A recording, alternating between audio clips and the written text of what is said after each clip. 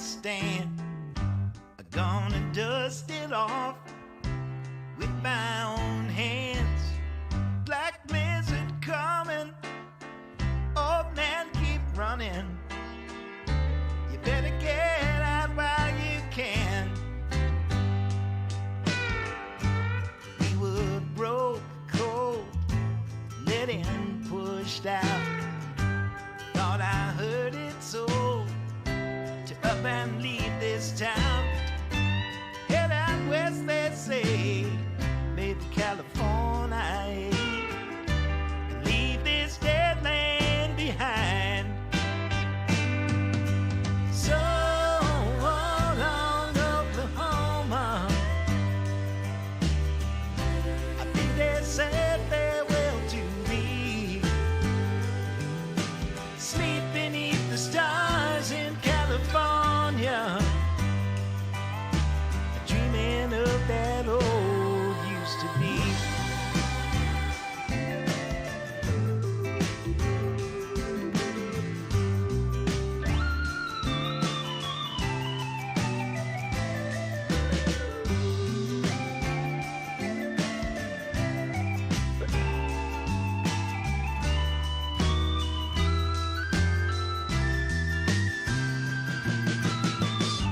I'm going back up until I can't stand. I'm gonna cut it down with my own two hands. Tall timber falling, I hear Tulsa calling, saying, won't you come back when you can? So long, Oklahoma, I think they said farewell to thee. Sleeping. Hello. Are we live? I'm not sure whether I've gone live or what's going on. As you guys know, this is my first stream, so apologies in advance if there are any technical difficulties. There we go, looks like I have gone live. Right. Okay. Who have we got then? I've got to see we've got some people in the chat already. We've got Jimmy Quinn. Hello. Dave HA, good evening. Yep, good evening to you too, Dave. And we've got Ben in there as well. Hello, Ben.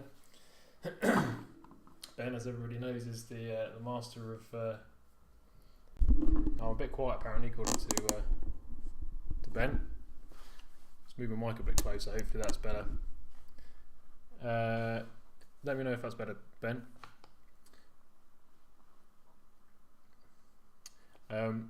Yeah, okay, so might as well.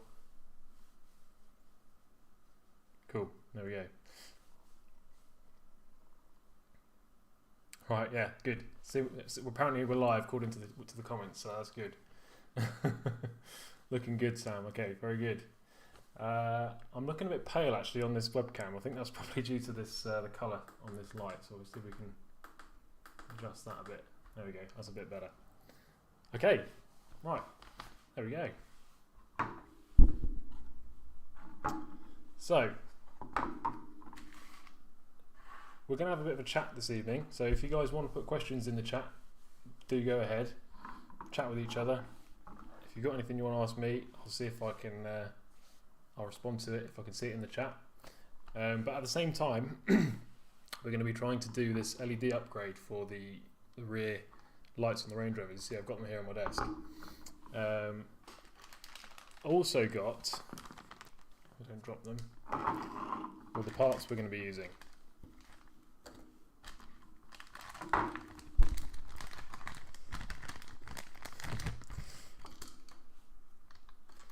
Barrow Boy, love the channel. Thank you, mate. Thanks very much. We appreciate that. Ivory skin. Not sure. I guess my skin's ivory in colour, yeah. A bit like the Range Rover seats. So yeah, what we've got here is 4 48 SMD LED panels. So we've got 4 of them. And the plan is we're going to put 2 of them in each of these light units.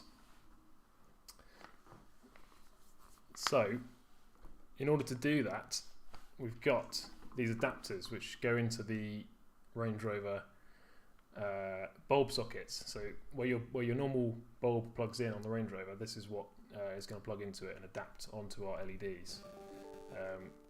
Obviously, we've got 4 lights, 2 adapters. Well, I've actually got 4 adapters, but we're going to need to basically join 2 of these together, 2 sets of wires.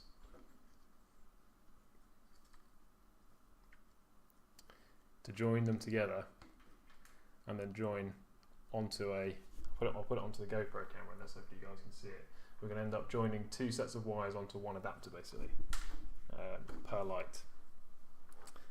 This means we are going to have to do some soldering, and I'm definitely not very good at. It's definitely not my strongest technical ability, shall we say. I don't do it very often. But we'll give it a go. What's the worst that could happen? Let's have a look at a bit of the chat here.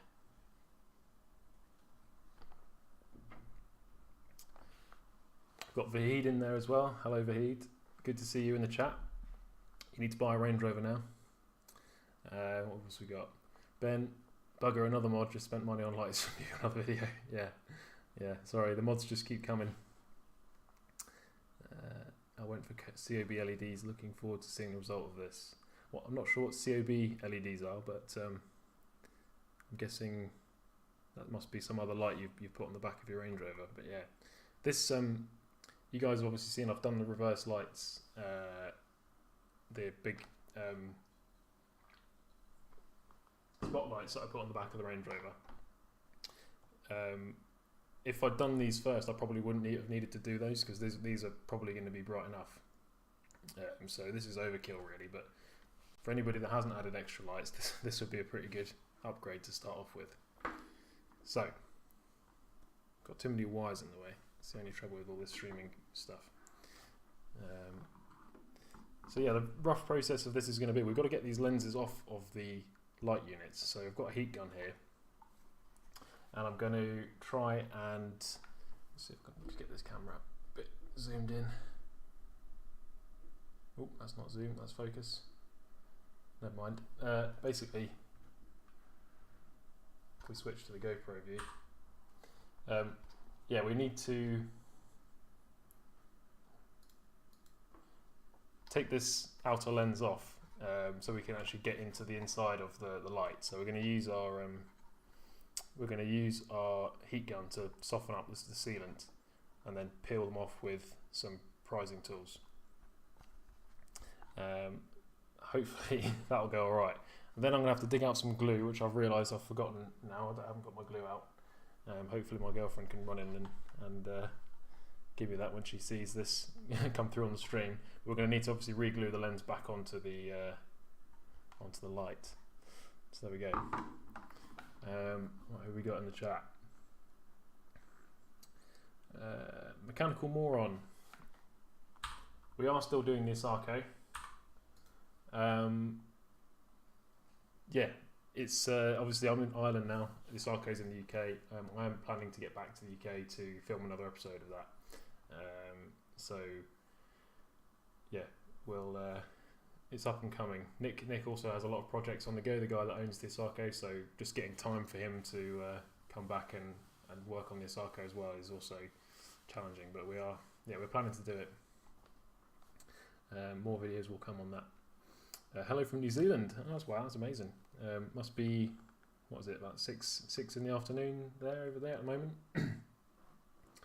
Pretty awesome. Russell, any incandescent bulbs left on the Range Rover? Seems like ancient technology now. There are actually a few. Yeah, there's some on the interior that I've not changed out yet. Obviously, I've put the boot lights in. The rest of them are still incandescent bulbs on the interior. And I think that's about it. Everything else is LED on the outside now. So yeah, we're getting there. We're definitely getting there. This will be two more replaced.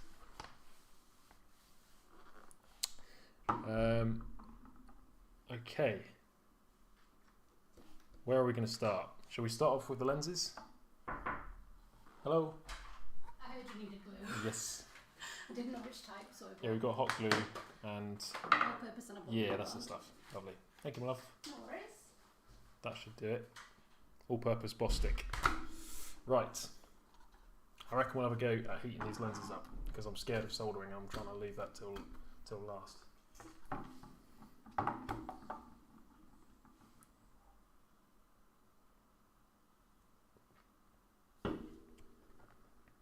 Tristan, thanks for the links on the front lights. Sam, just waiting for them to arrive now. When are you going to do the AC compressor? Funny you should ask. As you might be able to tell from my fingernails and hands, I've literally just come in from the Range Rover today. It's been really good weather here today in Ireland, and I'm about halfway through the compressor job right now. So the old compressor's off, the new compressor is in position but not bolted in. So yeah, hopefully we'll finish that off tomorrow.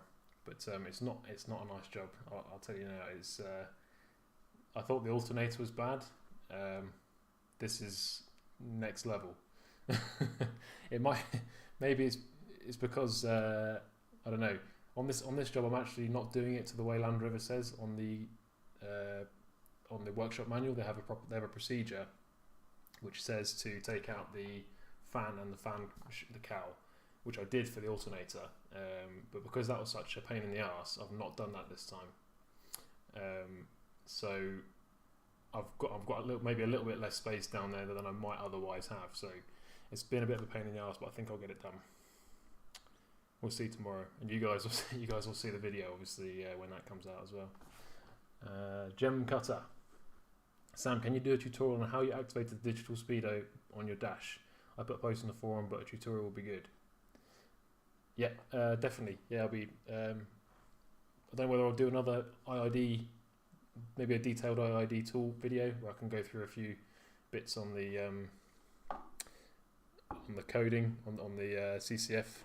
But yeah, that I will definitely include that somewhere on a video because I've had quite a few people ask that. I think you have to remove the power steering pump to get to the AC unit. Yeah, that would definitely have made it a lot easier. I've managed to do it without somehow. I haven't got it back on again yet, but yeah, the power steering pump is right in the way of where that AC unit is. So yeah, you're definitely right there, Tristan. That would make it a lot easier.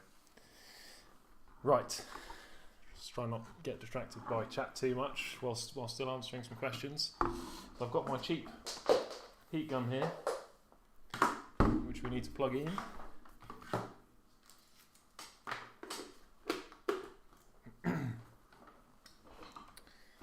Have a sip of cider. And I've got to try not to burn anything else on the desk. Or burn the desk itself, in fact, which is an equal possibility. So move the mic away. Hopefully you guys won't get blasted too much by the sound of the heat gun. I don't know if this is a normal thing to be doing on stream, heat gunning stuff and using tools, but here we go.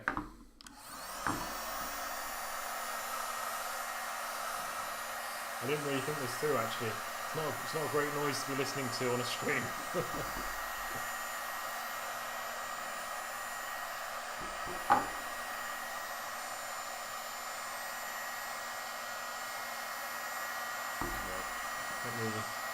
You guys go to which camera should we go to? Let's go to GoPro.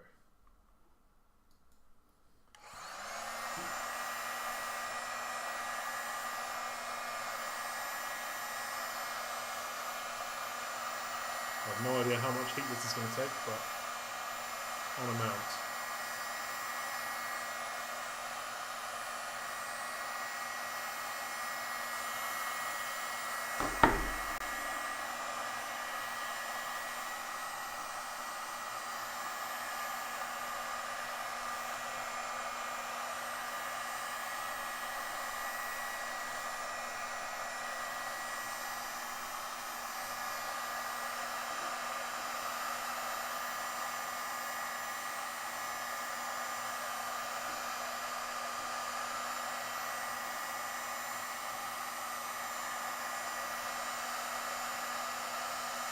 I guess if it starts smoking, I've probably done too much.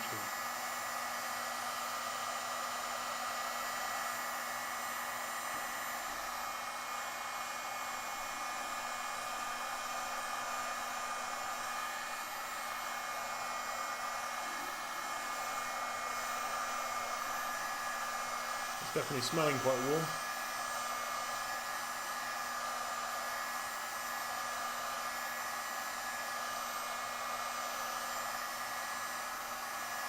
Right, we'll try it at that. See how much damage we've done.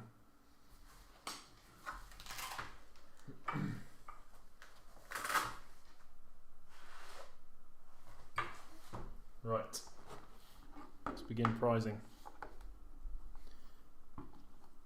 Now this could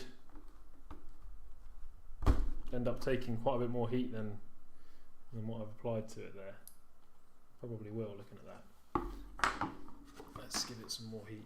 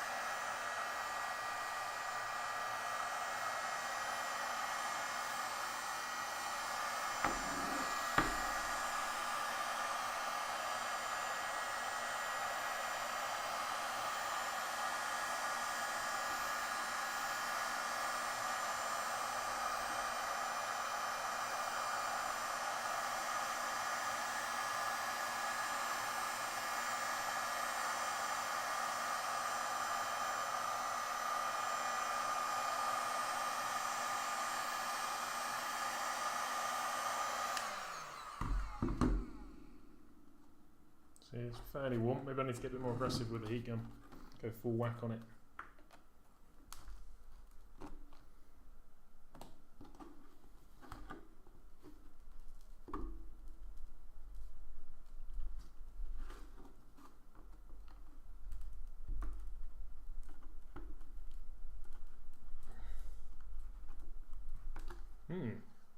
More stubborn than I was expecting.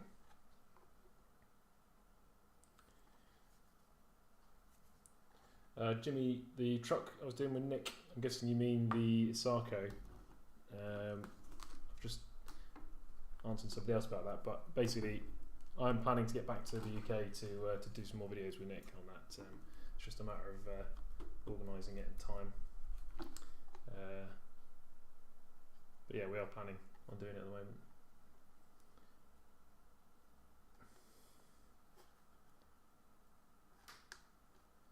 Okay, this is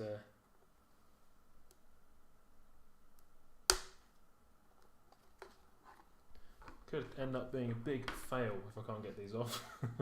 Imagine that, but I think we'll go for more heat and see what happens.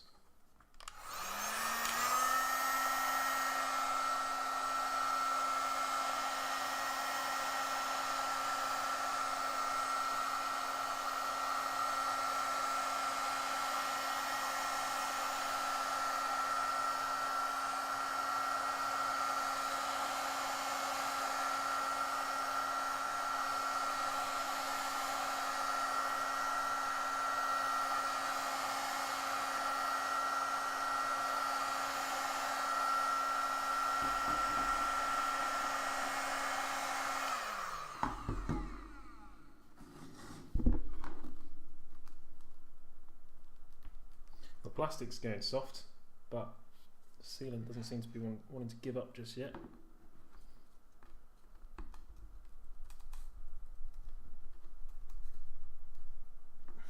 Yeah, the plastic's really, really soft. But interesting.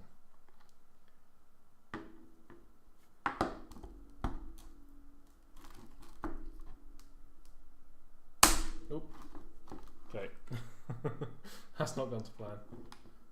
Yeah, I might have to glue that back on again. Not great. Not great.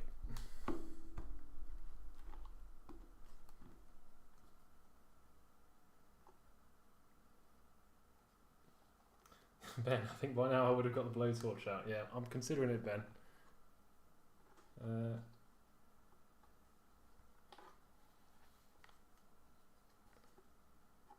Yeah, not having the best of luck here so far. I can see the sealant in there, but it just does not want to budge at the moment.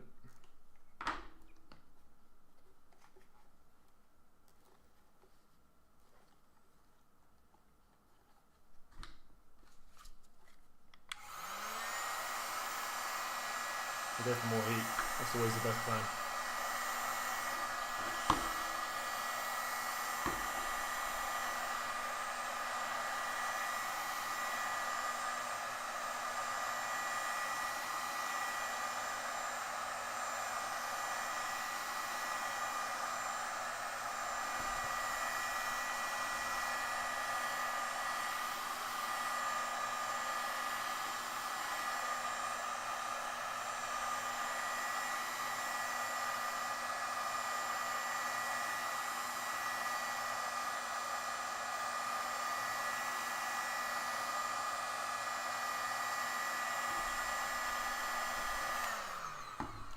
Tell you what, this guy comes off, so we'll get rid of that for now. Because I don't want to burn that.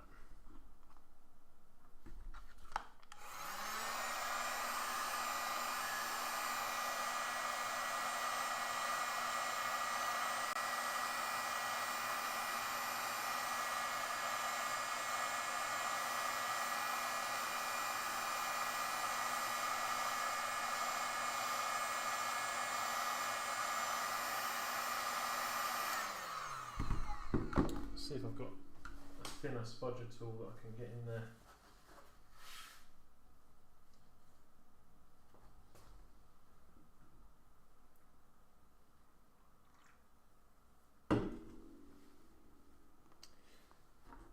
Doesn't look like it.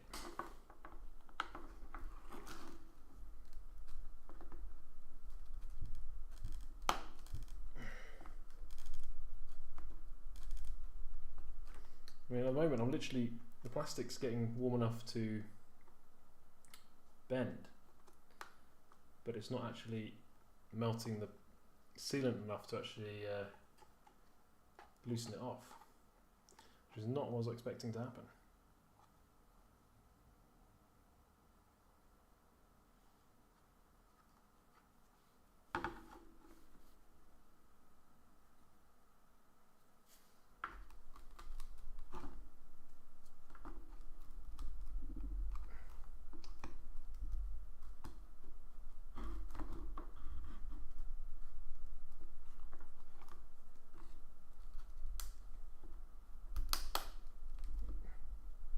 Oh, there is something happening, I think.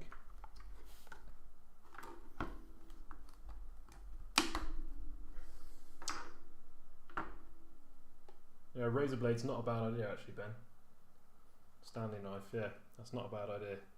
I was hoping not to use blades on stream, just in case I do end up cutting myself on stream. That would be really, really great, wouldn't it? Bit of blood on camera. But yeah, we'll give it a go. We'll give it a go. Otherwise, it's looking like I'm going to have to come up with a plan B. So I'll be right back, guys. 2 minutes while I find a blade.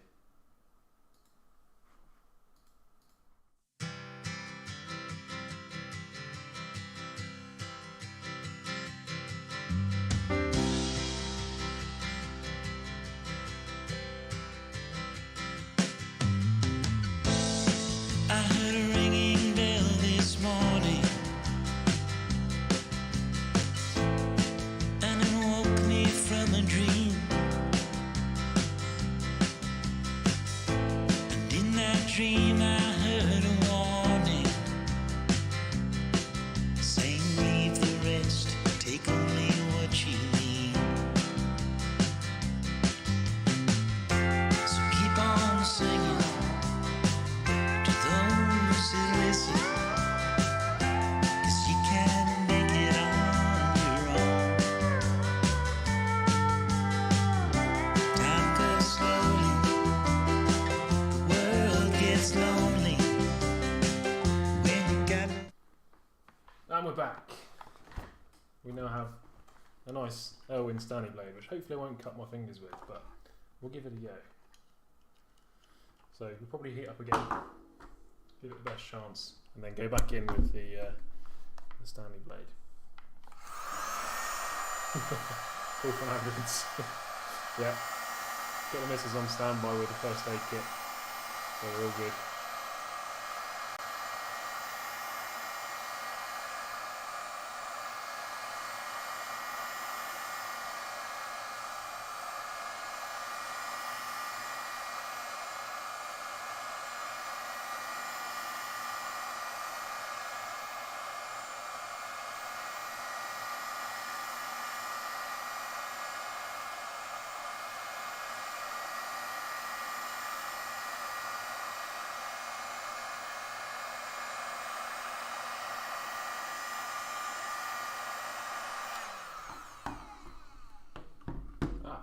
That's interesting. We seem to have lost the big camera. That's right, we can go to the GoPro view.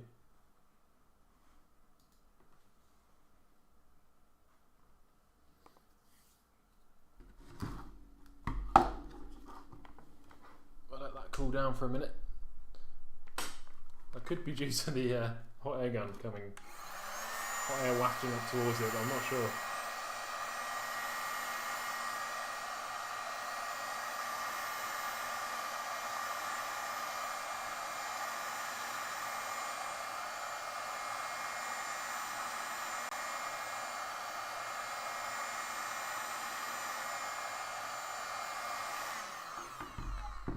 Right, let's go with this knife, see what damage we can do.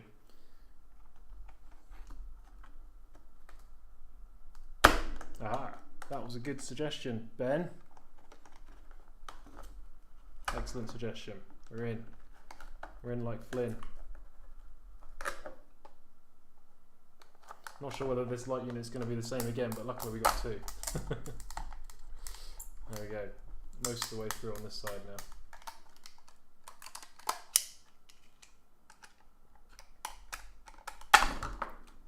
Whoa.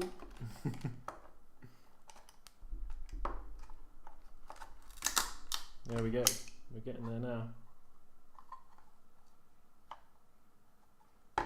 Just remember, cut away from you. Yeah, definitely a good tip there.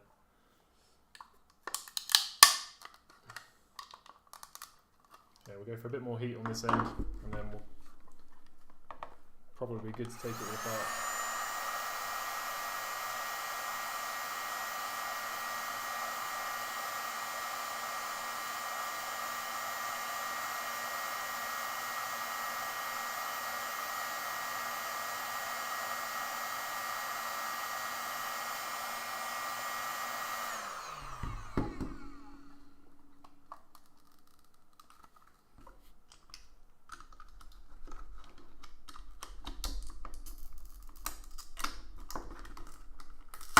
There we go.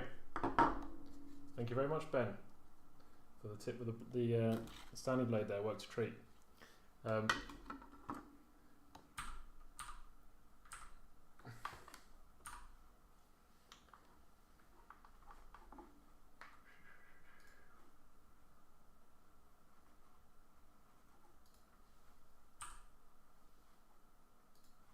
seconds. I'm just going to add my camera to this so you guys can see what I'm doing. See me, rather. Right. There we go. So we've got our 2 pieces now. Our reflector. We've got our lens here, which I've... There we go. Cheers, Ronald Smith. Subscribing. Cheers, mate.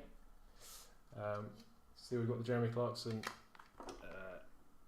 subscriber notifications there. Yeah, so that didn't go exactly to plan. I've mangled the light a little bit, but you know, I'm doing research for you guys.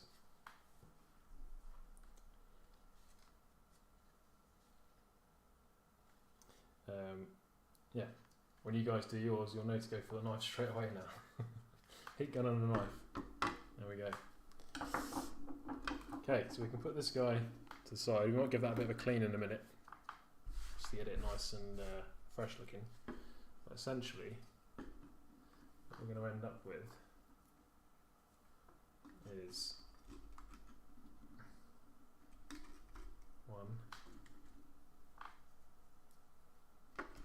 2, something like that. And then we'll put on it. Obviously, this isn't done yet, but I'll just show you guys a preview of what this is actually going to look like. Once that's back in there, that's what it will kind of look like once it's complete.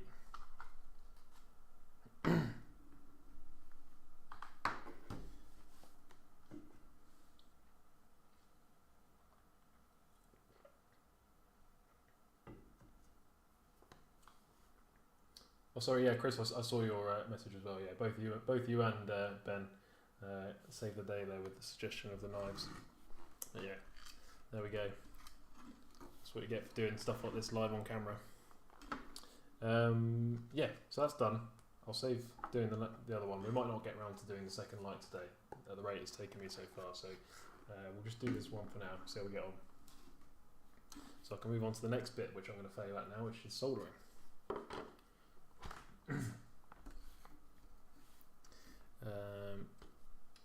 Just trying to work out if we're going to have how much wire we're going to have. This needs to pass through the back of the light like this to plug into the existing bulb holder, and then these guys obviously need to come together.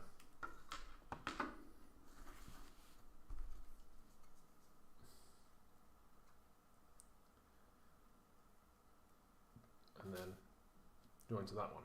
So I think we should have enough. We should have enough wire. You can also probably take, seeing as this is so rounded, actually, I was thinking we're going to use, because these have got 3M tape on the back. I was thinking we're going to use these in here, but because it's so rounded, that's probably not going to work. So probably take the 3M tape off, and then I've got a hot glue gun here, which we can use to just gob the LEDs into place. So we'll get rid of that, and that gives us a bit more wire length there as well.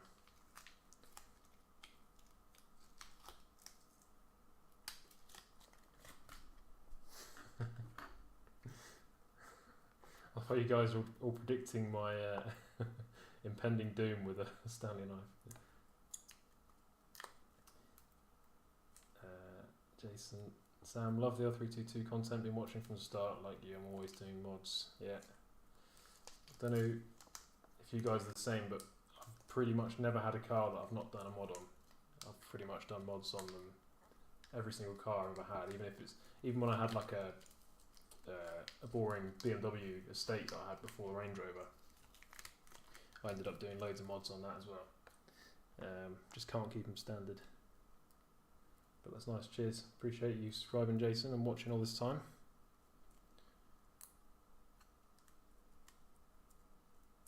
Right.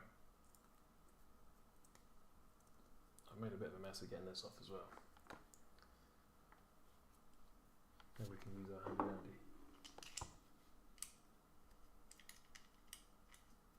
blade. Might turn out to be the most useful tool of the night.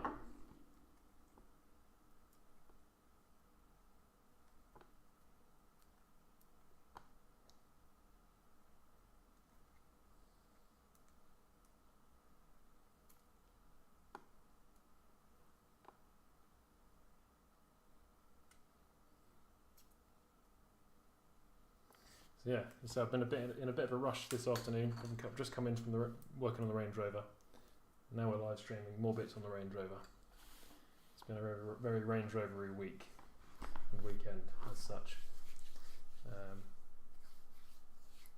So yeah, hopefully there'll be a nice air conditioning replacement video for you guys probably next week, if it all goes well.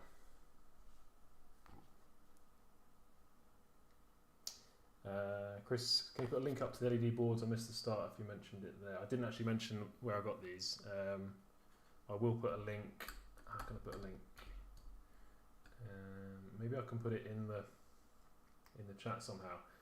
I'll definitely. I think this video will go up actually as a normal video after the live stream. So I'll try and edit it and put it in there. But it's just AliExpress again. Good old AliExpress. So I'm going to take these connectors off, these little tiddly DuPont connectors they give you on the end. Just really little fiddly little things, but you can take them out.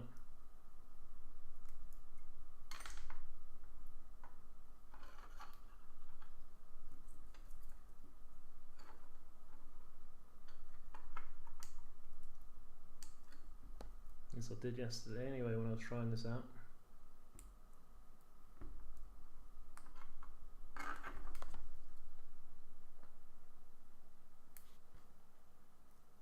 One.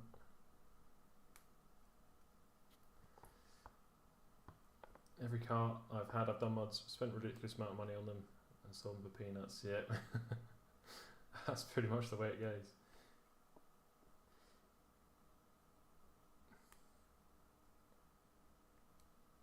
Yeah, first motor you've kept. Yeah, it's the same with me really. I think even if something really bad went wrong with my Range Rover, I probably would end up keeping it and fixing it because I'm quite attached to it now.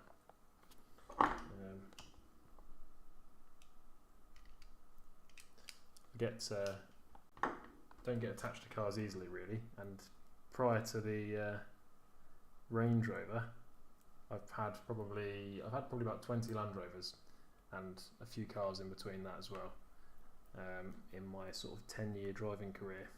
Actually, it's more than that now. When did I pass? 2009. 13 years. But yeah, still quite a few cars for the number of years I've been driving. And the Range Rover so far is the best, I reckon. I'm having trouble with this black wire. I'm trying to use the little pins on the other connector to just lift up the tab so I can pull it out.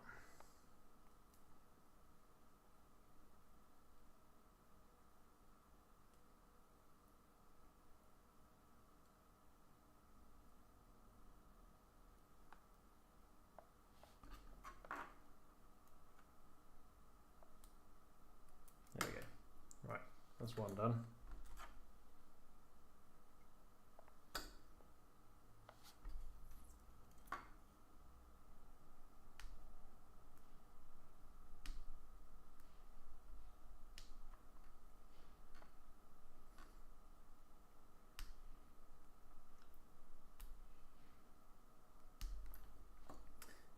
Snips, yeah. I mean, I guess I could just cut the ends off, but I'm trying to preserve as much wire length as possible just to give myself a fighting chance.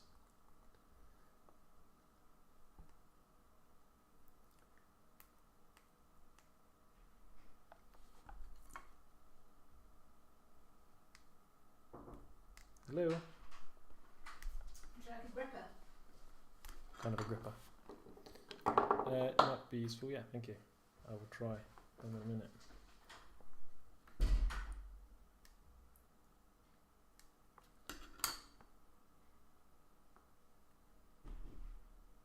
Trouble is my fingernails aren't very big either.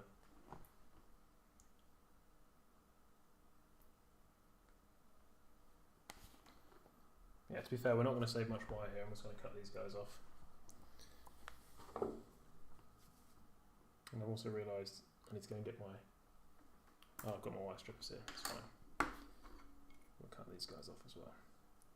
Now these are very, very thin wires. Being that they're LEDs, they're really, really thin. And they're obviously cheap Chinese LEDs, so they're even thinner.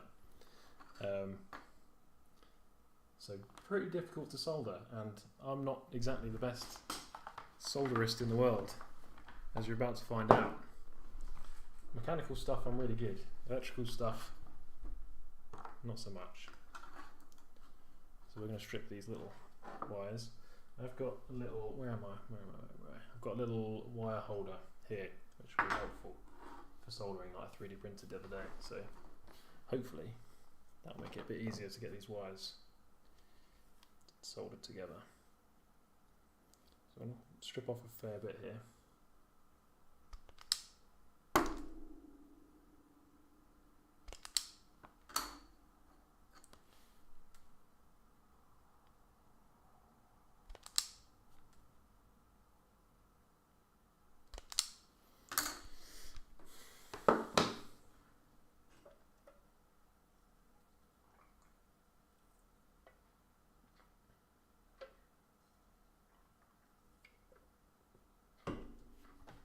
Tristan says L322 is my first Land Rover.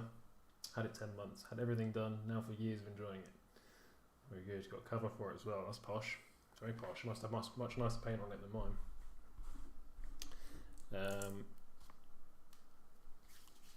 Yeah, I think actually very early on when I was doing my videos, I remember your comments, Tristan, saying that you were looking to buy one.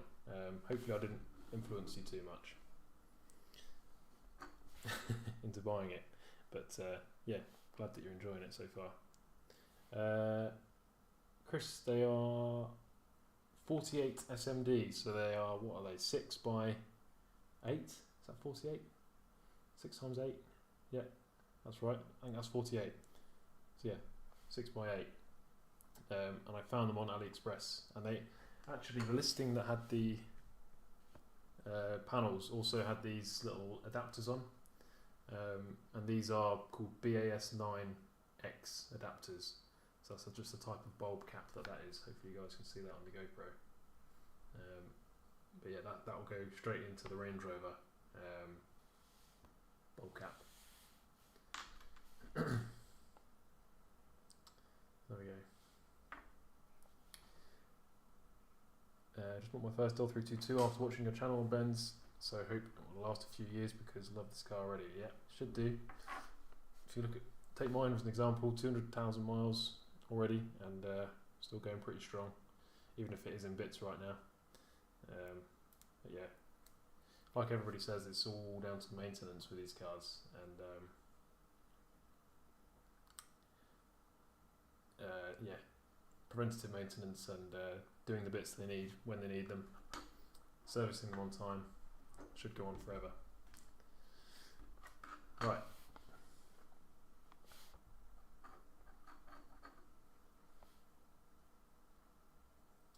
Physical dimensions. I'm not actually sure what the overall physical dimensions are. I think if you just search in 48 SMD panel, you should find these, and they're all the same size. But for reference, I've got a tape measure here. What we got?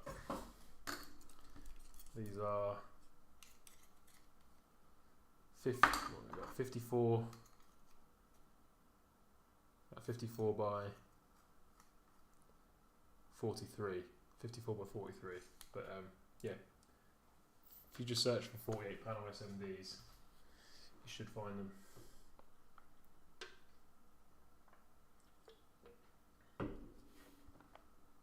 You influence people to buy the AliExpress rear license plate LEDs.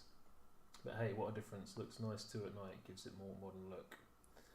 The rear license plate LEDs, I didn't change them on mine, but I know that there are those bulbs available on AliExpress.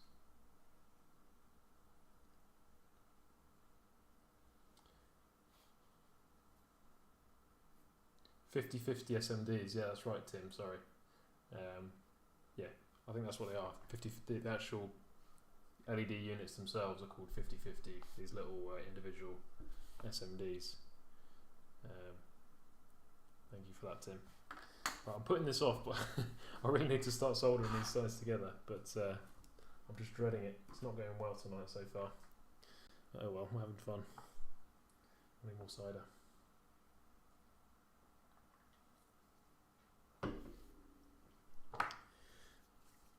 Some of my tools are a bit Mickey Mouse. I'm sorry about that, guys.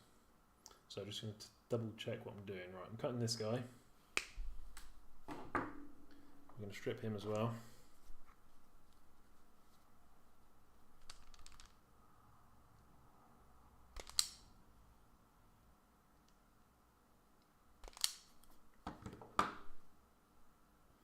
You can just see how thin these wires are, guys. Hopefully that'll focus on the GoPro, but there's literally just like a couple of strands in each one.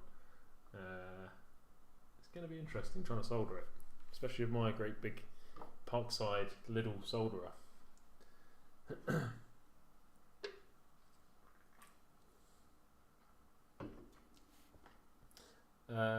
No, I haven't done my reverse lights. I haven't done my registration lights yet, Jason. I've bought loads of LEDs from AliExpress, as you've seen, but they're not one of them yet. Actually, sometimes when you see cars that have LEDs on the number plates at the back, and it's really, really bright, and it's sort of so bright that it's almost shining down to the ground. I'm not too much of a fan of that look. So for now, my the halogen bulbs in there will be alright for me, I think. I mean, why would you want to make it easier for the guards or the police to see your number plate at night? Doesn't make sense to me. Anyway, again, I'm putting it off again.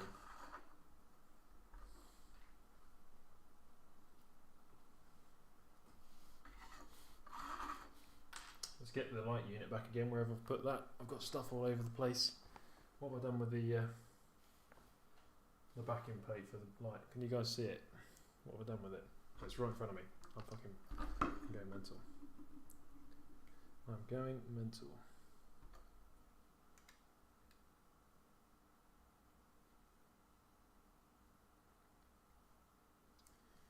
Right.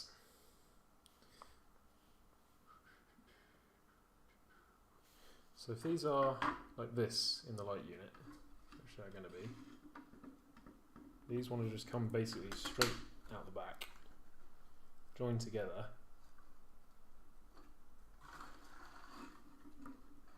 at the same time join into this. Oh God help me, it's so small. Right, I'm twisting the two red wires together on the panels.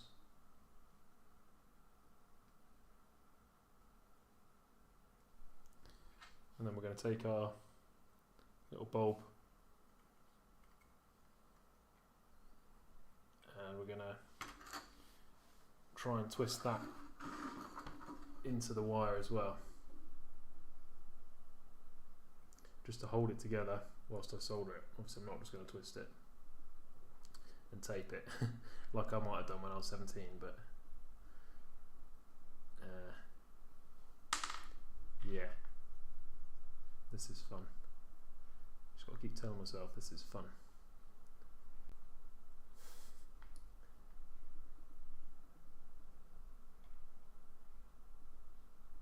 If any of you guys are good at wiring and you're sitting in the chat looking at me do this the stupid way, please do put a comment down in the chat there and let me know what I'm doing wrong. If you've got any tips, because I could probably use them.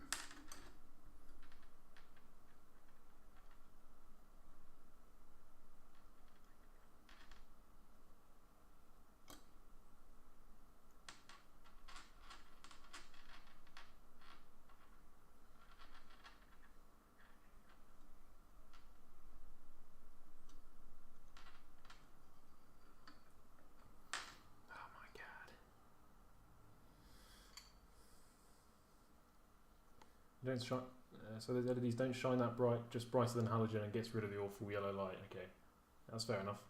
Yeah, if they're just white and they're about the same brightness as the original ones, that's definitely a good upgrade in my opinion. I think that'd be worth doing. I just don't like it, like I said, when they're just really super bright and you can see them. Like if you're following somebody on the motorway, it's almost like they've got their reverse lights on. They're so bright. What else we got here?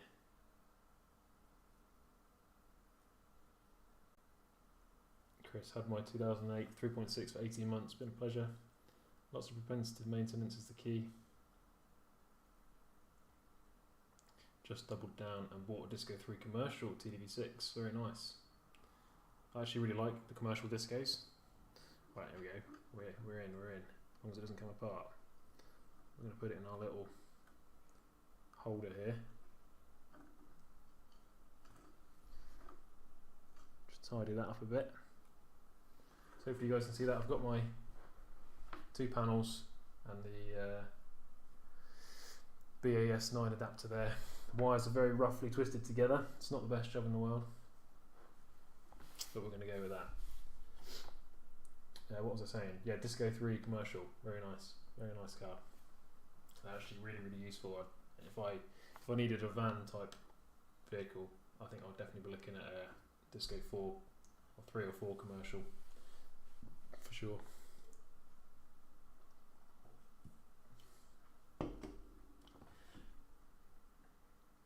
tin the first two twisted together, then tin the third and solder it on. It's probably not a bad shout. I've got it in position now. We're gonna see what happens. As far as I know, put some solder on each wire, then connect them together and solder. Probably should have done that, yeah. Alright, sounds like I've gone wrong. I should probably have soldered each wire individually, tinned each wire individually. But now that they're twisted together, we're going to give it a go. So I'll turn the soldering iron, get that heating up.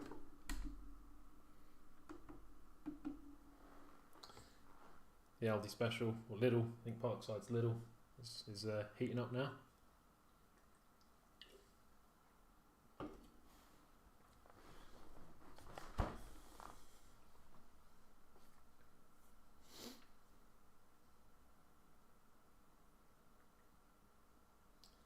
Yeah, I did do some little practice solders the other night just to try and get my hand in a bit more with some thinnish wires, but not as thin as this, so that'll be interesting. I also have realised I've made a grave mistake already. I'm gonna have to take them apart, aren't I? I need to get some heat shrink in, so they're gonna have to come apart anyway.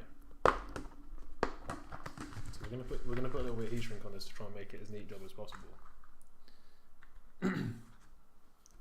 Well, it's gonna be about the right size, probably him.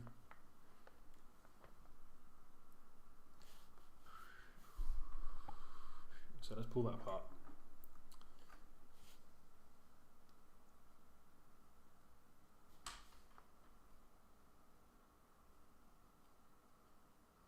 See if we can tin these guys.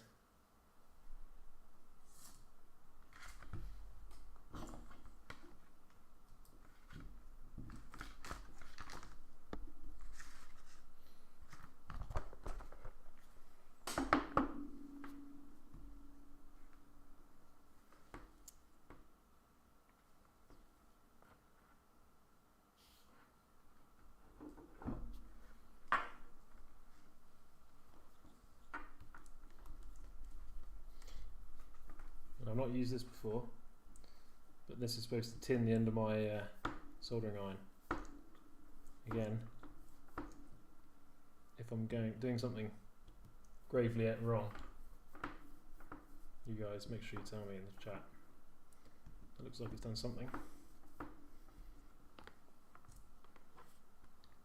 Let's just give it a go. See if we can get these to stick together. My only fear is I'm going to tin these, stick them together a bit, and then when we go to stick the third wire on, it's all going to come apart again, but I'll give it a go.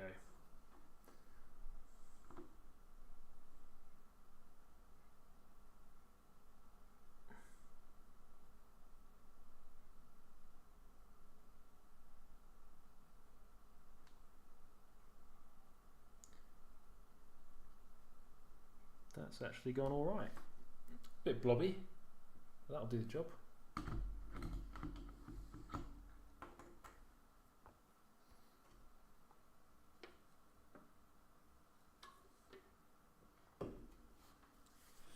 Hold the wires with a big washer and 2 small crop clips. Got that from White Car Mods. Big washer? What are you going to use the big washer for? Put the wires through the washer? Or what do you do with that? Interesting. Yeah, okay. Maybe we'll try that. If this doesn't work, we'll try the washer trick. It's alright, we got that guy tinned.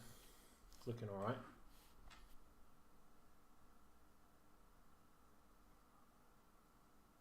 Yeah, that's why I just took it apart again, so we can get some heat shrink on this guy. I reckon this is going to be about the right sort of size. I know it's the wrong colour, but my heat shrink kit, unfortunately, has lots of colours, but each colour's a different size. So if you want a red bit of heat shrink in this size, you're out of luck. So it's useful, but not that useful. Let's cut a little bit down. Go with that.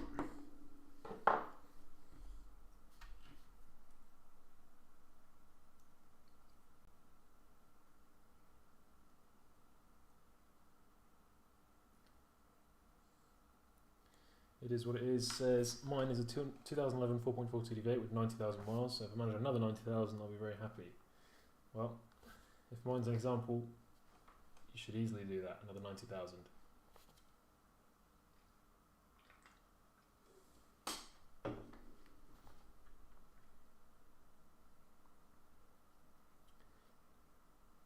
Yeah, especially if it's been serviced well already, you're in a good position. But even if it's not, you will. If you continue to service it really well, it'll definitely go on and on and on and on.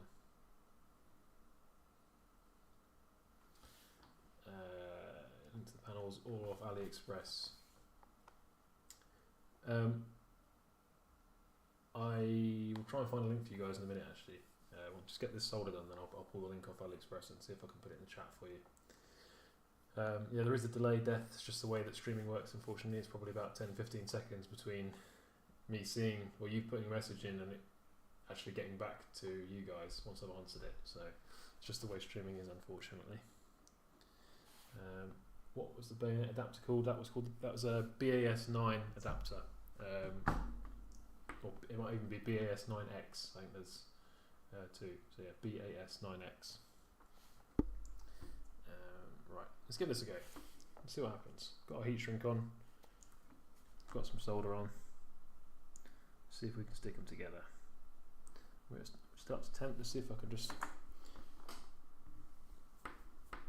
tin my tip a bit more.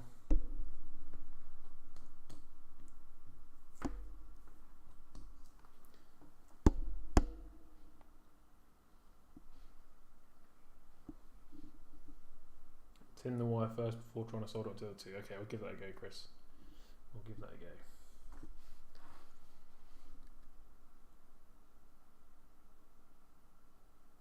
That is tinned.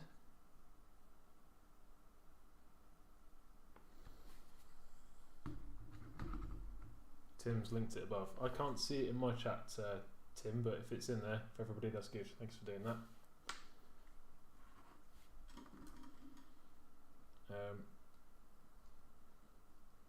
I'm probably not making it look like the most easy upgrade so far, but you got to remember I'm doing this on stream, and I'm also probably the world's worst solderer or electrician, so let's see if we can get these guys to stick together.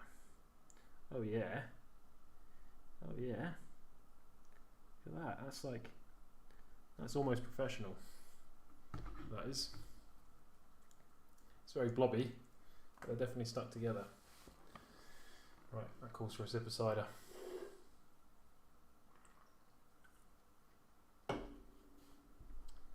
Mr. Alec Redbeard.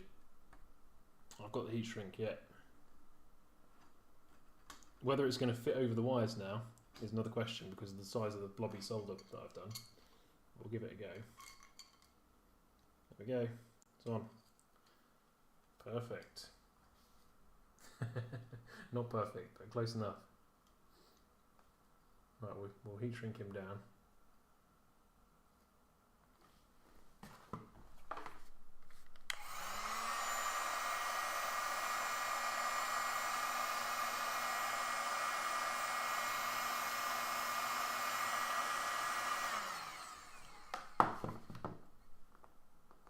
There we go, first joint done.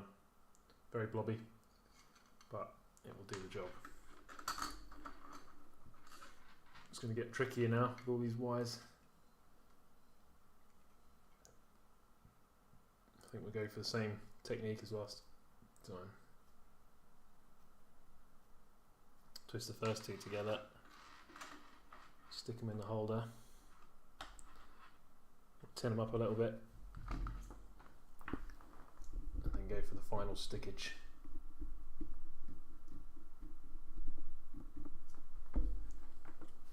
I could really use like a wet sponge. I think you're supposed to have when you're soldering, aren't you? It's probably like some electrical engineer in the chat watching that's just in horror at the moment of my soldering, but yeah, it's going to do the job hopefully.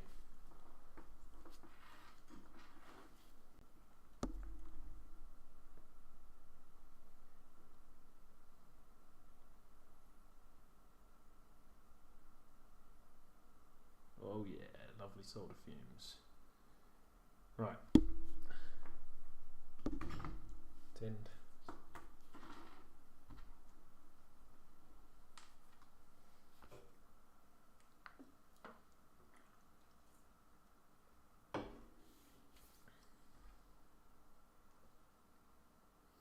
So we get this going to the holder. I can figure out a way to we can get this guy out now actually. Tin him up. I'm thinking tinning the wires is definitely a good way to go. Thanks for the suggestion, Chris. So this is why this is a good community stream we've got going here. You guys are helping me do the task at hand with these suggestions.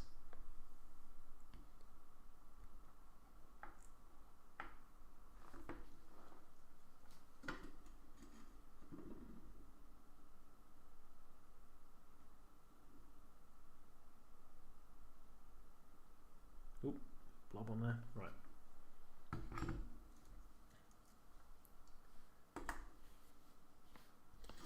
Okay.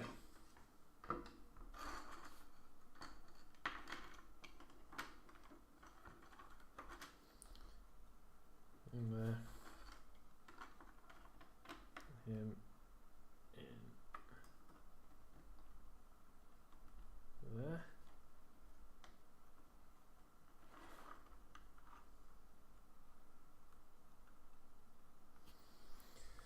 Whew.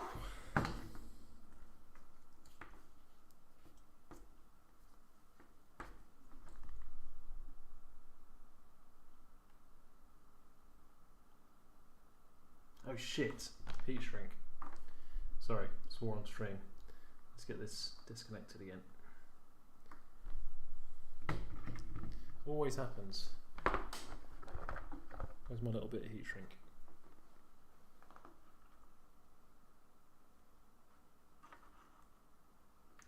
Right, I'll try that again.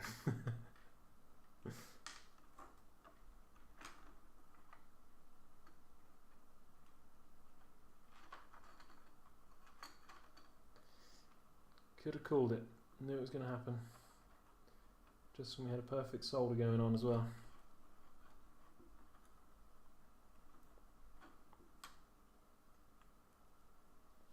Right. Here we go.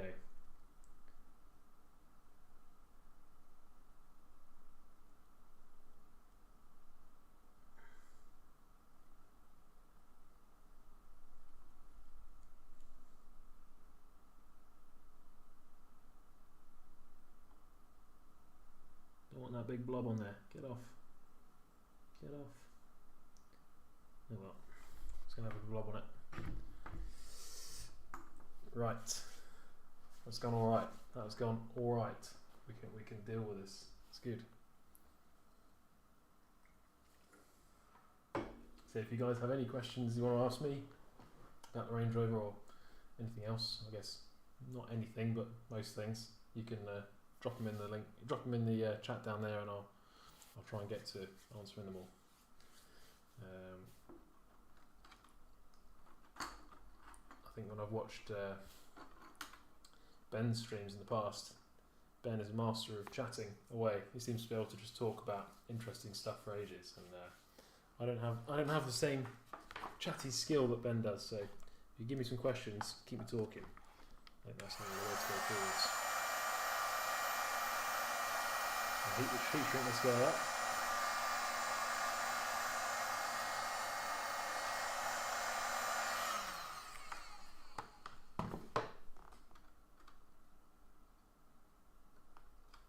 And that will do us for wiring side. Brian, big thanks for your mods video you did recently. Got myself some boot lights and chrome armrest adjusters. And I see Ben the Legend is in the chat also. Great channel. Yeah, they're really good mods. The point of that video really was just to kind of show when you go in and look for mods for your Range Rover and parts of any kind really, not even just mods. You have to make sure you look around a lot basically, because there's a lot of suppliers out there that have sort of popped up to support Land Rover and Range Rover enthusiasts. they they're sort of like filling in that niche market, and their prices kind of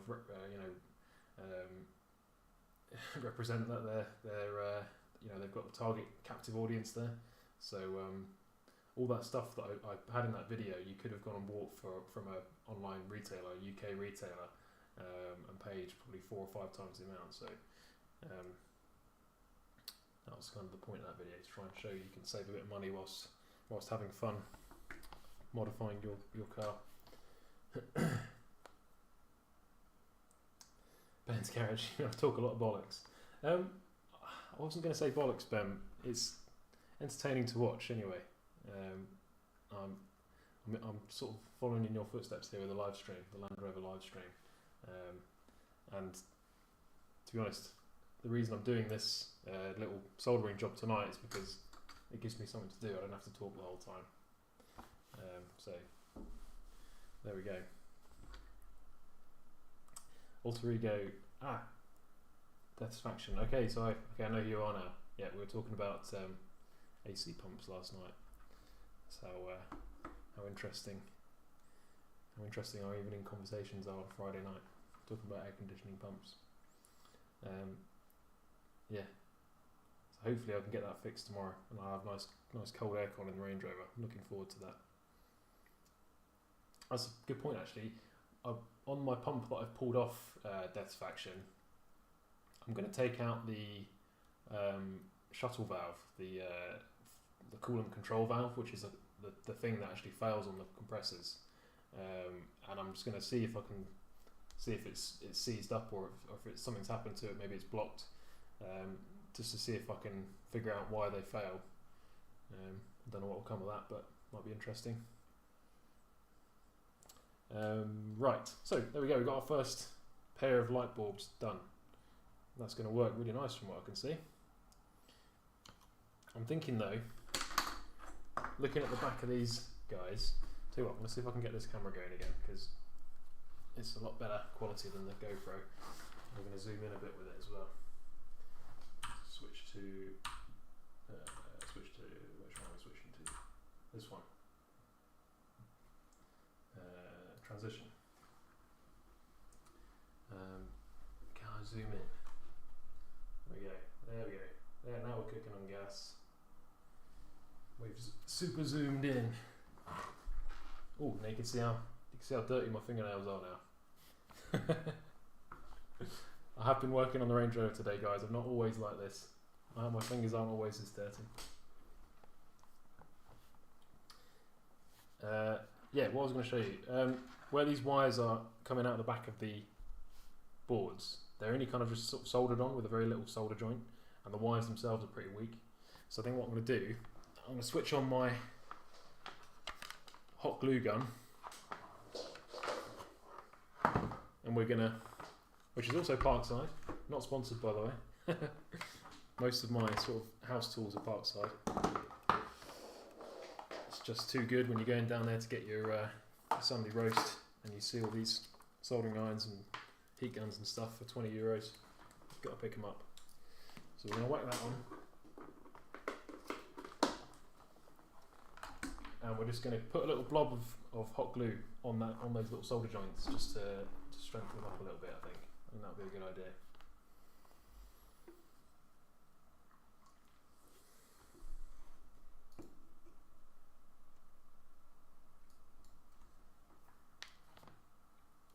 Ben, live streaming is easy when you have a good crowd on. Yeah, it's true. It's true. It's all down to you guys. You guys are asking the questions and making the comments. Gives me something to respond to. So yeah. Russell Pearson, how do you find the sound quality of installed system on the L322? The 19 speaker array of autobiography is supposed to be impressive.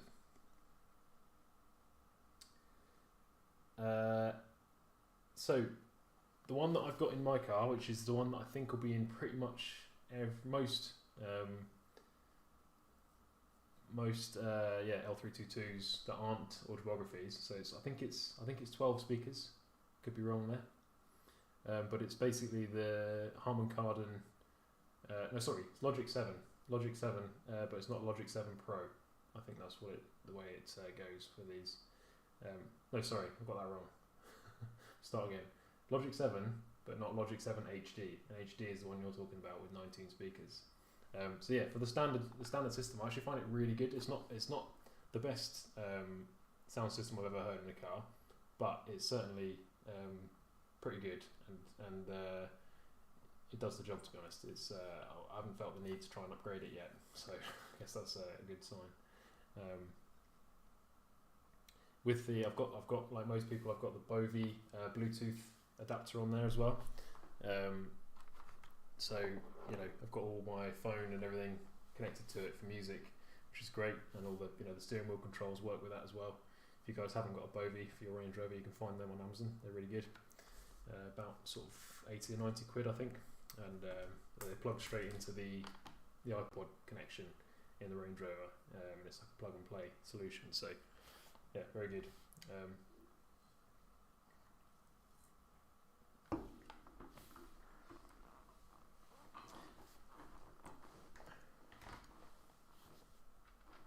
But yeah, I would like to hear the 19 speaker version though, the Logic 7 HD. I would like to try it out and just see how much better it is.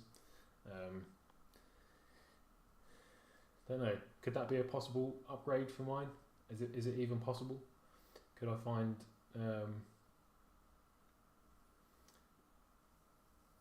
possibly you might be able to find all the speakers on eBay and fit them all. I think there's probably an amplifier to change as well, but it'll be a pretty good video. It would be a good video. Right, I think this should have heated up by now. We'll go for a little blob.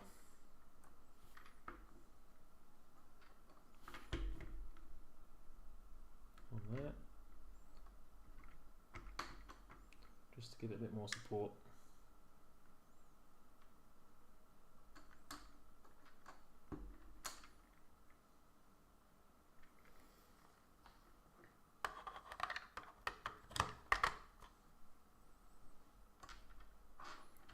Glue them together now. Okay, in the middle. Right.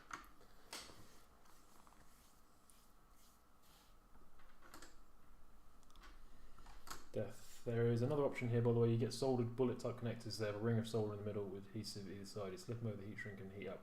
I've actually got some of those. in my toolbox. I just thought though, with this wire being so small, and if it's coming across on camera how small this wire is, it's literally only got a couple of strands of wire in it, whether that would work or not.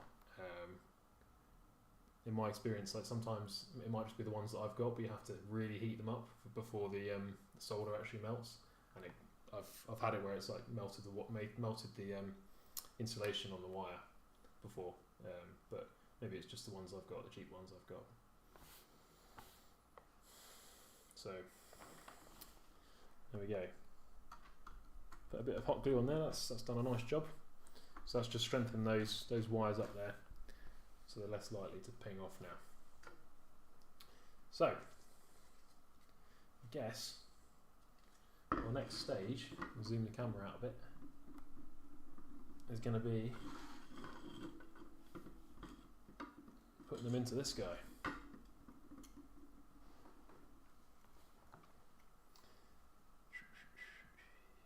Tristan, audio system and autobiography is great. Also how Bovie works a treat. Yeah, it's really good.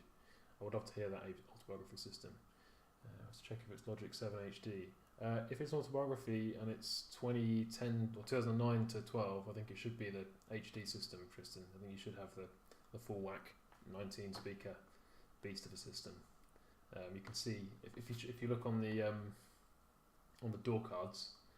Where the speaker grills are, it will say Logic 7 HD on there if you've got the 19 speaker system. So have a look on there. Come back, go and check it now and come back to us. We want to know. There we are. I had the iPod Classic connected, but it was a pain. Then bought Invery AirDual Bluetooth adapter. Works great. Yeah, really good. I actually thought when I first got mine, I didn't know about the Bovie, and I was going to get an iPod Classic just to load up with music and chuck it in. Because I thought that would have been better than nothing anyway, and I can't be asked messing around with those FM transmitter things that you stick to your phone. I just think that's awful.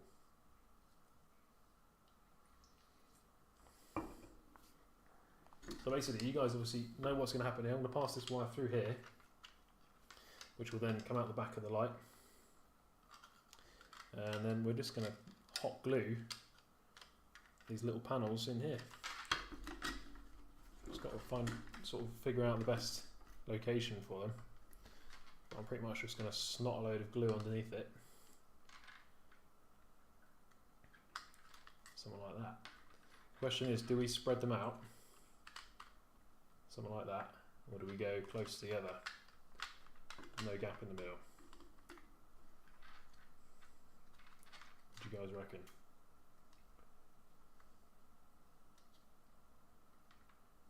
Any thoughts on that? Any comments in the chat on that? I'm sort of thinking close together.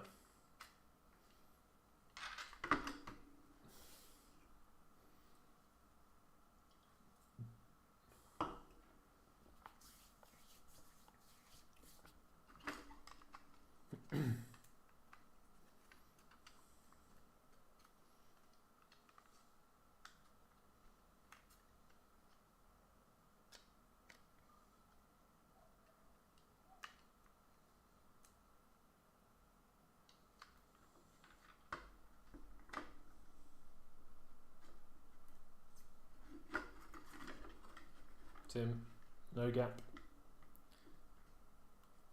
Yeah, okay. I'm sort of agreeing with you guys. I'm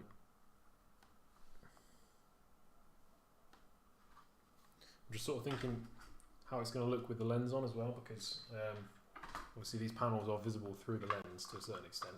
I get it to sit square. So I think probably together, close together like that's probably going to be best. Just need to try and get them aligned nicely, because I guess if they're not completely straight, you're gonna be able to see that from the back of the car, and that will bug me forever.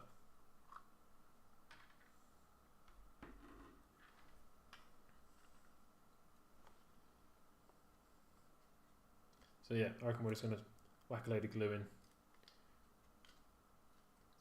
and stick them down there in the middle.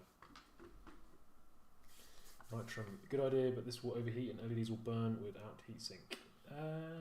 Potentially, we'll see. To be honest, the amount of time that your reverse lights are actually on at any one time, you think the longest time you're in reverse is probably what, 10-20 seconds. You're not really running them like constantly, it's not like your headlights where you're running them for hours. So I think probably they'll be alright. They're probably going to get about the same temperature as a incandescent bulb. So one of those BAS9 bulbs, the little bulbs that have a cap on the end like this. The wattage of that bulb is actually 8 watts, and the total consumption of all these LEDs is about 7.6 watts. So it's almost exactly the same. And that's the other reason why you don't need any resistors or anything with this setup, because they're 12 volt LEDs and they consume about the same power as a normal bulb does, so you don't actually need any resistors in there. So obviously, as you guys know, like when you've got a bulb that takes 8 watts of power, that essentially means there's 8 watts of heat in there as well. So yeah, I think we'll be alright. We'll see though. If it melts down, I'll tell you. And we'll get back to trying to improve it.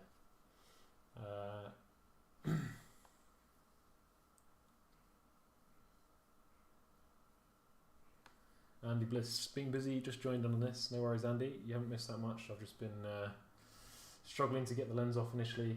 Saved by the chap who recommended me to use a Stanley knife, which worked a treat. And then I've been doing some very bad soldering, and I'm about to try and stick these panels into the light unit. So you haven't missed too much, just me faffing around with my tools basically. Next mod, fit a fan to keep your boot lid cool. You imagine. I'll just get a desk fan and set it up on the inside then, point it at the boot lid, make sure it's nice and cool.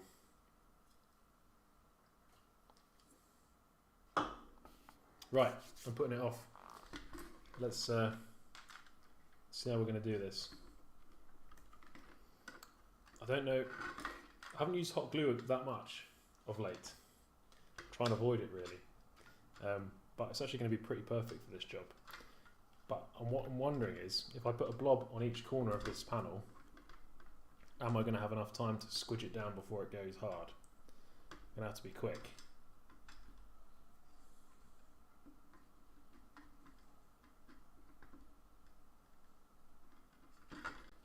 Right, let's get the old Parkside. She's been sitting here burning away. And we're going to go for it. Blob on the corner. Blob on the corner. Blob on the corner. And blob on the corner. Right, let's go, let's go. Oh, I've got glue on top of the LEDs. Right, about there.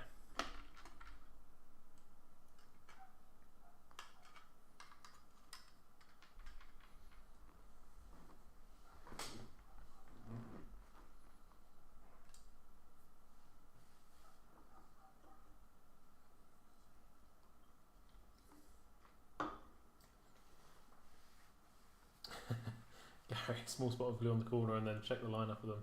All okay, full on with the glue, yeah. I mean, I think that's pretty much stuck there now. I think that's pretty square. Looks pretty straight to me. This one is the one that's stuck down. Looks alright to me. It's kind of square with the edge of the light fit in there, so happy enough for that. It's pretty well stuck. Might get a bit more under this corner. Let's go for a little squirt under there.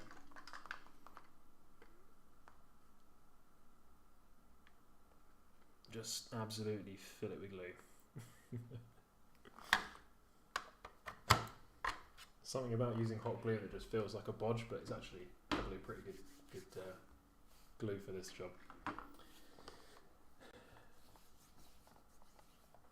Tristan, just check the door cards. It says Harman Kardon Logic 7, so maybe HD was cross option.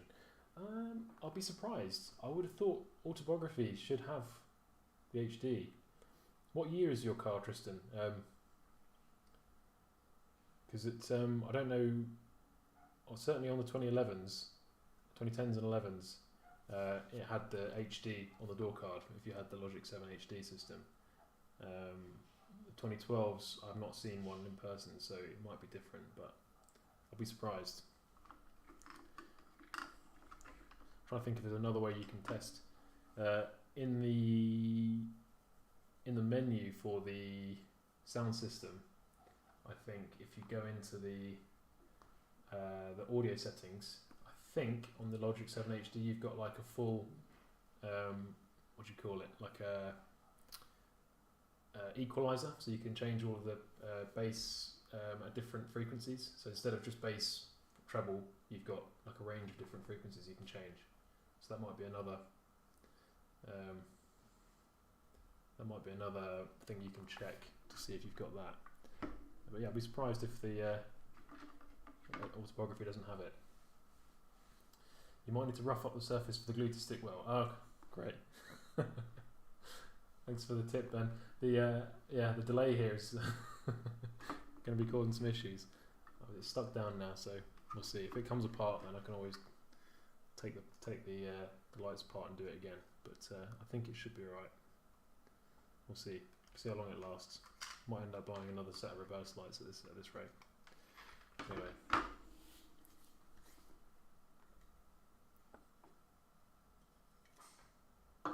Hi Andy. So you've got what have you got? You've got a 2011 SDV8 Vogue SE Harman Kardon. Went out and checked Logic 7. Okay. Yours is a Vogue SE. Okay, so it's not an autobiography. I think on the Vogue SE it would have definitely been an option. I was under the impression the autobiographies had it as standard, but I might be wrong about that. Maybe somebody else knows. So you've got Logic 7 as well, not Logic 7 HD. What have you got in yours, Ben? Have you got, because yours is a Vogue SE, 2009, isn't it? Have you got the standard or the HD system?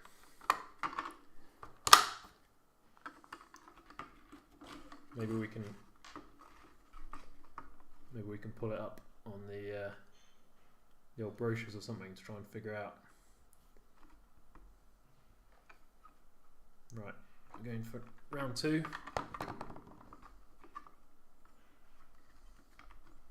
Making a mess of this one. Right, and that's not too bad, is it?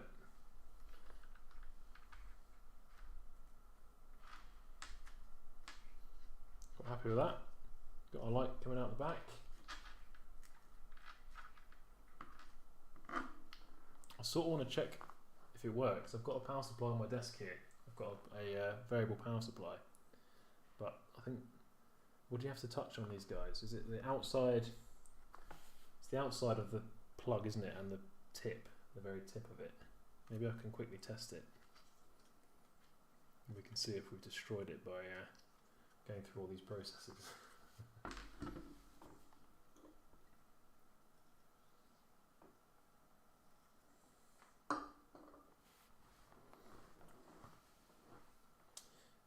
Gary Ward, same Westy 2012, it has HD on the speaker.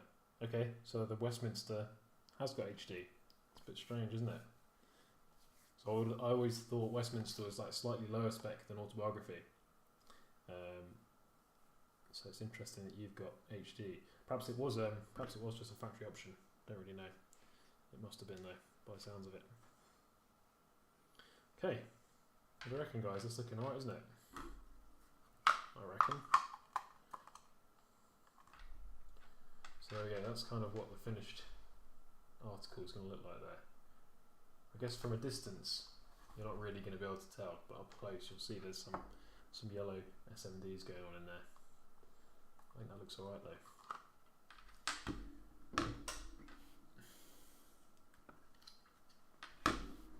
Tell you what, we're going to go for a test. Let's see if I can bring my power supply over here.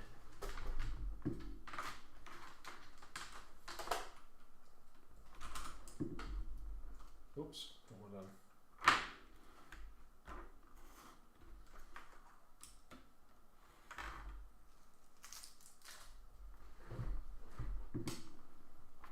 Right. Oh, there you go. So I can see on the inside here of the, if I point it towards the camera, it'd be helpful, wouldn't it? The black wire is connected to the outside. Obviously, I didn't know that, but it's good to check. Red's going to that central probe in the middle. So see if we can get it to light up. If I stick.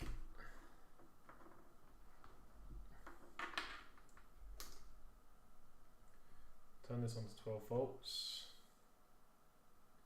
Where are we? 12 volts, about there. Need a bit more length. Always need a bit more length.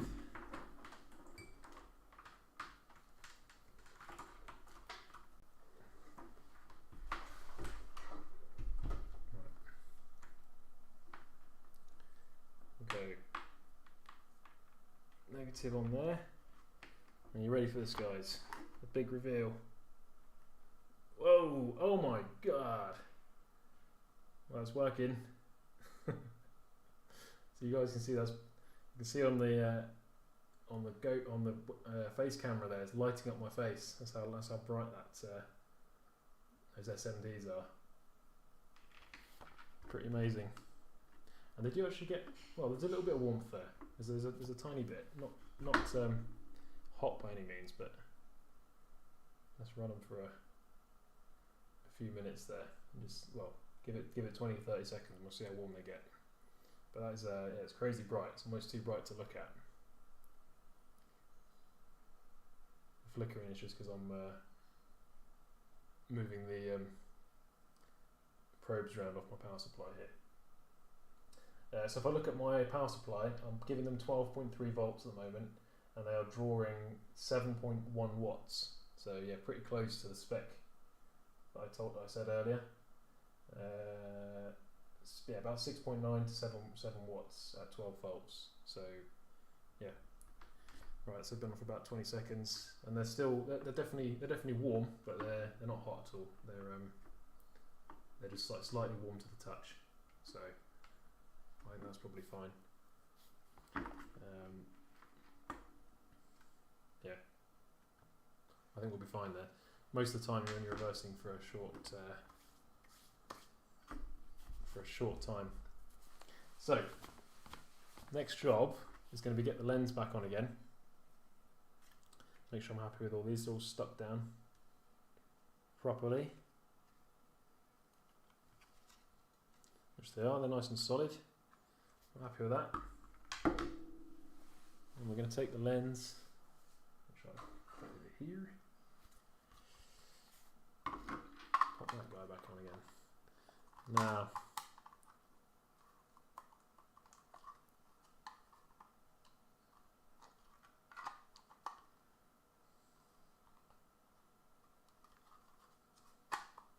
I actually did manage to bend the housing a little bit when I was heating it up. I think I heated it a bit too much before I was using the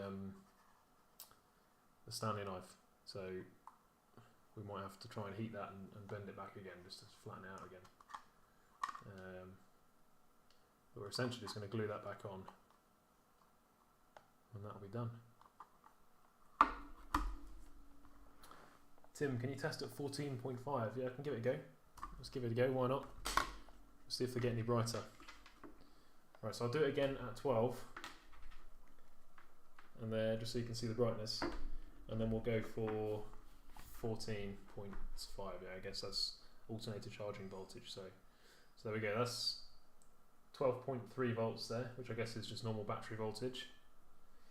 6.9, 7 watts. 0.56 amps. So that's 12.3 volts there, right. Let's crank it up. 14.5.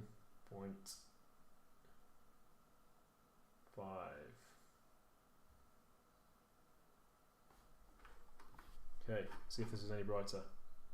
Boom. Ow, whoa, that's crazy. Okay. Yeah, that's pretty bright. That's monstrously bright. So we're now drawing 12.6 watts and outputting significantly more light. So yeah, this is going to be what it's like on the actual car. Very nice. That's crazy, but I'll turn it off because it's hurting my eyes. And guys, suffice to say, if you put these on your car, you're not going to need any extra lights on the back of it. That's going to be more than enough for for anybody's reversing needs. I'm pretty happy with that. Right, before I get to the next stage, I'm going to take a quick break and get another drink, and I'll be back in about 2 minutes. So I'll see you guys in a minute. 2 minutes.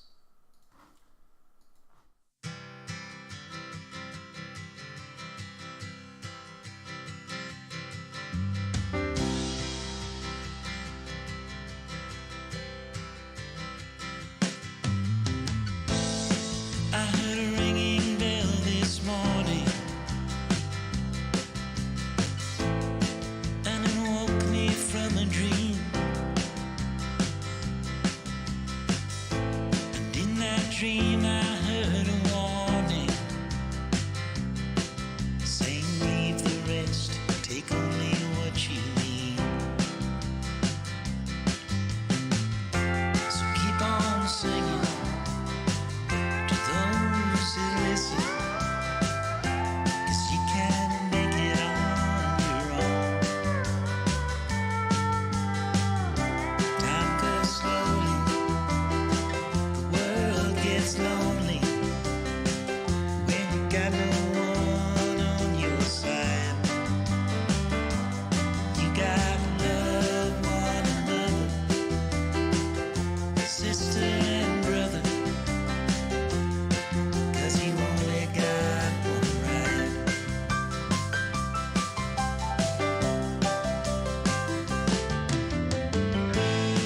I heard the falling rain this evening,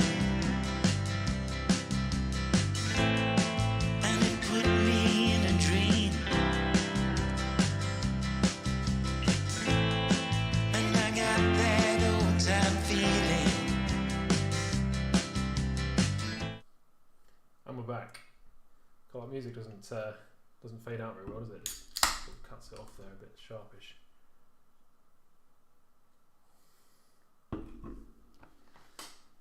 Right, so yeah, you guys saw that 14.5 volts. It was doing about 12 watts there, so yeah, significantly brighter. It was actually too bright to even look at, so yeah, I think we'll be alright with these. Right, what we got? Ben's Garage. We're going to have a look at the brochure for my 2010. It says 2010 got 5 extra speakers, making it 19 in total with 1200 watts. They're calling it the Logic 7. Oh, okay. No mention of what you get with the Logic 7 HD, but you get a picture of it. Okay, that's interesting.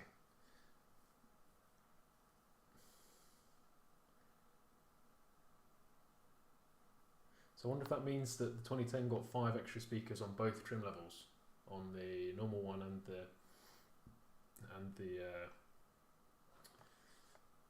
Logic 7 HD.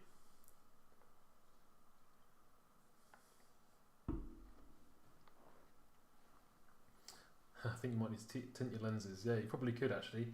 I've seen that Powerful UK, my best friends, have actually got a kit where you can get like a vinyl cutout that sort of covers half of the lens. It sort of makes it look quite cool. You've got like a little window into the reverse light, sort of blacked out look. Yeah. So you could definitely do that with these, and you'd still have enough lighting for sure. Tim, you have to rewire yours with DMX lighting control. I'm not sure what that is. Can't flash them though. Roses will love that.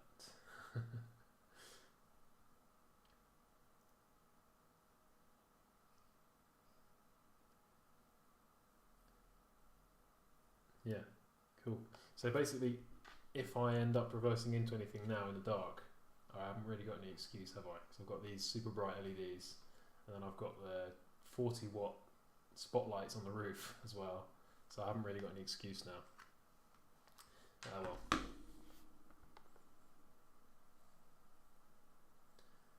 You can 3D print that in PLA, Sam. What am I 3D printing? Can you guys actually see my printer? I don't know if you can see it on camera or not. You probably can on one of these camera views. But yeah, it's back there. What do I need to 3D print, Death? I'm happy to print stuff. I like printing stuff. So one thing I haven't actually done for the Range Rover is print anything for it yet. So if you guys have any suggestions for good 3D printed projects for the Range Rover, that'd be cool. Okay, got to stick this lens back on again.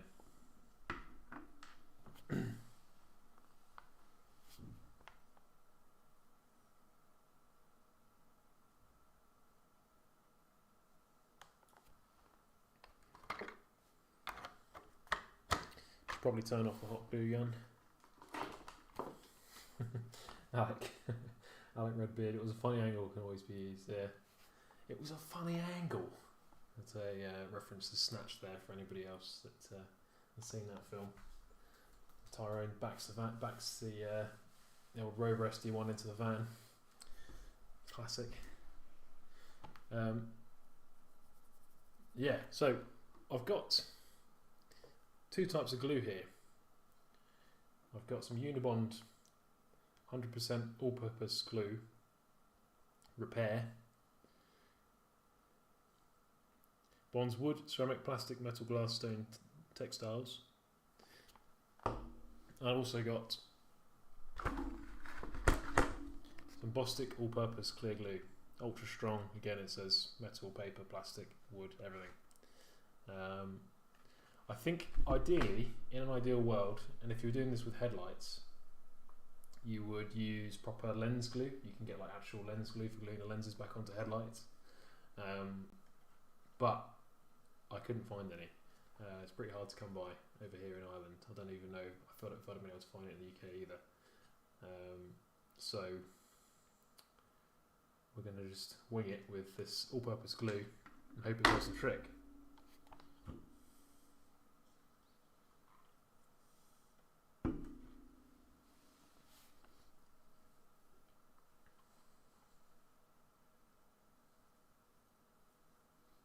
Yeah, okay, with Sam, with the amount of light on your Range Rover, you drive in off-road mode, people will think it's a UFO. Lol. Yeah, it's pretty bad now. Yeah, on our country roads around here near the house, when I've got the main beam on with those Bevancy LEDs that I've got in there now as well, the light bar across the front, and if I go like full Irish mode and I turn on there's fog lights as well, which everybody else does around here, it's pretty incredible amount of light coming off the front. Yeah, it probably does look like a UFO.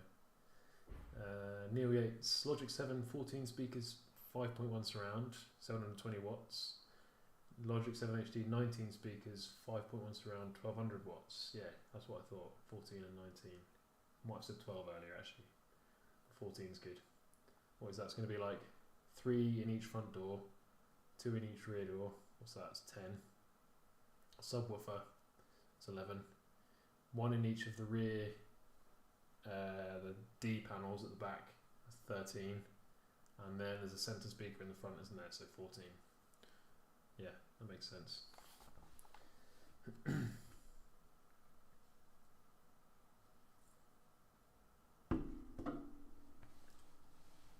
Sharon, thanks to both yours and Ben's mod videos, I'm now an L322 owner and loving everything Range Rover. Already followed suit in most of your mods too.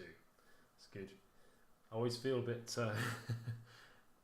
like I want to encourage more people to join into the Range Rover world and buy a Range Rover, but I'm like also wary at the same time that it can go terribly wrong.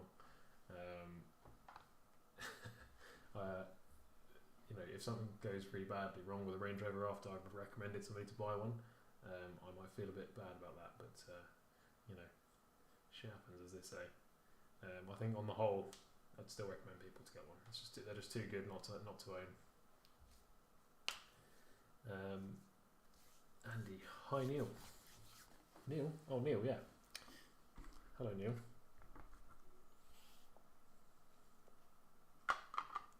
Okay, I've got to stop putting it off and glue this lens on, and then we'll probably. Do you reckon we should crack on with the second one?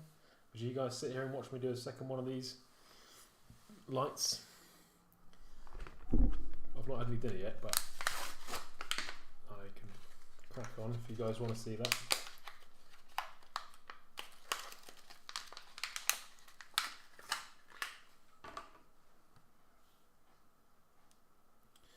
I've just gone with the Bostik all-purpose because this Unibond, it says all-purpose as well, but let's see what different type of chemicals we've got in here. Acetone, methyl ethyl ketone.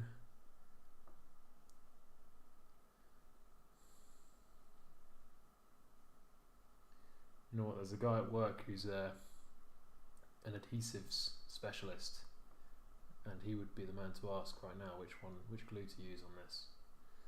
He would know, but I'm probably just going to wing it and choose one of these.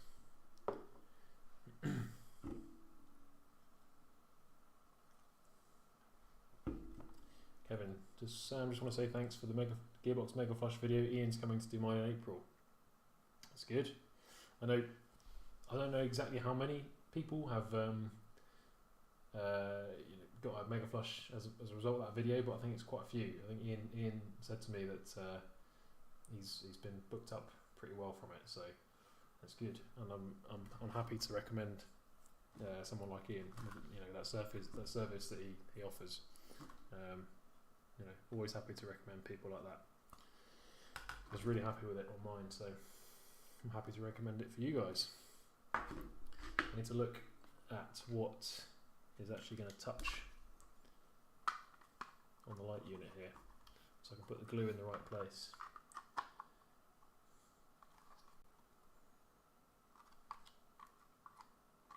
Okay, so it's literally just on that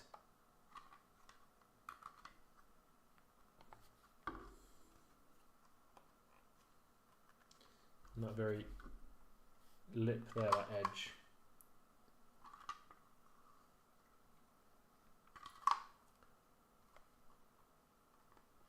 So yeah, when I overheated the housing earlier before I started using the Stanley blade, I managed to deform this rear housing a little bit. So what should we do about that? I can probably fill it up with glue. It's a bit of a bodge. Or we try and heat it up again now and just see if we can flatten it out a bit. What do you reckon? Give that a go. Kind of fearful of hot glue coming apart or solder reflowing from heating it up, but we'll give it a go.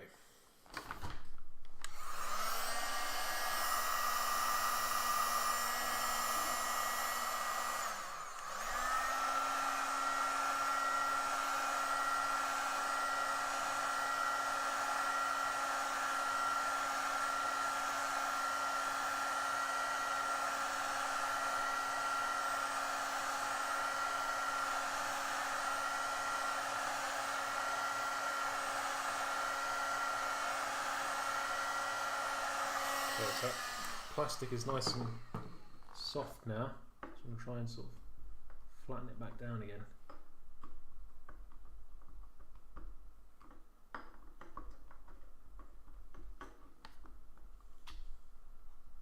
Where's my lens gone? Yeah, that's done the trick.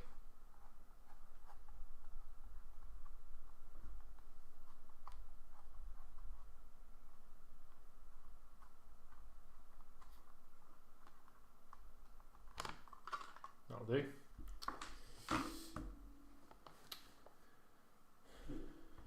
Ben, shame he doesn't come to France because do the Mega Flush. We'll have to do it old school.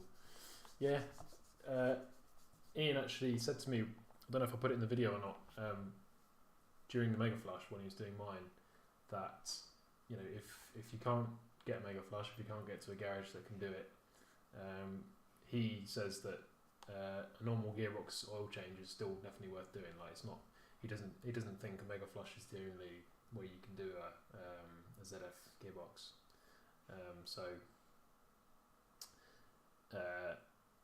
Yeah, he Bodsy himself recommends if you can't get a Mega Flush, get an oil change.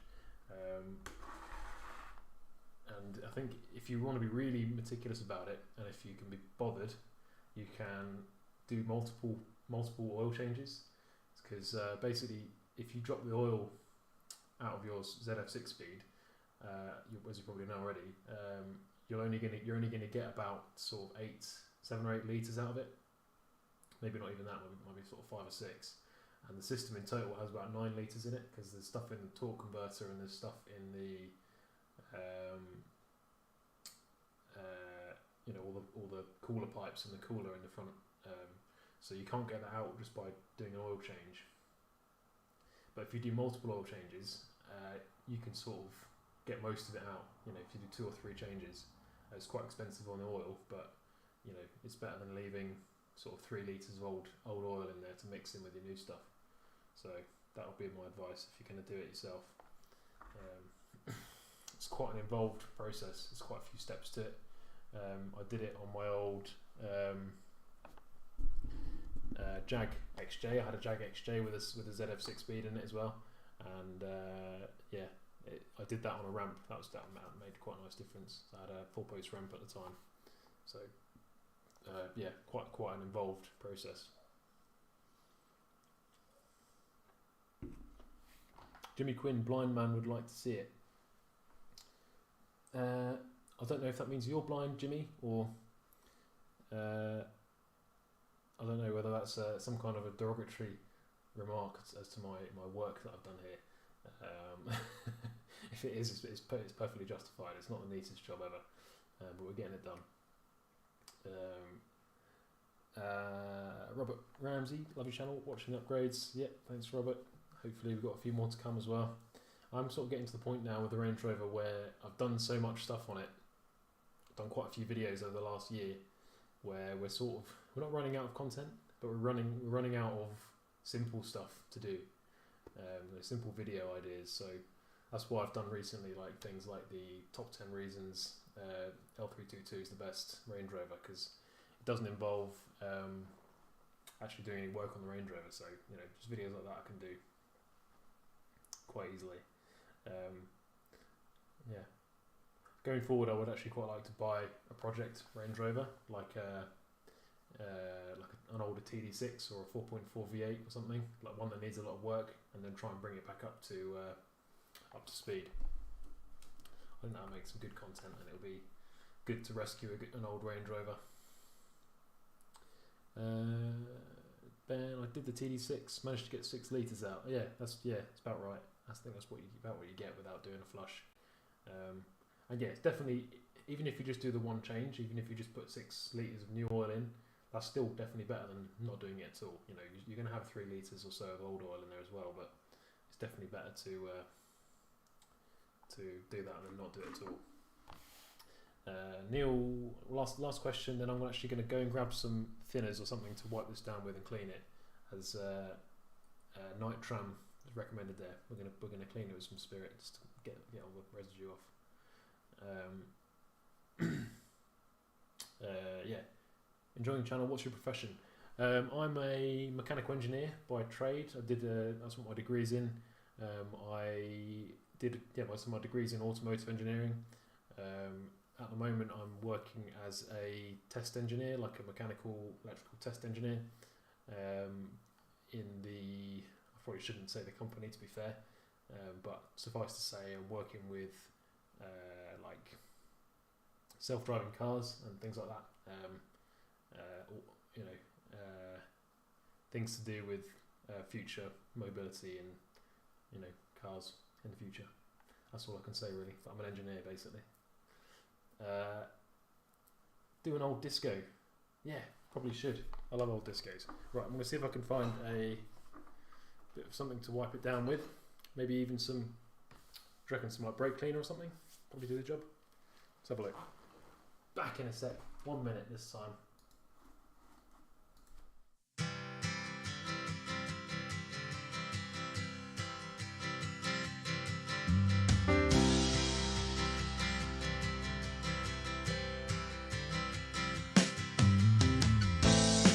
I heard a ringing bell this morning, and it woke me from a dream. And in that dream I heard a warning, saying leave the rest, take only what you need. So keep on singing to those who listen, 'cause you can make it on your own. Time goes slowly, the world gets lonely, when you got no one on your side. And we're back. We've got some electrical contact cleaner, which is basically brake cleaner. It's a solvency kind of fast evaporating cleaner, so we'll just give it a bit of a wipe down with this. It's a good idea whenever you're gluing anything. This is the kind of step that I usually sort of forget whenever I'm doing anything like this, and when the glue falls off afterwards. But that will definitely help our glue to stick.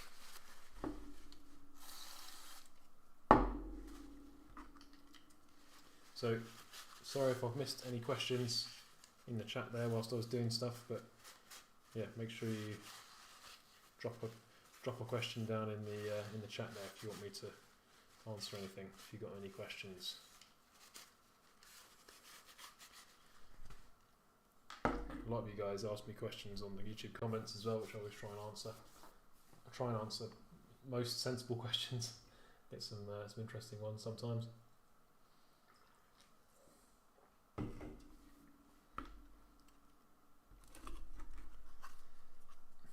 Okay, let's just glue it. I can't put it off any longer. We're on nearly 9 o'clock already. 2 hours on one light. It's not good enough. Okay.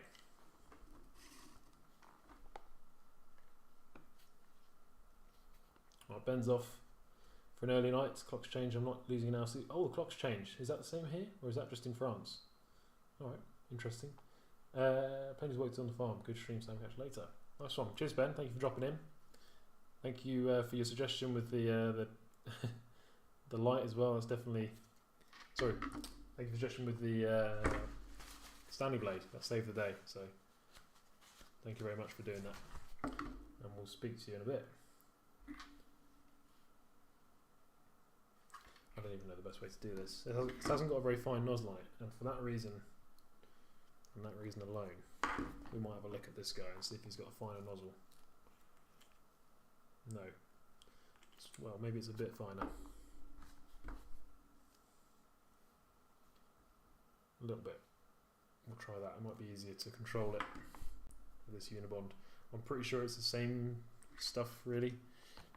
Just a generic kind of glue. Maybe we'll put it on here. I don't know.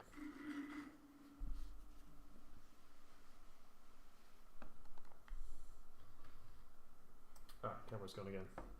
Right, we'll switch. We will switch to the GoPro.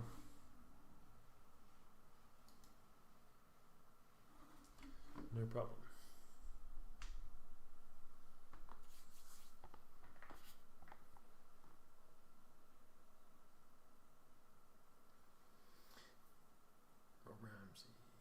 I'd like to start working on my own car. Is there a course or good book to start off learning with, or best qualification?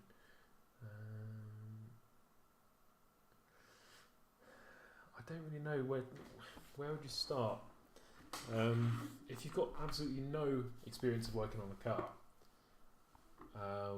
you probably want to start with something like, if you just get, I don't know, maybe if you just get a Haynes manual for your car. I don't know if you've got a Range Rover or what you've got, but the jobs in the Haynes manual, I know Haynes aren't the perfect, they're not the perfect manual. They're not the best thing in the world, but the jobs in them, which is nice, is that the thing that's nice about it is that they're kind of rated. So you've got like a 1, 2, 3, 4, 5 spanner job. And what I would maybe kind of suggest is, if you've never worked on your car before, just start doing some like really simple 1 spanner jobs from your Haynes manual. Things like, maybe you can do an oil service, maybe you can do a, even changing a light bulb, just something to get your hands dirty and, start figuring out how things work. And then over time, as you do more and more little bits and jobs, your kind of experience and also your tools, the tools that you've got to work on your car, will also kind of grow, at the same time. So you'll get experience, and your tools will build up, and before you know it, you'll be like me at the moment with my Range Rover in bits and the air conditioning compressor currently detached from the car. It's all good fun. Right, I've gone most of the way around on this guy. One thing's for sure, I'm pretty sure this glue is never going to come off again if I have to come back in here for any reason. I'm pretty sure this stuff's a lot stronger than the lens glue that was on here before. It's probably way too much. Andy Bliss is off as well. We'll watch it all through tomorrow. You're a braver man than me. I wouldn't want to watch all my mistakes over and over again. But yeah, thanks for watching, Andy, and I'll speak to you in a bit.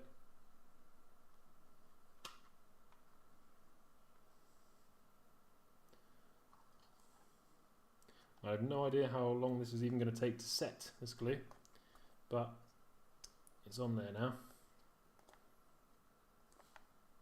And you can't see it from the front, which is good. Looks pretty good to me.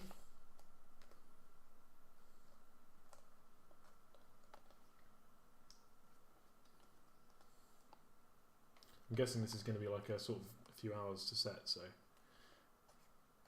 potentially have to wait until tomorrow to fit these.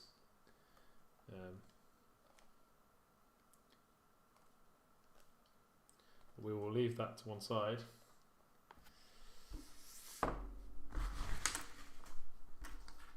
Pop it to one side. I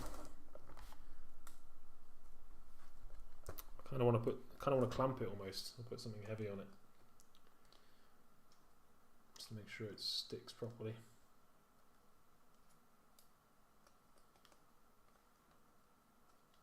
I think that'll be okay.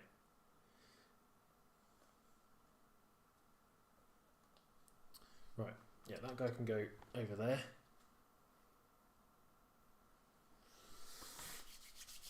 What do you reckon? I'm going to leave it up to you guys to decide. Do you want to watch me do another light unit now that I know what I'm doing, sort of? Or should we call it there for the night? We've been going 2 hours now. The next one should be a bit quicker. But I'll leave it for you guys to decide.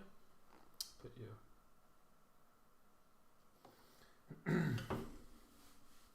sound whack a bit of weight on it. Yeah, I do want to do that. I want to clamp it or put some weight on it somehow. I'll tell you what, I'll put. What should I do? Just looking around desperately to find something that's heavy. I'll put my glue sticks.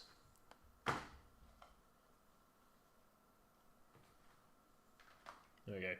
Got some weight on it now, Gary. Yeah, what do you guys reckon? Shall we do the second one now? How many people we got watching? There's still 35 people watching, wow.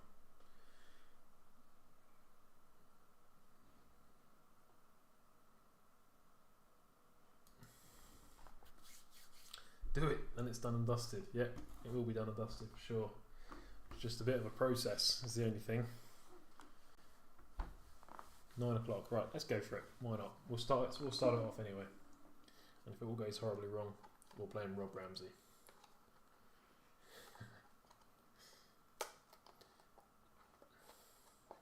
So pull this rubbery seal thing off again.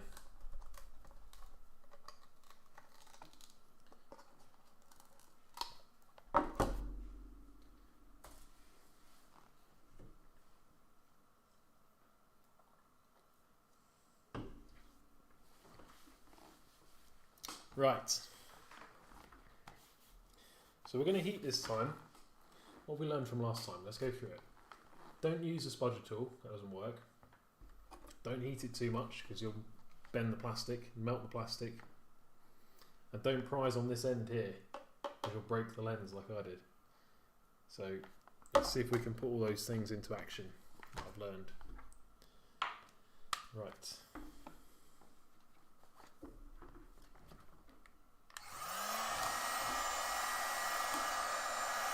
Sorry for the heat gun noise again, guys. Whoa! It was cracked.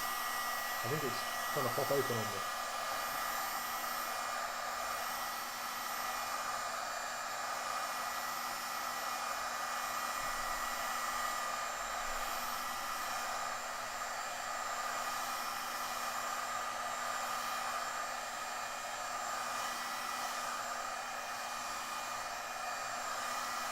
Yeah, Gary, we're cracking on with it. The chat is annoyingly delayed on my stream here, so I'm a bit behind you guys, but yeah, we're cracking on.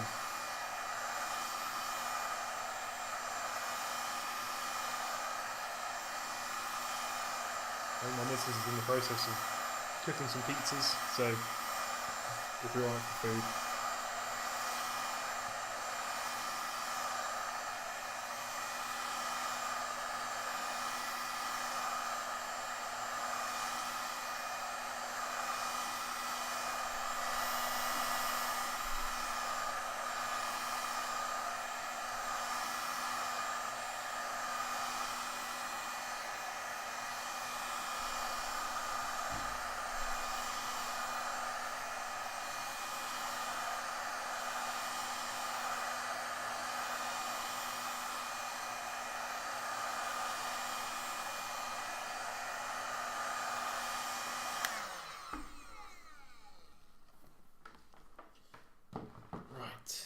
Hopefully that feels pretty hot, so let's get in there with the Stanley. Oh yeah, that's definitely the way to do it. I know Ben's gone now, and I think who else was it that was it Chris suggested the blade? You guys know what you're doing. You guys are the real OGs. But that yeah, a bit of heat and the Stanley, and they pop right open. So for you guys that are going to repeat that, this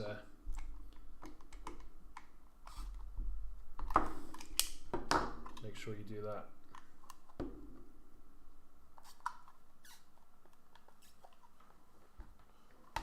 We need a bit more heat on this side.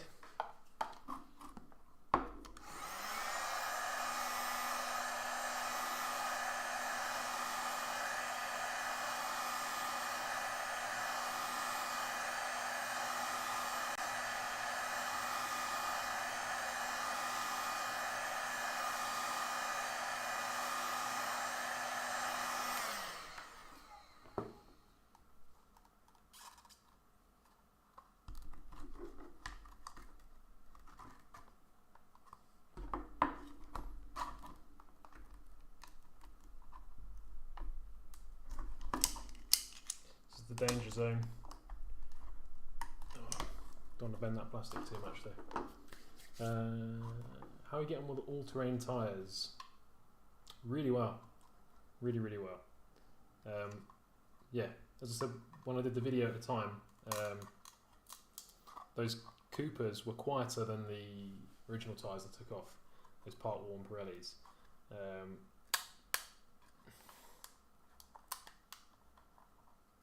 Sorry, I'm just trying to prise this open. Kind of need to get the Stanley blade in there, but it doesn't seem to want to go. Yeah, they were quieter, and they've stayed really quiet. They're still not loud now, even though I've done 10,000 miles on them. So yeah, really impressed with them. I've not actually had a chance to use them off road properly yet. I expect they would be pretty good.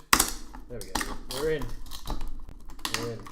Right, that's that done. That was a lot neater than last time. Didn't bend the housing anywhere near as much. So there we go. This lens was actually already cracked before I started working on it, guys. I didn't notice that when I took it off this morning. So don't blame me for cracking the lens. As I was saying, tyres, yeah. So yeah, I've done about 10,000 miles on them now. They are probably, I'd say they're probably still at about 90% tread, maybe 80%, but they really don't look like they've worn much at all. You know, they still look pretty much brand new, which is a benefit of running all-terrain tyres compared to, you know, like a normal road tyre. They just last and last and last. So you know, I'm expecting very easily to get 50,000 miles out of them, which is pretty amazing. The guy that I did the Sarko project with, Nick, he had a set of Cooper Discoverer 83 Sport 1s, so the original version of my tyre, on his Discovery 2, and he did, I think the actual final figure was about 60,000 miles on those tyres before he took them off, and that included quite a lot of off-road as well. So he did 60,000 miles on one set of tyres, which is like you'd never get that out of a normal set of tyres.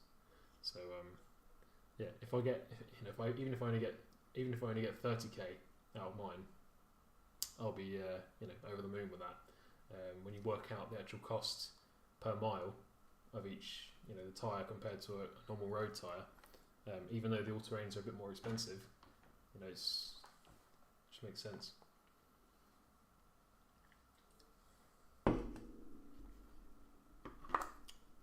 Okay. Looks like you may cook the veneer on the desk. Yeah, probably. Yeah, the desk's pretty warm. This is an old beast of a desk, though. I think it's they don't make them like this anymore. This is like a proper 80s office furniture. Weighs about 50 kilos. This desk. Yeah, so there's our housing. We've got to do a load more soldering now, haven't we?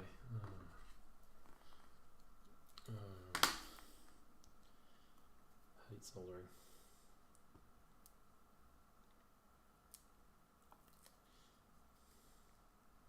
Sold, yeah. Tristan's going to put some Coopers on as well. Yeah, I mean, even if it's weird because even if you don't I would recommend them even if you don't off-road at all. Even if you're going to stay on the road, I would honestly recommend them. You know, over a road tire because they're so good. The Cooper 83. So there's two versions and they're very similar. You could get the 83 Sport 2, and you get the 83 4S, which is it's a 4-season tire. Both very similar. Both of them are 3P. Was it 3P Mountain Snowflake MSF? 3P MSF rated. So on the sidewall of the tire, there is a little logo that looks like a 3 mountains. Both the Cooper Sport 2 and the Cooper 4S are rated for that. So, and what that means is basically they are rated as a proper all-season tyre. So they're good in cold weather and they're good in snow as well. So they're not quite as good as a winter tyre, like a proper winter tyre, but they're, you know, certainly a lot better than a summer tyre would be in the cold weather. So yeah, just really a great all round tyre basically.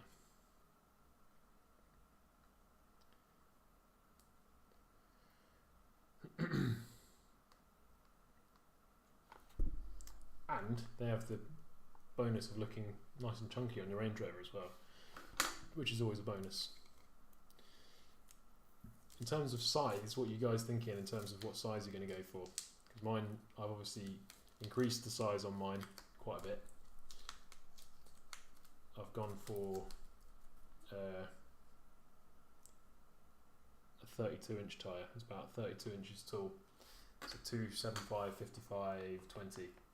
And the standard size tyre is 255, 55, 19. So yeah, it's about 2 inches taller. Which does fit fine. They do fit on fine. There's a small amount of rubbing on the rear left arch where your fuel filler is. Is it rear left? Rear right. Yeah, rear right. So where the fuel filler comes down, there's a slight bulge in the arch liner, and it just slightly rubs on there. So on mine, I basically left it as it is. I didn't trim it, and I just drove the car basically until it's self-clearanced.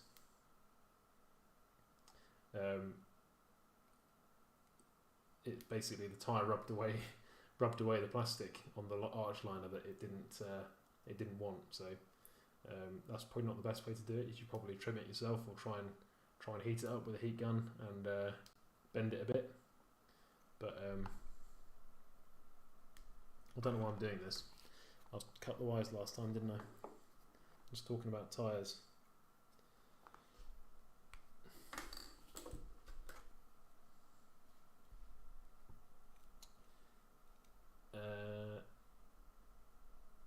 Yeah, what else can I say about the Coopers?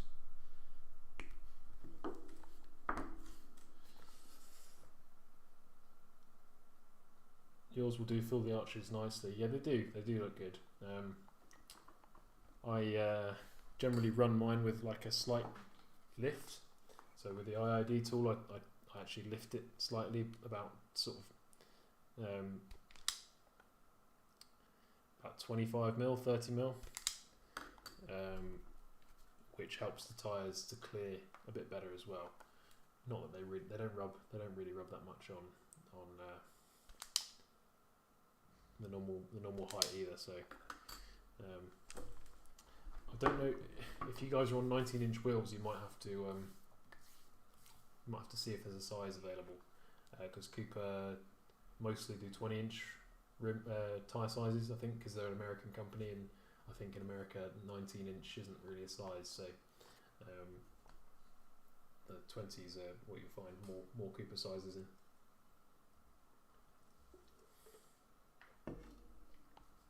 Be interesting to do a review of how well the tyres perform off-road. Yeah, would definitely be good to get the Range Rover off-road. I'm trying to think how I can do that. there are definitely places you can off-road in Ireland. So the places you can go to take your car off-roading, but there aren't really green lanes as like we have in the UK. So you can't just like buy an ordnance survey map and go and find some green lanes in Ireland. There aren't any around. So maybe if we come back to the UK, maybe we do some green laning at some point. I know I've got a trip possibly planned for Scotland in the summer. Maybe we'll tie in some green laning on that. We'll see. But yeah, we'd love to get the Range Rover off road and see how she does. Right, we need another one of these little adapters. I'm just going to go straight in with the cutters.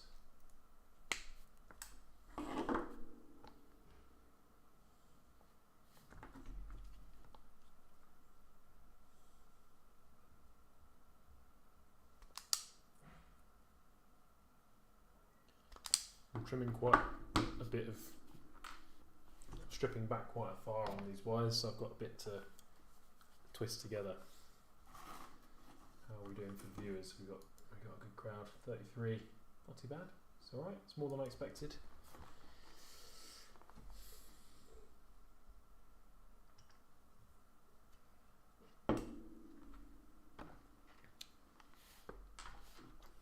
Right, how did we do this last time? I think I twisted these guys together to start off with, didn't I? I'll see if the big camera's cooled down. Well, we can turn that back on again in a minute to give you guys a bit more of a zoomed in view of what I'm doing this time. I'll just get these guys twisted together for a start.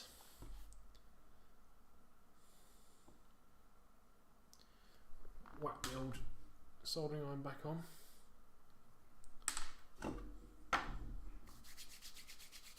Right, quick wee while that heats up. We're back in a sec.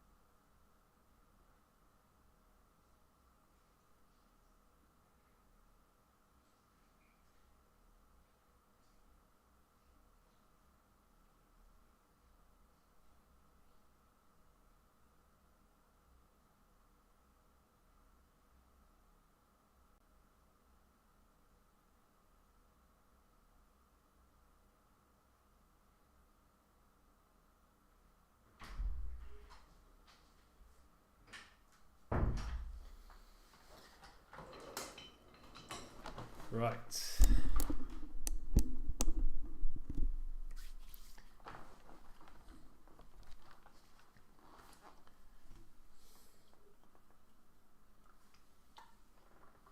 Is anybody still there in the chat? Any more questions? Any more questions to keep me talking? I'm not the best. I'm not the best at small talk or whatever. I like to ramble on about Land Rovers, but I don't really talk about much else. Right, that's that guy on there. We'll tin him.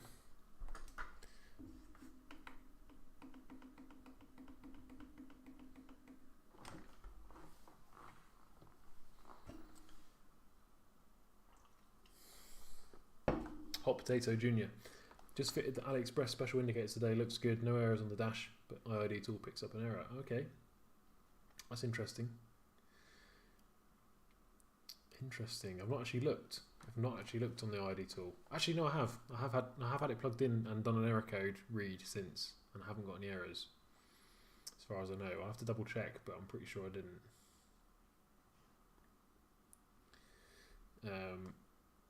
Yeah, interesting. It's also interesting that you chose to go for the indicators, the special indicators that most people on the video hated.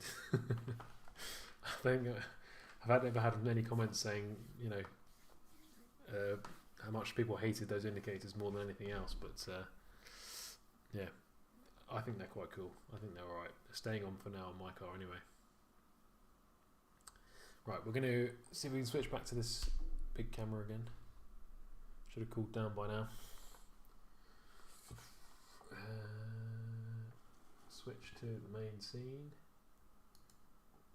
Oh, battery. Oh, we need a battery. Well, that's easy to solve. Sorry guys, 2 seconds.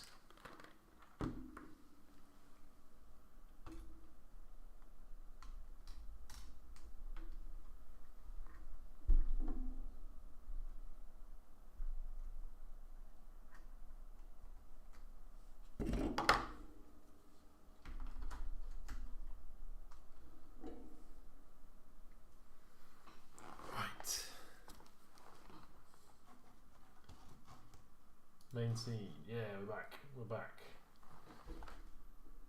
back in action on the big cam. Let's transition.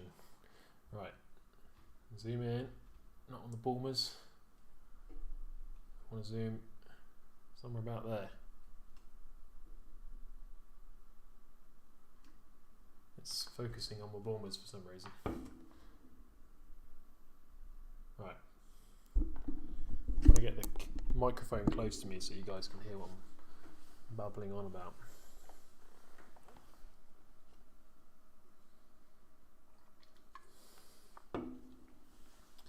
Okay, you guys can hopefully got a bit of a better view of what I'm doing now. Just trying to zoom in a bit more. Right, that'll do. You can see how terrible my soldering is in full high definition now.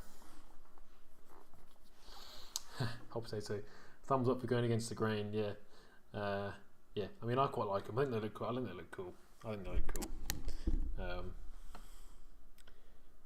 They're, like I said in the video, potentially a little bit chintzy, but I think, you know, I don't think if anybody doesn't know Range Rovers, looked at the Range Rover with those lights on, I don't think they would necessarily realise that they were non-standard. But it just makes the car look a bit newer, which is always good. Right, got my little tinning bowl here, which I've no idea if I'm using in the right way. What's happened to my solder? It's over there.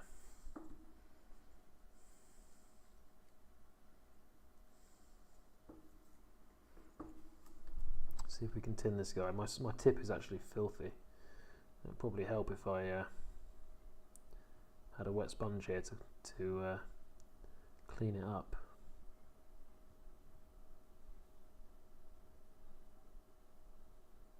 Right, they are tinned.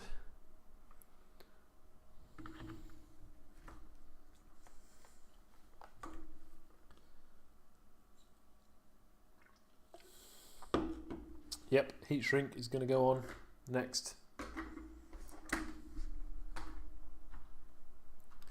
What size did we use? I think it was this. I think we could potentially go a bit smaller, get a slightly better fit. If that will go over. Yeah, we'll go with this colour this time. That size. Gary, at one point I was thinking of removing these and blocking the hole up and placing reversing lights in place where red reflectors are in the bumper. Yeah.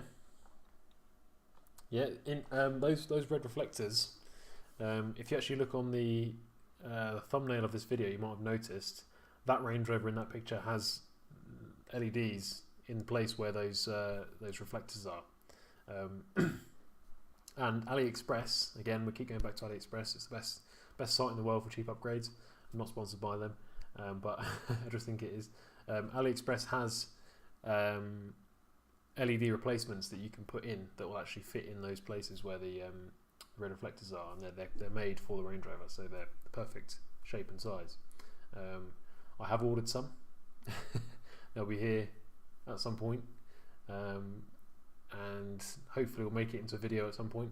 But yeah, I've ordered some as well, so I just wanted to try them out because they look like an interesting product. So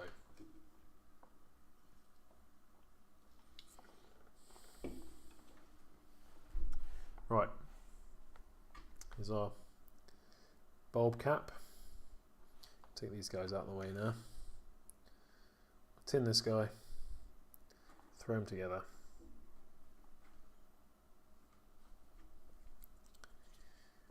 And then we'll be well on our way to LED goodness. I really need something to clean my tip with though. Giggity.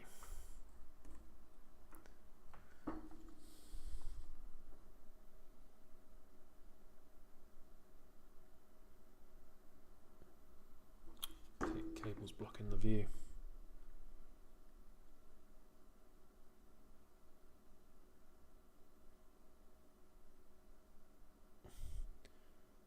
Bit blobby, that'll do.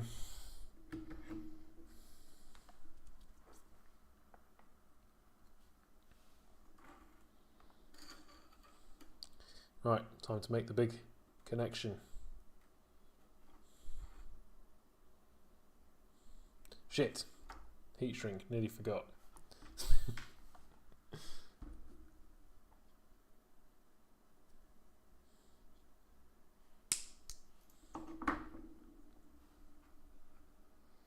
Probably gone with a bit longer than that actually.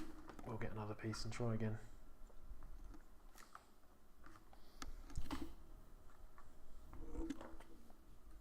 Let's go for a nice long bit.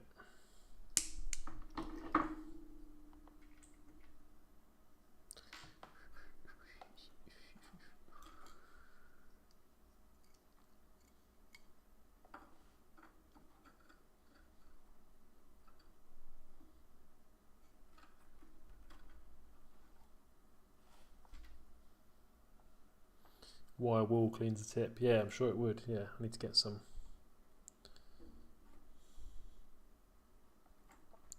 That'll definitely be useful. I know, I seem to remember from school we had, when we were doing soldering at school, we had like a wet sponge, and I'm pretty sure that's what I'm missing.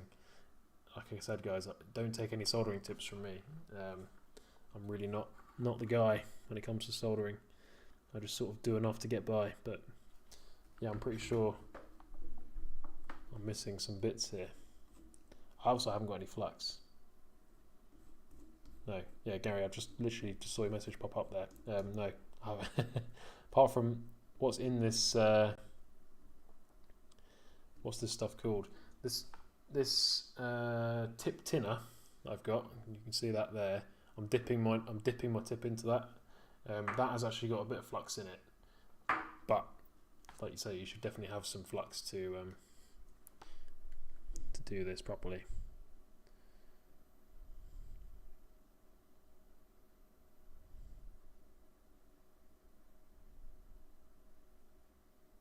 That looks pretty damn nice.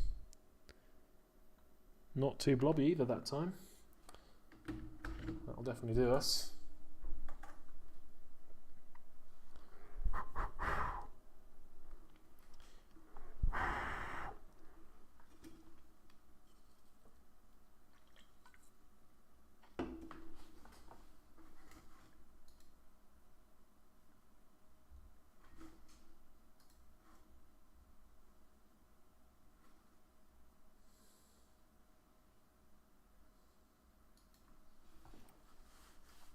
Right, so they are nicely stuck together, cooled down nicely. We will chuck our heat shrink over the top, shrink that up.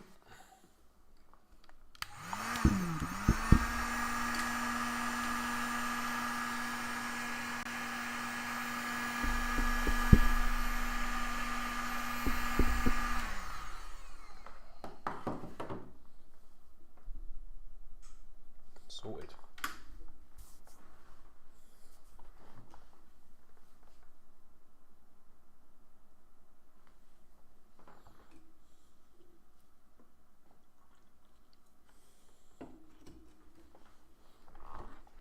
Right, it's one side done.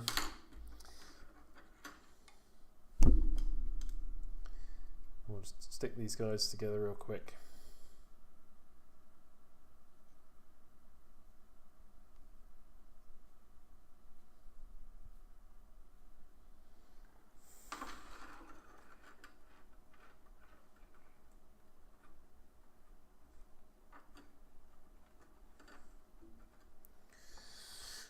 Questions here.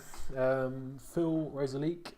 Have you thought of fitting a couple of limited slip diffs to your Range Rover? I haven't actually thought about it. No. I'll be honest. It's a good idea. And if you were really using your Range Rover off road a lot, limited slip diffs would definitely be a good thing to do. They would work really well with the traction control in the Range Rover. You can use them in conjunction with the traction control. And it would, it would work really well. I don't know whether there are actually any available for the L322. I've not looked it up. There may well be. But yeah, certainly a good idea. I know that a lot of the, some of the L322s came with a factory rear locker, like an e-locker. Which would be nice to have as well. Mine doesn't have that, unfortunately, but potentially might be something I could add in the future.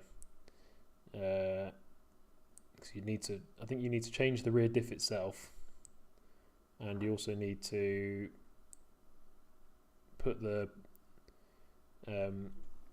wiring loom and stuff in for it, unless it's there already. I'm not sure. But yeah, a rear locking diff might be a really nice thing to add.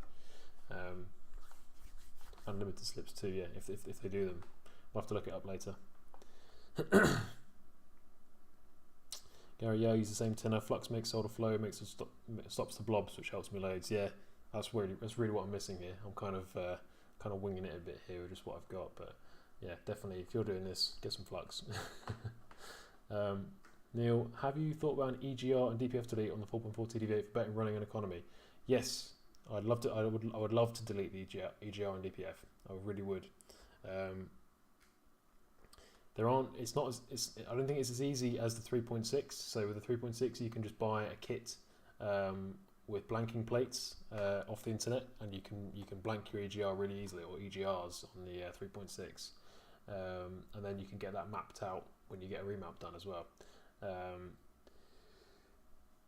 On the, so I'm yawning a bit here, on the 4.4 there aren't any kits available, and it's not really like a commonly done thing. If you speak to a lot of different tuning companies, people that do EGR deletes and maps and stuff, they say to sort of leave the 4.4 alone in terms of EGR and DPF deletes. So yeah, I would love to do it. I need to do a bit more research into it, but yeah, for sure. I think once I'm really happy with the rest of the Range Rover and everything else is sort of tickety-boo on that, I think the next thing would be a remap, and hopefully an EGR delete and a DPF delete at the same time, because I think that would really open it up and make it into an amazing beast. It's pretty beastly as it is with the 308 brake horsepower, whatever it is, but yeah, I think if we could get it up to like sort of 375, 380, it would be a bit of a monster. So yeah, definitely want to do a bit more research into that and see if I can. Let's take this guy out of here. Yeah, if it's possible, I'll definitely get it done.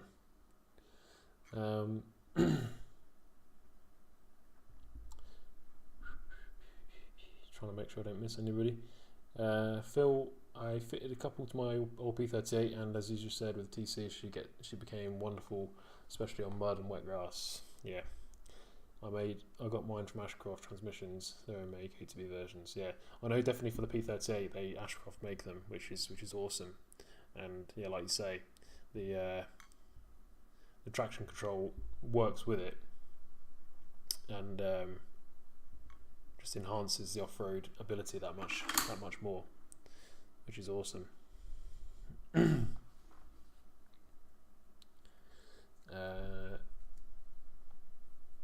But yeah, not sure if there are any available for the 322. I've never seen anybody fit them on forums, or I've never seen any YouTube videos about it or anything. So perhaps it's out there. Perhaps we need to discover it.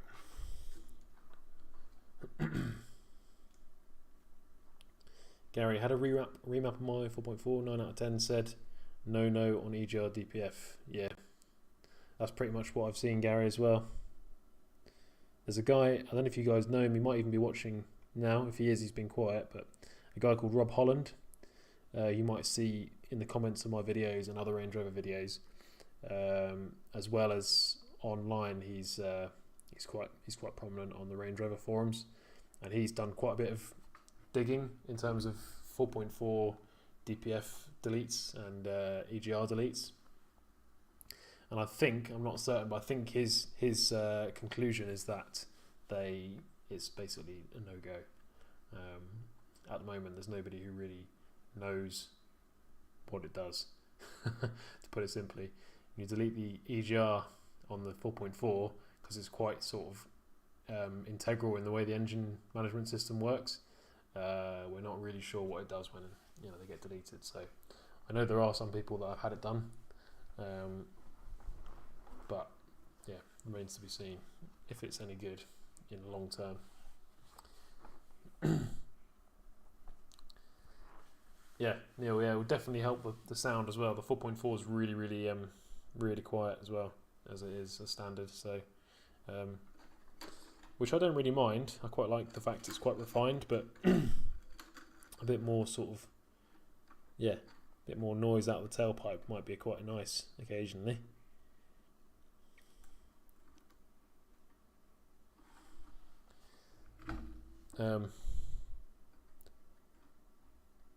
It's one thing. Another thing I've seen people do is delete the rear back box on the 4.4. And there's a channel I've been watching recently, Overlanding 4-wheel drive. You guys might have seen. He's kind of converting his 4.4 TDV8 into an Overlander, and he's recently fitted. Shit, I need my heat shrink. Talking too much. But yeah, he's fitted like a sport back box onto his car.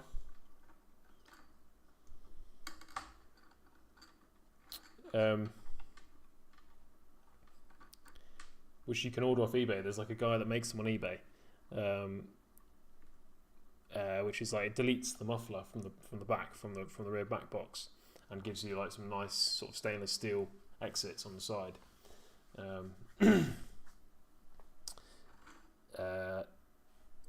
yeah, there's a guy that does them on eBay. They're quite cheap, and apparently they make the 4.4 sound a bit better. So it might be something I might see if I can get one shipped over here from him as like a little mod, because although I'm kind of past my sort of boy racer days, not that I really ever had a boy racer days, I've always driven Land Rovers pretty much. I wouldn't mind a bit more racket out of the TDV8. Dropping solder all over the place there, but that'll probably do, I think. Pretty well joined.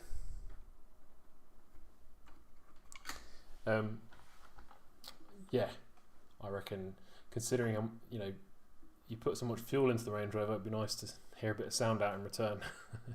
A bit of noise every now and again.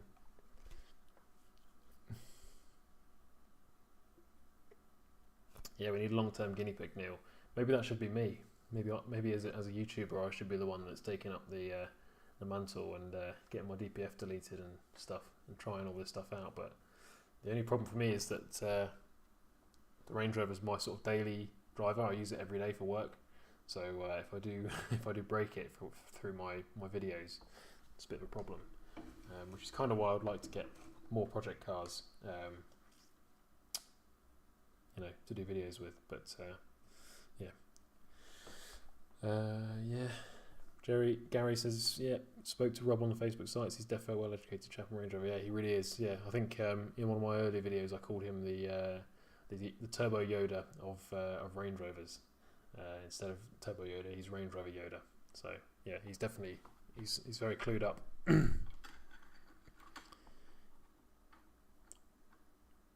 Don't know if he's here or not tonight, or if he has been here, but at least he's been mentioned on the stream.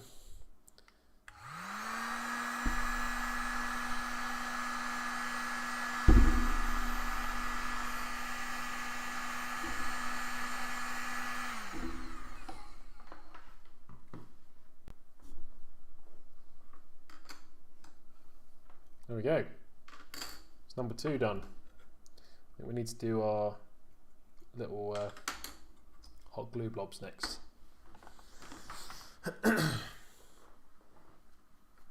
Sorry, my voice is going a bit. More cider needed. Let's heat this back up again.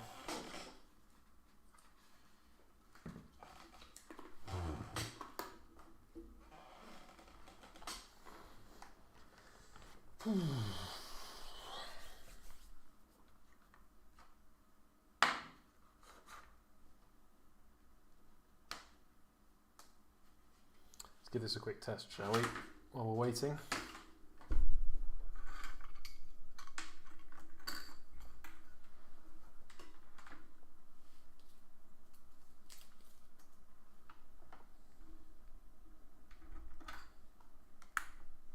Stay on there, you bastards.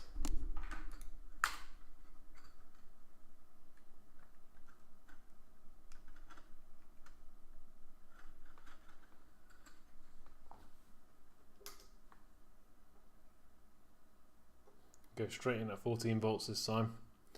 Boom! Oh my god. That's crazy, I can't look at it. That can be a screen cap there if anybody wants to do that. My face being blasted by the light. Yeah, happy days.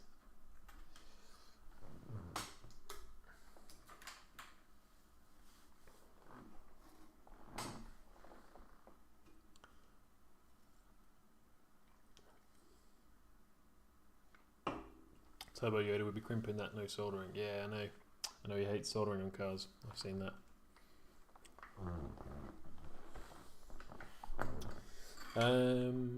Neil, no, not sure. I'm not sure about the turbo oil drain mod, Neil. It doesn't do the blue smoke, so I'm assuming it must have had it done at some point. I can boot it all I like and it doesn't smoke at all, my car. So yeah, presumably it's had that mod done at some point. I guess that's one benefit of buying a really high mile car that's had a lot of times at the dealership, so it's probably had it done at some point in the past. Right, where are we now?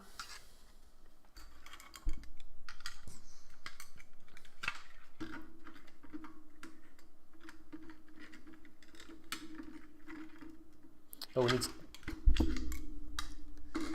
blob the back. That's what I was doing, wasn't it? Memory of a goldfish.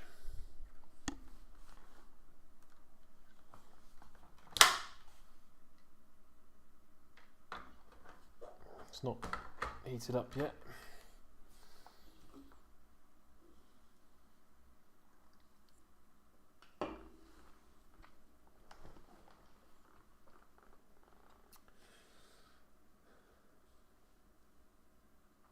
I didn't see that, Tristan. Rover Tuner advised not to touch the DPF or EGR. Yeah, I guess they'd be the guys that have investigated it.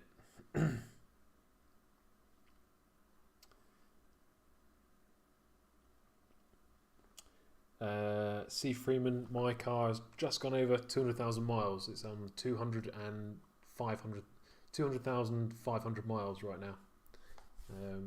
I bought it on about 189,000 miles, so I've done about 10,000 now. Yeah, I think it's one of the higher mileage 4.4s that's out there. I did see on eBay actually recently Cars with No Reserve Reading, the company I bought mine from, had another 4.4. I think it was a 2011 as well, with 240,000 miles on it. So even more than mine. And that sold for, I think it went for about $6,000, $6,500. So yeah, if I think if I was in the UK, I would have been tempted to have a bid on that, just so So I've got the highest mileage one still.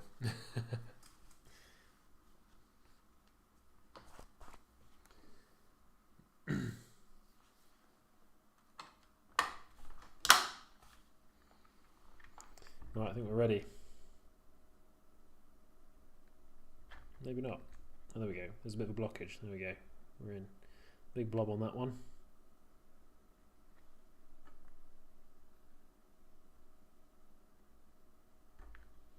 And blob on that one.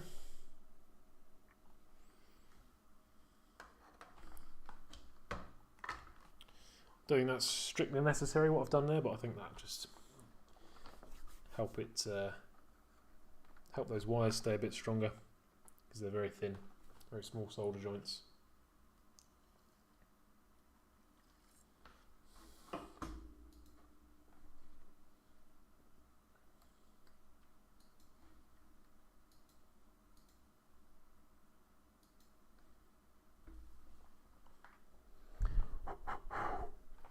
Right, once that dries, we're going to be chucking them into the housing.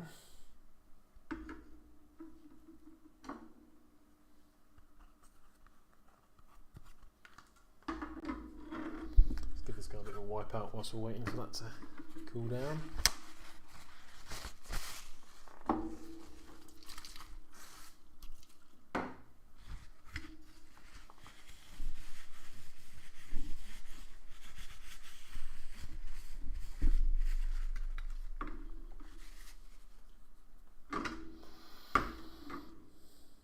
Right, there we go.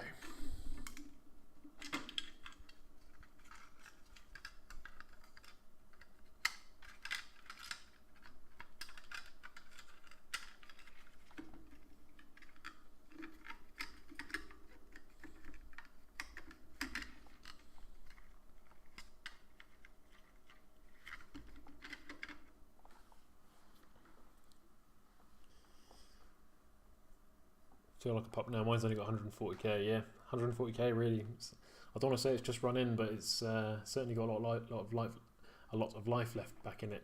From what I can tell from my car.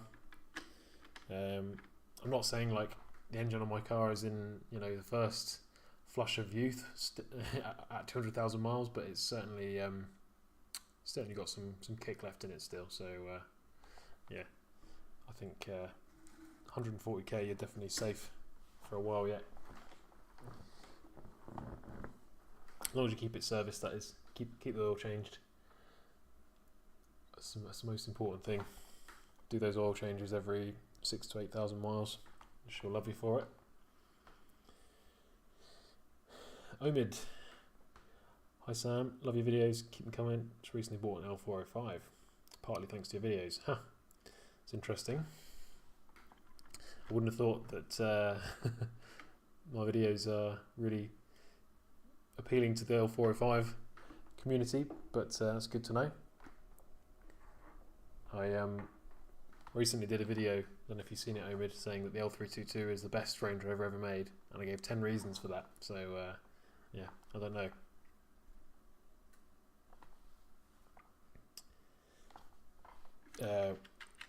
Whether you're going to be agreeing with me on that or not, but yeah,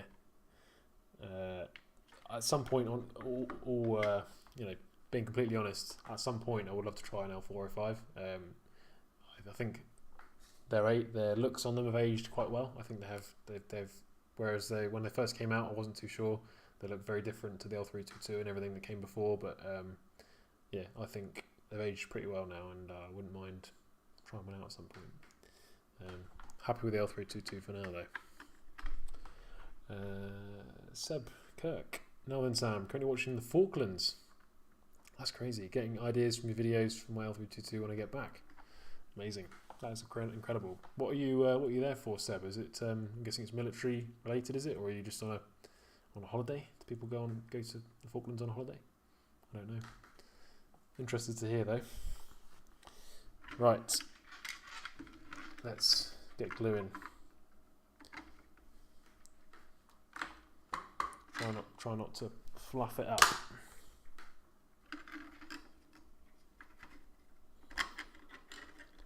So blob, blob, blob. Try not to blob my own finger. And blob. Quickly blob it into position.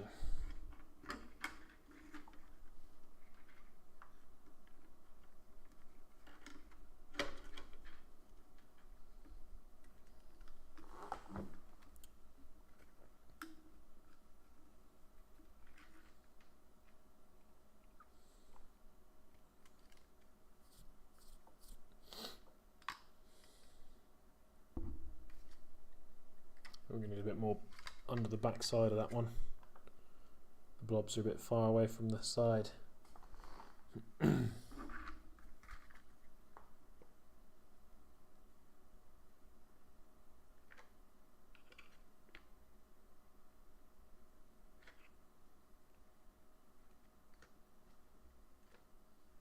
we go. Massive blobs of hot snot under there. Let's give it a bit more of a charge up for the next blob. Where are we? C. Freeman.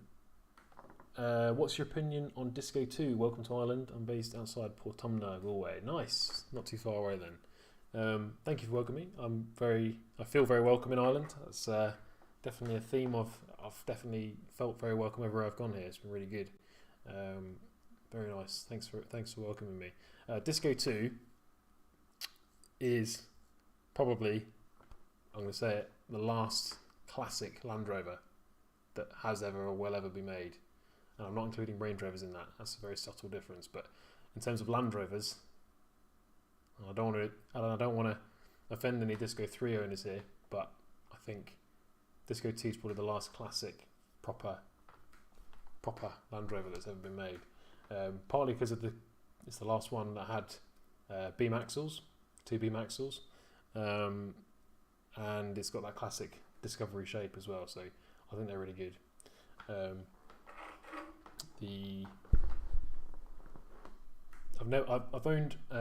actually owned one D2. I had a TD5, a 1999 TD5, a red one, but it was a lovely car. It was what's the high spec on a D2? I've forgotten what it's called now. The one with the leather and it's not an SE. It's what's the top spec? I can't remember. Not GS. Anyway, it was the high spec one. Really, really nice car. Pre-facelift one, obviously. But it had I couldn't find out what was wrong with it, but it just didn't have any power. The TD5 just had no guts at all. It just wouldn't pull the skin off a rice pudding. And I know TD5s aren't meant to be the most powerful, vehicle altogether. But there's something definitely wrong with this one. I went through it. I couldn't find what was wrong with it. Replaced the fuel pump. Replaced the TD5 has like a pressure regulator, a fuel pressure regulator. Replaced that as well. What else did I do? We tried replacing the ECU. We put a 15p ECU on it from like a later Discovery, and nothing seemed to help it. It just had no guts. So unfortunately, I had to get rid of that. But it was a really lovely truck. And as I say, my mate Nick, who you've seen in the Isako videos, he's got a really nice commercial Discovery 2, so like a van version of it, and it's remapped and it's modified up. I think he's got a special turbo on it and stuff, but it's it's a pretty mean machine. Where are we at now? Seb, okay, on detachment at MPC doing Typhoon maintenance. That's crazy. That's unreal, isn't it? Typhoon maintenance. So you're like an aeronautical engineer of some kind. That's awesome. What a place. I've never been to the Falklands, but it looks like a pretty sort of rough and wild place from whatever I've seen of it. But yeah, looks good. Where are we now? I agree. My L322 puts a smile on my mug when I see her in the morning, and same when I drive her. I don't think there's anything out there I would change it for. Yeah, it's really hard to think, isn't it, what you would replace it for? For me, it would obviously be another Land Rover. I think I would consider a Discovery 4. I would consider going older, like we were just talking about Discovery 2. I might go back to a Discovery 2. Yeah, but yeah, really hard to replace the Range Rover. It does so many jobs well, really, really well. I'd always loved the L322, but with London's ULEZ, would have had to buy the 5 litre, and it's not that economical in town. I think that's a bit of an understatement, Omid. One of my friends has one, and I drove it for a week. Was in petrol stations. Yeah, a lot. Yeah, I'm actually really curious to try and drive a 5 litre at some point. Don't know how I'm going to do it, but I'd love to try a 5 litre, like both not normally aspirated and a supercharged, just to see what they're like compared to the TDV8. I can't really ever see myself needing more power than the TDV8's got, but more power always helps. Right, let's go for it. We're blobbing it. Oh shit, I think I'm going to need more glue. Ah! Oh, I've messed it up. I need another glue stick.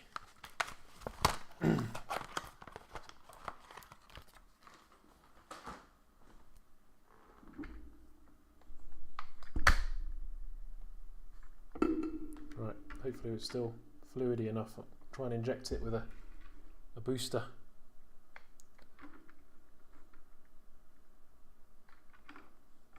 We're going for bigger blobs on this one compared to the last, just to make sure it sticks down properly.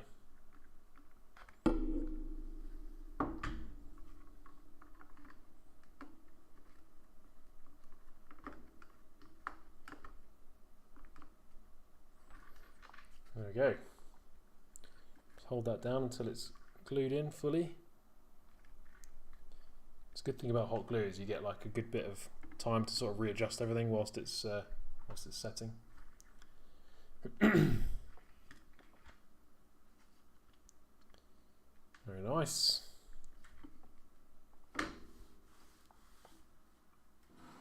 Nearly picked up the contact cleaner to drink then.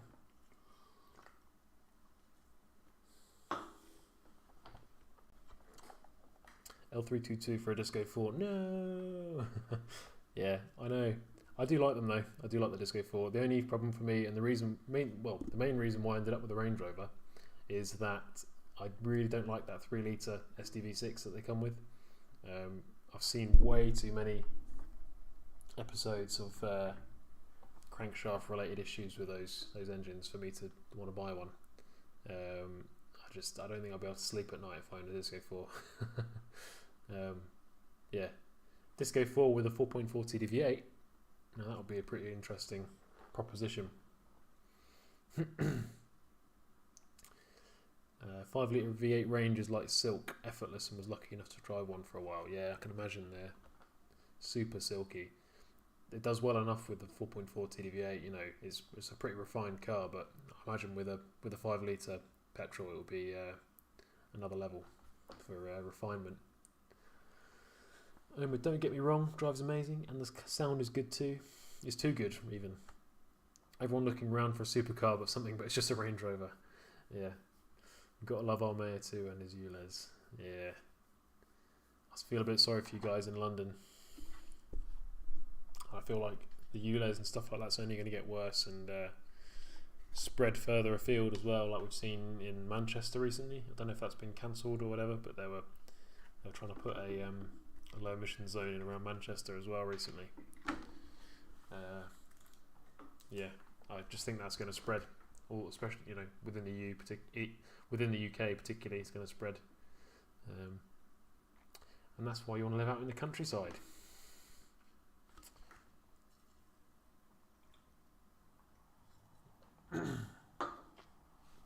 Right, that's looking good.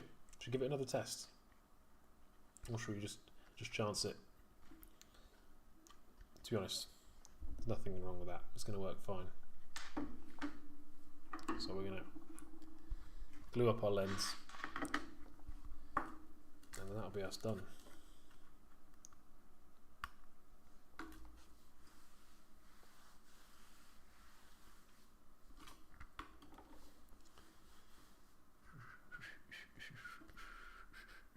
Where did my glue go? It's over there. Right. You guys can see me make an absolute mess of the glue on this time. Right, I'll move this out of the way so you can see what I'm doing.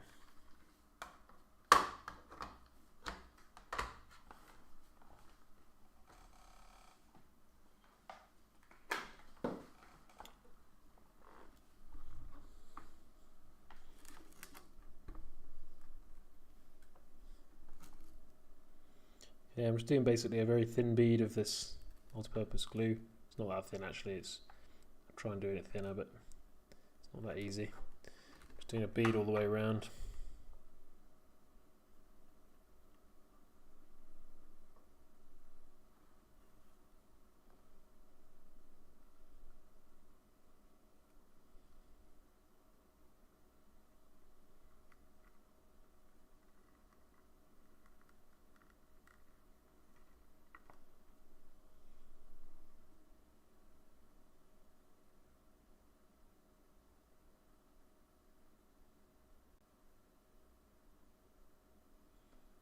That.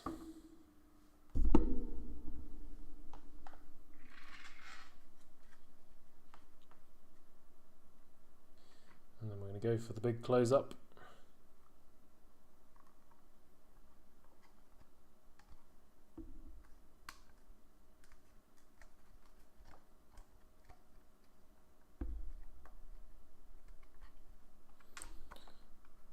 And there we have it.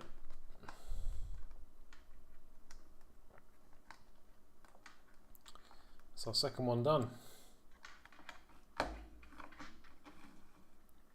Don't know if did we test it inside the housing last time? Did I test it inside the lens, or did I just do it with the bare LEDs? I can't remember. We'll test it again now though. Anyway, show anybody that hasn't seen it yet. Put our power on.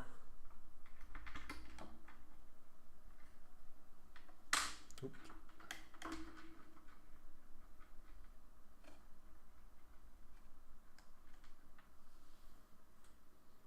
Okay, 14 volts being applied. Are you ready? Put your sunglasses on. Boom! That flickering is just because I can't get the crocodile clip to touch the contact very easily, but there we go. That is going to be a nice big improvement over the standard Woodley little 8-watt bulb. And there we go. Right.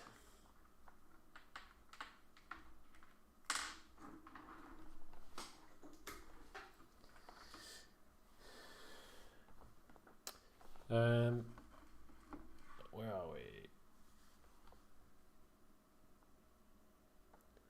Omid. Coming up to the M25 soon, crikey. Does that mean it includes the M25 as well? So if you drive on the M25 you have to pay? If so, that's terrible. That's really bad. Everyone here is probably a die-hard L322 fan. Got the odd chance someone has been in or driven any Range Rover with a 2 litre petrol and Genium engine. What were they thinking? Yeah, I know. Can you imagine a Range Rover with a 2 litre engine? It's just not right, is it? Chris Welch, the L405 is undoubtedly a better car, but the L322 is the pinnacle of Range Rover in my honest opinion. Yep, I'm 100% with you there, Chris. That's exactly the. That's exactly how I'd sum it up. Definitely, yeah, a superior car, no doubt about it. It's lighter, faster, handles better. I'm not sure about the ride. That might be the only area where the Range Rover's superior, the L322 is superior, sorry. But yeah, more modern car. It's probably superior in many ways. But yeah, it's not an L322. That's all I can say. Waka, hi Sam, YouTube recommended your channel. I don't own a range, but I find your videos very interesting. Welcome to Ireland. Oh, that's good. That's awesome. Thank you for welcoming me. I feel very welcomed by Irish people in general, as I've said before. It's very friendly, very, very friendly country. That's interesting though, that you're not a Range Rover person and you don't own a Range Rover, but you find the videos interesting. That's good. That's very good. It's good that we're appealing to more than just Range Rover people. Omid, have you thought about heat? I know there's LEDs produce loads. They do get a bit warm. My only thoughts on it were that your reverse lights are not really coming on for any long period of time. So you're sort of, I guess when you're reversing, the longest they're going to be on is probably what, sort of like 20 seconds, 30 seconds. So there's not going to be enough time for it to heat up too badly in here. We tested it on my power, my little variable power supply here earlier, and at 14 volts they pulled about 12 watts, so just slightly more than the 8 watts that the standard bulb had before, so slightly more heat, but I think it'll be fine. They're spread out over a wider area. We'll find out though. Where am I? There's comments coming in thick and fast now. Time for another cider, Sam. Yeah, I'm about run out there. Might go and grab one in a sec. Deserve it. Great show. Cheers, Neil. Hope you guys enjoyed it. I don't know if it's been entertaining to watch or what. It's just been me babbling and fiddling around with Range Rover parts, but hopefully you guys enjoyed it. I want an L322. Too young at the moment, won't get insured. Plus stupid ULEZ. Hashim, the boss. How young are you, Hashim? I'm 29, soon to be 30, and in the UK I managed to get insurance for about 650 quid. Obviously it depends where you live, makes a big difference, but yeah, I think if you look around places like if you try and stay away from comparison sites with cars like the Range Rover, because they really don't seem to do very good deals on it. But if you look for places like check eShore. I've had quite a few good quotes from eShore. Check Adrian Flux, check Footman James, and check the NFU. See if you can get a policy with the NFU as well, because they're more likely to give you a quote if you're a bit younger. But yeah, I'd be surprised. Oh, you're 19, okay, so you're pretty young. Yeah, so that might be a bit of a struggle. Only advice then, really, I know you probably want an L322 then, but older Land Rovers, like a classic Land Rover, is going to be easier to insure. It's going to be a lot cheaper to insure. So if you go for something like a Disco 1 or a, if you can find a Defender cheap enough, you're likely to get cheaper insurance on something like that than a Range Rover. Where are we?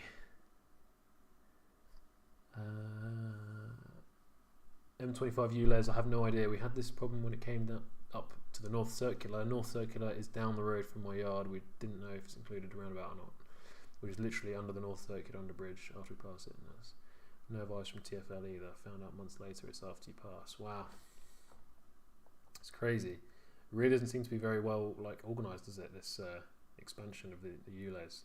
People just don't know where it's going to be, what's happening with it. So it would be crazy if it covers the M25 though, because that would be a huge change.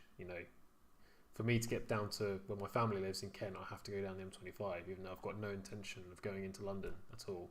I just want to get past it. To get down to Kent. If I had to pay ULEZ for that would be pretty outrageous in my opinion. Where are we now?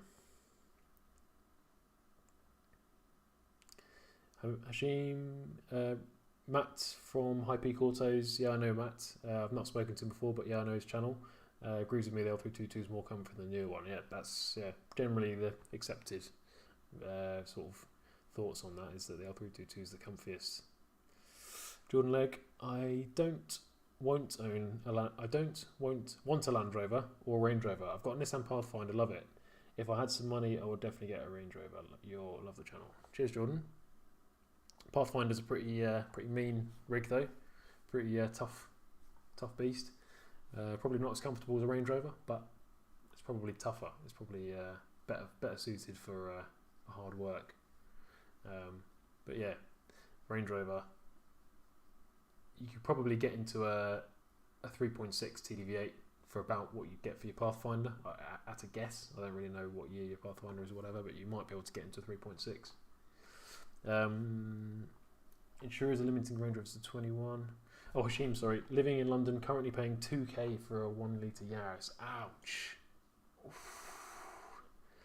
And that is the reason why I never drove a small car when I was sort of 17 to, when I was, I've never driven a small car really. Instead of getting a 1 litre Yaris, I bought a 1989 Defender, a Land Rover 110 station wagon as my first car, pretty much. And the insurance on that, I could get classic insurance on it through the NFU, and it was costing me, I think, for my first year, under £1,000, and that was on a 2-ton Land Rover.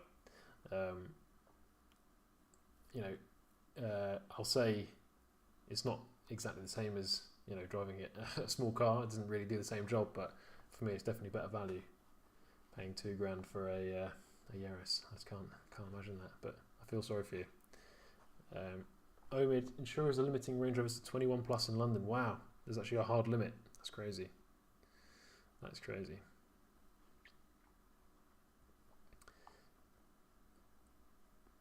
It kind of makes sense though, in a way.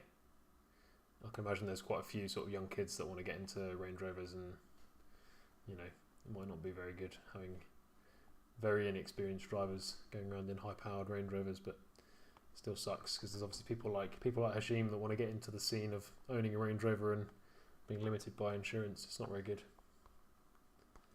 Faceless YouTuber, thank you very much for subscribing.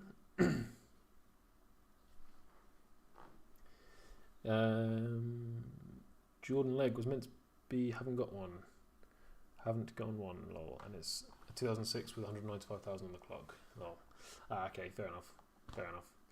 Yeah, I don't know, I guess keep saving up. If you want to get into the Range Rover life, you've got to make sure you've got a budget to buy the Range Rover, and you've also got to have some money to do other stuff to it.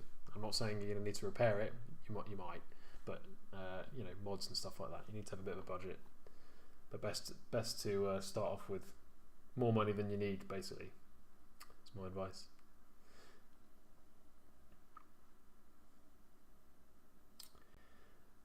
Tristan, cheers. I've got to go now. Been a good show. We'll watch the rest tomorrow. Have a good Sunday. Catch you soon. Cheers, Tristan. Thank you for joining and all your comments. Much appreciated. Probably not going to go on for too much longer. We've done our job now. We've finished all the light units. As you guys can see, I'll bring this one over as well so you can see the pair together. The job is done. Oh, can't really see that one. There we go. There's our pair of light units there. Yeah, we got the job done. Got what we needed to do done. It was a bit tricky at the start. You guys saw me struggling a bit there, but yeah, not too bad. A Montario 100. I'm pretty sure I know who you are, Montario, but for the sake of me being sure about it, can you put your first name in the chat? Because I'm pretty sure I know who you are, but I can't fully remember. But remember the LPG Lander you had, enjoying your content, mate. Cheers. Yeah, I had an LPG 110 V8 as well at one point, which was a pretty crazy car for I think I was 19 at the time. Used to go through about a tank of LPG a week. So yeah, even though it was LPG, not too cheap to run. Omid, have you thought of tuning yours? We had a bit chat about this earlier. 4.4 TDV8. Generally, you can't do anything in terms of EGR and DPF, but remaps are definitely a thing, and I would be tempted to do it. But I want to kind of do the EGR and DPF at the same time if I can, so I need to do a bit more research into that.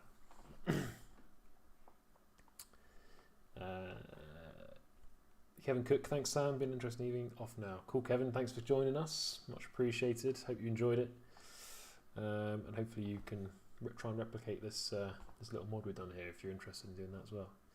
Night Tram, I'm 36 here, have a few cars, L322 3.6 cost me the same as Corsa D 1.2, that's 3 weeks ago. Small cars are expensive because of young drivers, yeah, I think that's the case unfortunately.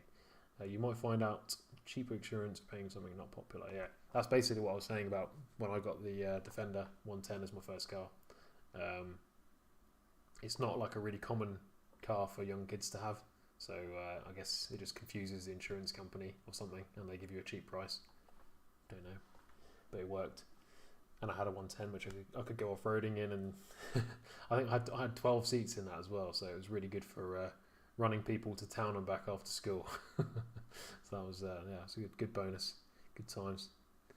Hashim, I commute to uni in Kent from London. Okay, fair enough. I'm from Kent originally. I don't know if you know that or not, but I am.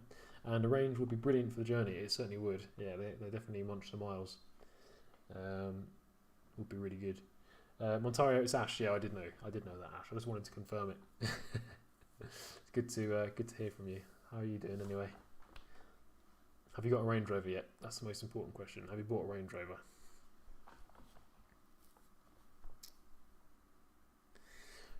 Jer Saunders, really enjoying watching your videos. Live show even better. Thank you.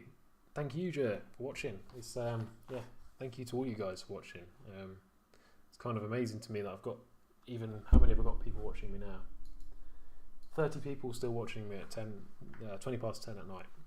That's amazing to me. So I've got to say thank you to all of you guys. I started making these videos with the Range Rover just really something to do in lockdown, and yeah, I'm kind of blown away by how popular they've been, so thank you to all of you guys.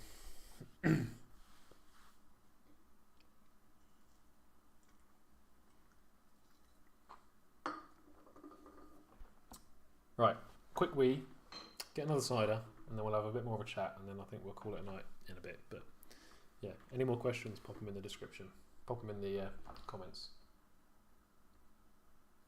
Back in 2 minutes.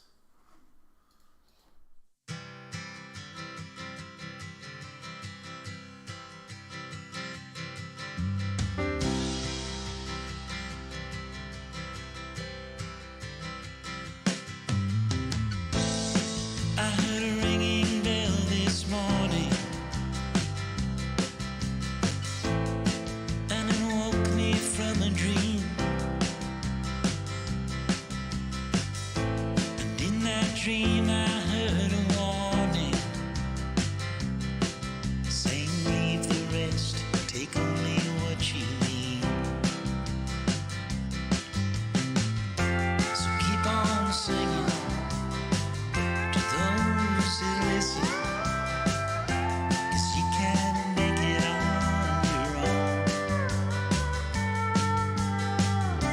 Time goes slowly, the world gets lonely, when you got no one on your side. You gotta love one another, sister and brother, 'cause you only got one ride.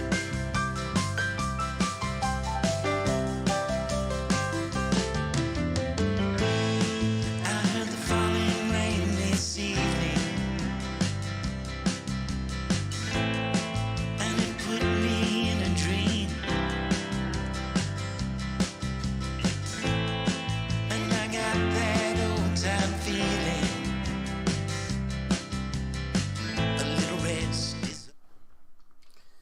Right, we're back, cracking open another cider. We'll do a bit more chatting if you guys have got any more questions.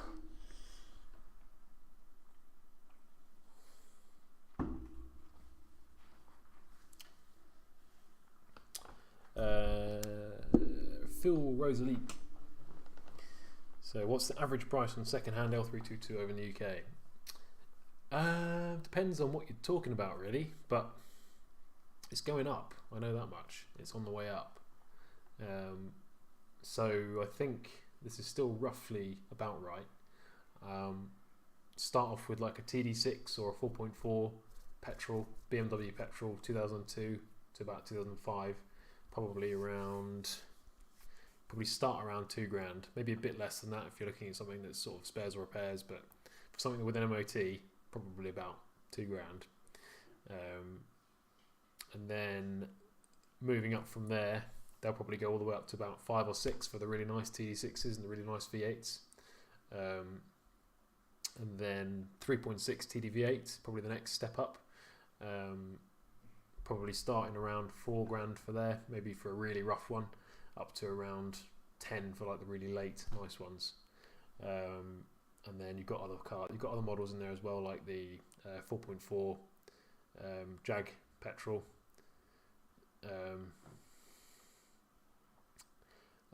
And then where would you go from there? So 4.4 TD-V8, they were starting sort of around 10 grand, slightly below 10 grand, but I think in the last few months, for whatever reason, they've started to really sort of climb up. So you might struggle to find one now for under about 11 or 12. A nice one that is. My one I paid at the time, I paid 6,650 for mine. Being that it's the really high mileage and it was quite rough when I got it, so not really a good example, but they are around. If you want to get a really cheap one, they're definitely around. I don't really know about the V8 petrols, the 5 litre. We don't really get those in the UK too much. They tend to be a bit more.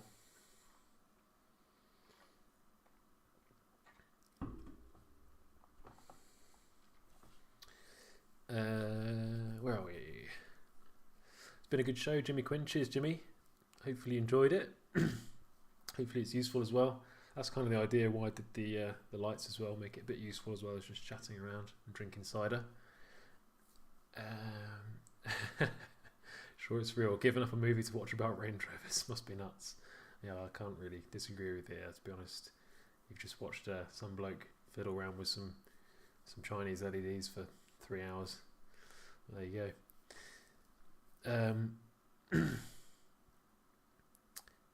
Hey Sam, hope you had a nice week. I definitely did the job. I watched all your Range Rover vids and love them. I want to spend something like 15k on a Land Rover. Yeah, you'll get really nice 4.4 for that, Simon. You should get a really nice Vogue SE or a autobiography, or Westminster for that kind of money. You haven't specified that you want a Range Rover, but that would definitely be up there for a Range Rover. Phil Rosalie, are you shocked at how cheap it is in the UK or how expensive it is? I haven't got down to your comment yet, but yeah, presumably that's not the same as it is wherever you are. Jordan, I bought the Pathfinder 2 years ago for £2,000 and spent £3,000 on the Chase as it was rotten. But hey ho, the kids love it. Chase is taking it for a nice blast to Cornwall in August. Sweet, that would be really good. Be a nice run. 4x4s are awesome for families. Still, even in this modern, environmentally friendly world. Simon Baker, I'm not a techie guy. Should I go for an L322 or something like a Freelander 2? In terms of not techie, do you mean you're not like hands-on? You don't want to do your own work on the car? If so, potentially Freelander 2 is a nice car. The later ones with the TD4 is a really nice little car. But it's not really in the same kind of world as the 322 in terms of the way it drives and the performance and things like that. So still a nice car though, I'm sure it is. If you're not techie, there are quite a few good sort of independent garages around in the UK that can support an L322 and do the jobs on them. Potentially not too expensively if you're not doing the work yourself. I'm sure that some of the guys in the chat will know about where you can get work done and stuff like that. If you tell them where you are, I might be able to recommend you a good garage. Jordan Legg, I've got some of these to put in my rear bumper. 2 160 watt flush mount LEDs. Nice, super bright. I'm putting loads of lights on mine as well. Gary Ward, I was offered 14 for mine. Yeah, I was shocked also. Wow. Yeah, so they're going up. They're definitely going up at the moment. Amazing. I don't know what mine would be worth now, but probably more than I paid for it. Phil, it's a right rip-off over here in Portugal. 2007 3.6 TD8 Vogue, €32,000. Wow. Okay, that's crazy. Can you not import one Phil, is there some tax implications there if you import one from the UK? I know it would be the wrong side drive for you, but potentially worth saving a few quid on. I paid 8.5 for my 3.6 TV8 from Justin at Sterling. That's awesome. That's great. So did you buy it through eBay, Ian? Through the no reserve cars Reading, because that's how I bought mine. I'm guessing it's a later 3.6, a facelift one, for 8.5 grand, but that still sounds like a good bargain. Simon, yeah, not a mechanic. Yeah, probably. I would look around for a good dealer, a good independent, as I said. Phil, 2002 3.8 TD6 Vogue, 240k kilometers, 18,000 euros. That's crazy. Omid, while we're on the topic of cost, how much is fuel currently up in Ireland? Diesel right now is the cheapest I've seen around me is 186 for diesel, which converts to about 153, 152, 153 pounds. So a bit cheaper, I think, than what's over in the UK. We had a 15-cent drop on the duty over here on diesel.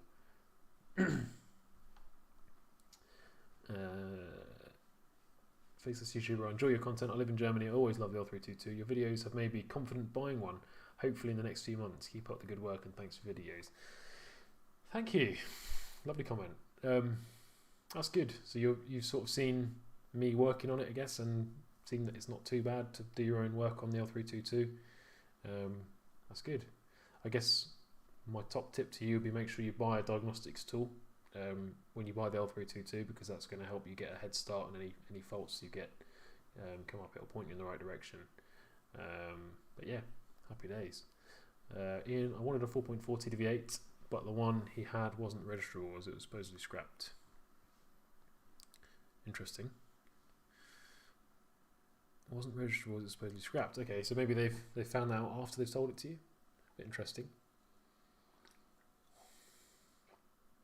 They get quite a lot of stock through that dealer we're talking about, that Cars with No Reserve Reading or Sterling Cars. They actually buy all their cars from like BCA, the car auctions place, and so some of their stock's not going to be the sort of quality you might get from a main dealer or even a second-hand dealer. So you've got to kind of take the risk a bit with them, but it can pay off.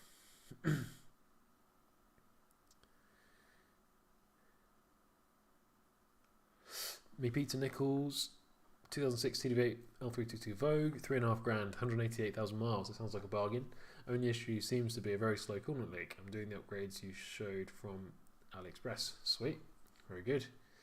3.5 grand for a TDV8. You can't whinge at that, can you? Coolant leak. I'm trying to think where that might be on a TDV8. There might be some common places to look for you to check on that.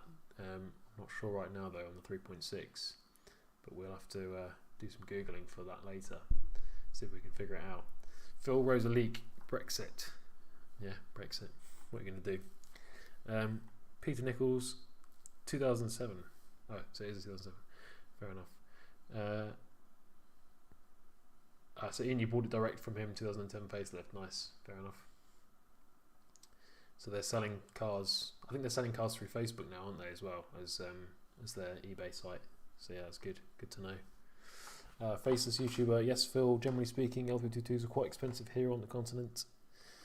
Yeah, it's one thing the UK has as an advantage is that they're very well served for cheap second-hand cars, or at least they were. They're starting to go up now, but we have a pretty good selection for cars in the UK.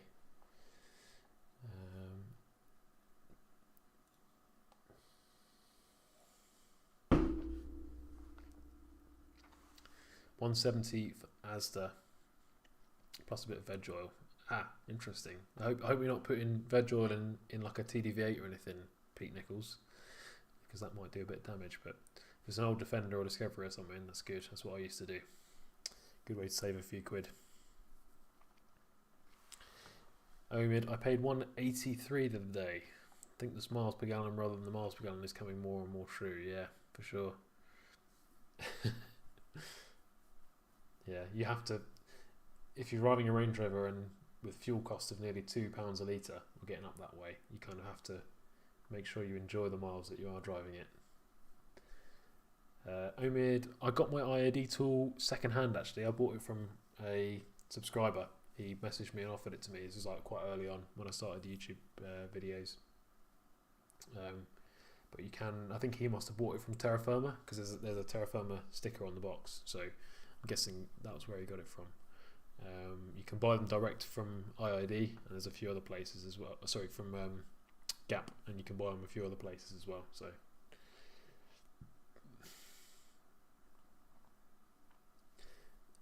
and I've got the normal one. I've got the Bluetooth non-pro. There's a pro version as well, but I've just got the normal one.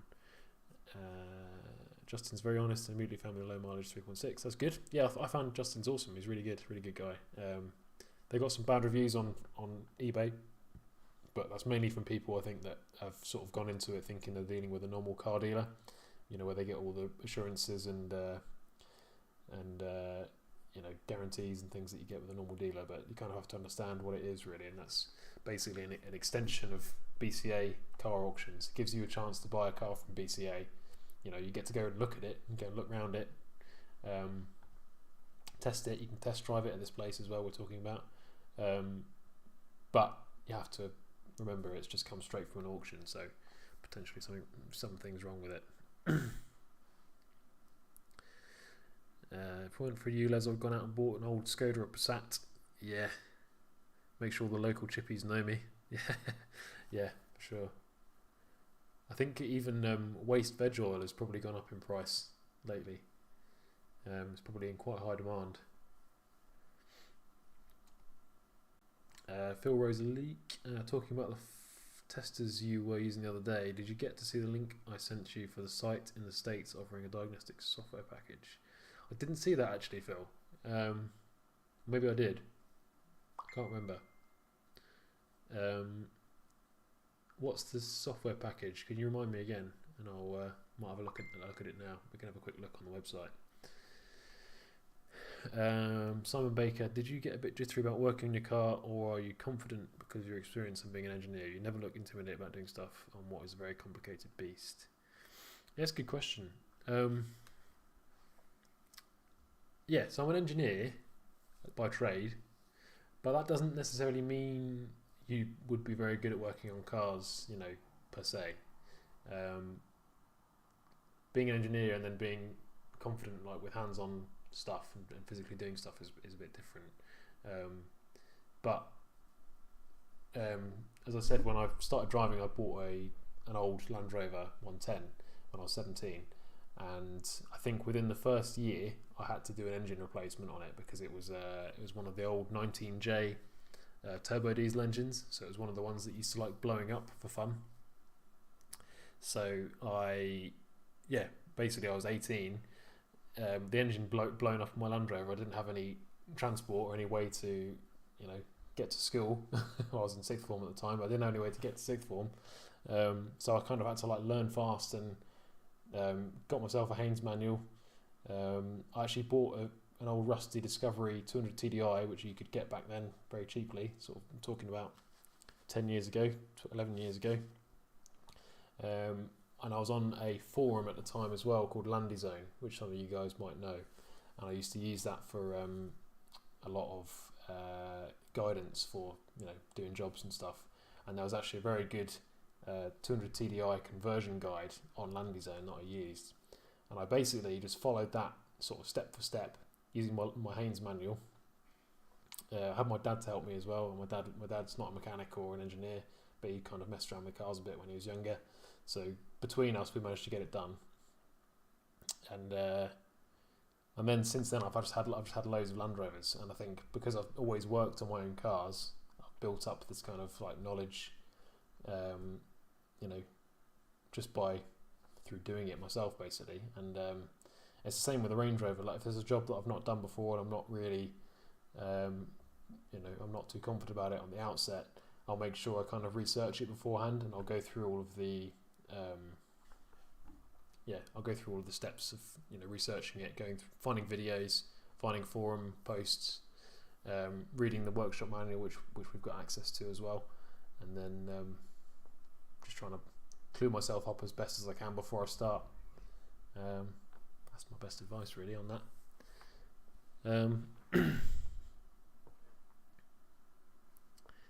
Where are we? Ian Richardson, 105k miles, low mileage and in very good nick. I have an IID tool Bluetooth for sale. Okay, good to know. Anybody else who wants an IID tool in the chat? Ian's got one. Hit him up. I'm sure he'll give it to you for a good price, being a Sam's Motoring Machine subscriber.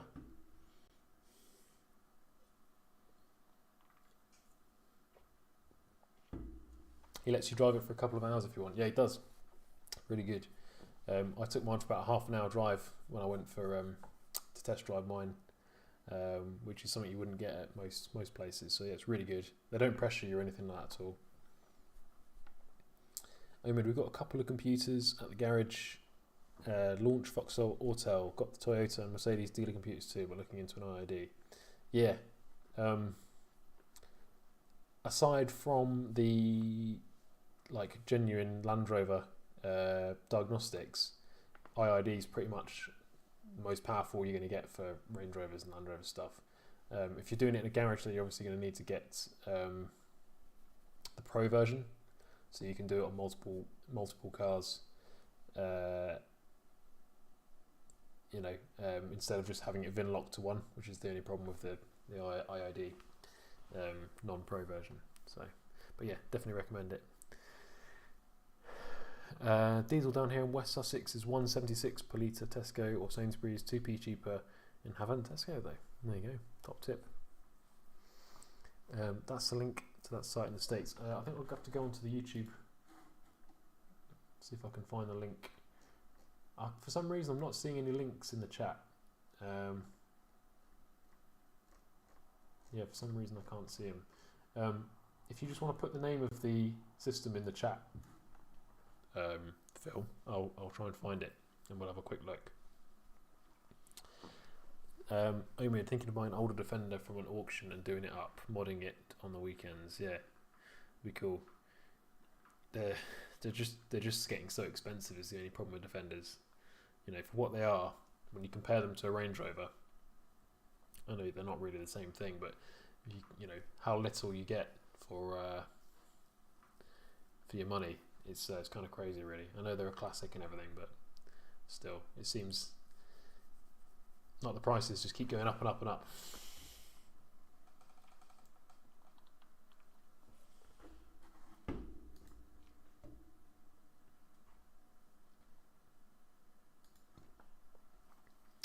Ian, tell us the price for the IID. Ian, is it the normal type or the Pro? Come on, Ian. We've got some buyers here. Make a sale. Maybe we should start a Sam's Motoring Machine. Maybe we should start a little classified section or something for bits, Range Rover bits. What do you reckon?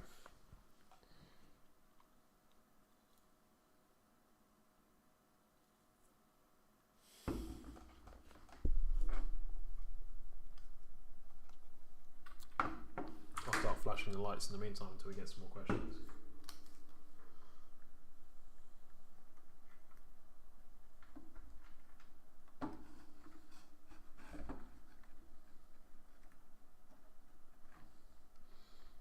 I'm actually going to see if I can leave it on for a while, see if we can feel any heat coming off of it.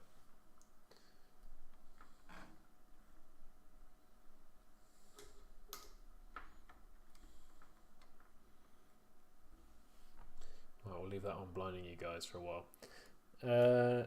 Simon Baker. Hold on, the mouse is in the way here. Thanks for your answer, Sam. I really enjoy your channel. We'll keep them coming. One more question. Will there be any more vids about the crazy Sarko thing, or is that difficult now you're in Ireland? There are going to be more vids on that. As you say, it's a bit more difficult now I'm over here. But at the same time, Nick is a really busy man. He's got lots of projects on at the same time. So it's kind of, we need to get back into the workshop with the Sarko and crack on with it. But yeah, I'm definitely planning to do more videos on it. That's for sure.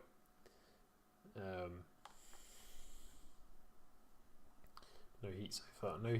No heat feeling coming through it so far. So pretty good. Ian, Land Rover's a big Tonka toys. Defenders and series are very straightforward to work on. Yeah, definitely. Discovery 3 and 5 more techie, but still home DIY. I think I'll think of a price for the IID tool. Cool. Yeah. Kind of good advice there actually. If for the people that are asking about how to start working on a car and how to sort of build up your skills, Range Rover L322 might not be the best car to start on, to be honest. As you say there, Ian, they're a bit more techie. So if you can, try and start on something more simple like like a series or a Defender. Appreciate not everybody can go out and buy a Defender very easily.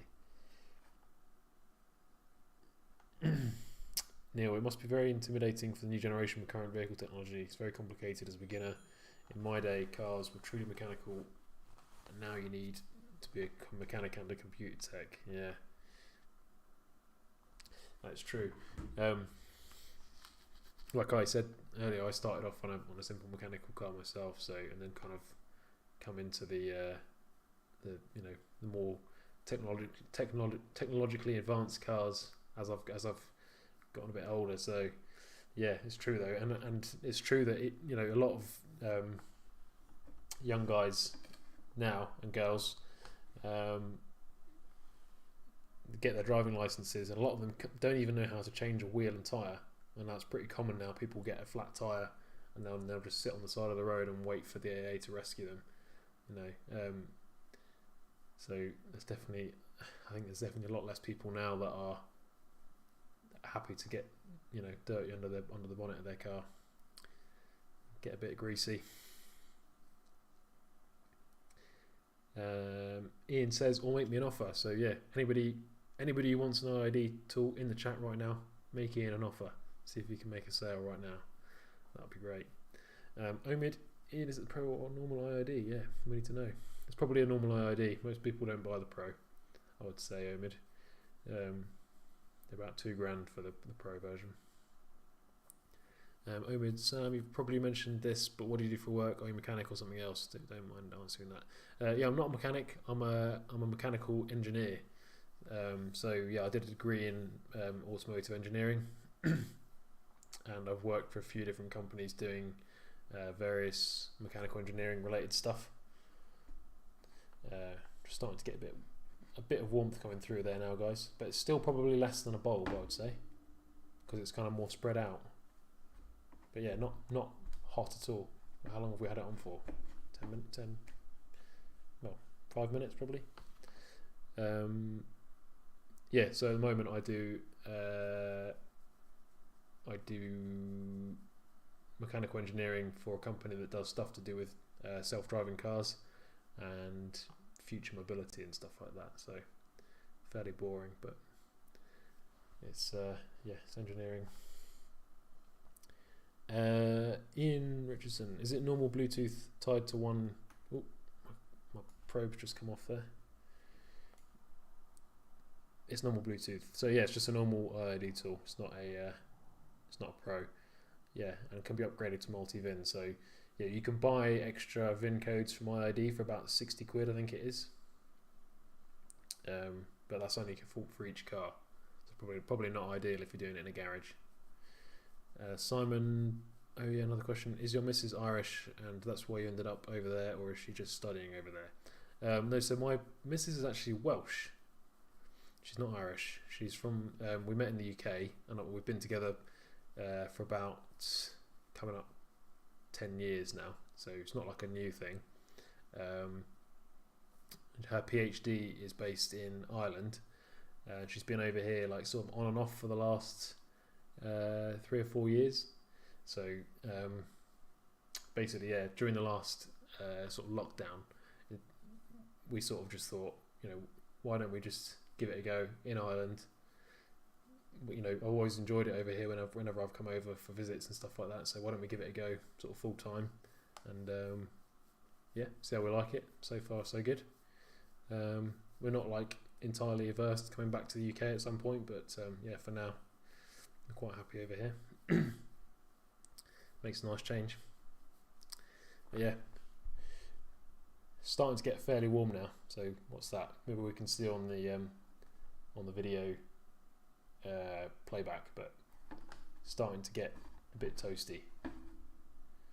So that's probably way longer than you'd ever do on a real, you know, if you're really reversing your car, if you're going back miles and miles, maybe you might have it on for a long time, but I think most of the time it's just going to be a quick 10 or 20 second reverse.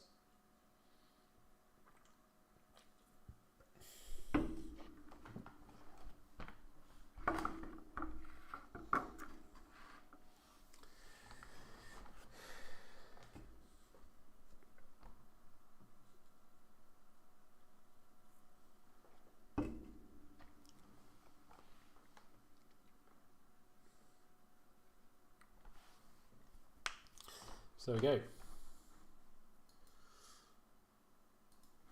I think if everybody's about finished on questions, I'm conscious we've still got 31 people watching. I don't want to end early if anybody else has got anything to ask, but probably look to end fairly soon.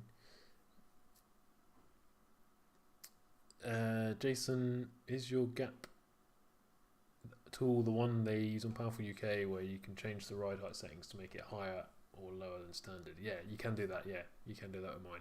I'm presuming they've got the normal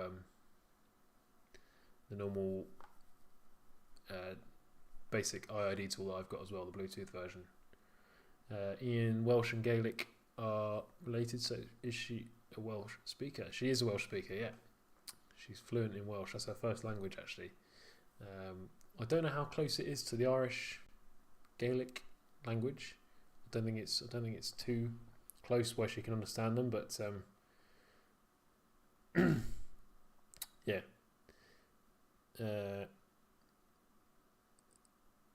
Yeah, so she's Welsh. She's over here. That's all I have to say about that. Don't blame me. Ireland is beautiful. The people are great. Yeah, it is good. It's lovely. There's a lot of things I love about Ireland so far from being here. Main thing, well, not really the main thing. One of the things that really stands out though is how quiet and kind of sparsely populated it is, and you really notice that. You just don't. Since I've been in Ireland, I've not been in a traffic jam, which is, you know, coming from living in the southeast in the UK previously, and living in, you know, even in the Midlands. It's really a nice change, and it's just, yeah, lovely, green and open and fresh.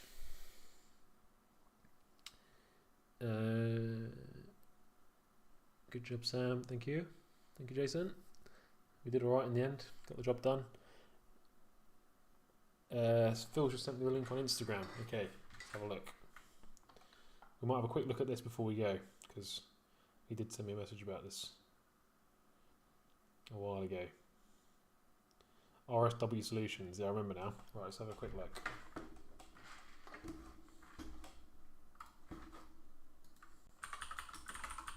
What I'll do is I'll see if I can just quickly throw up the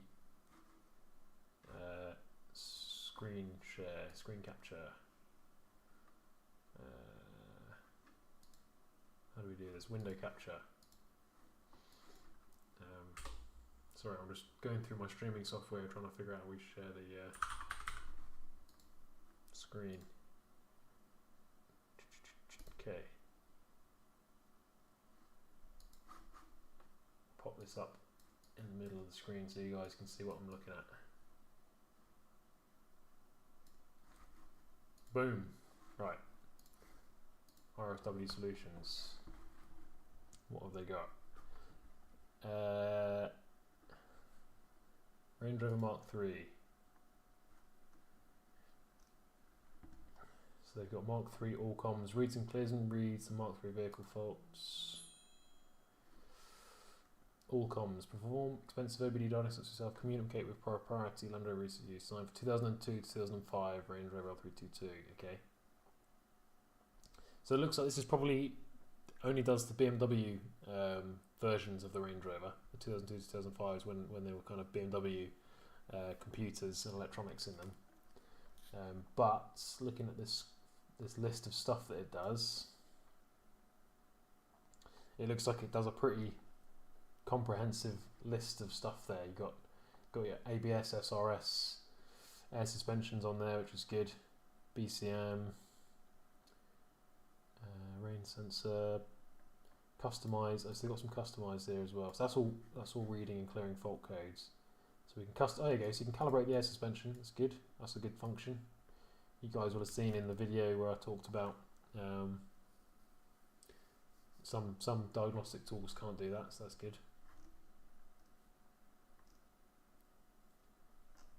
I've got some blurb down here about why it's so good. They seem to have quite a few different things in here. You've got an EAS system as well. Oh no, this is just information about it.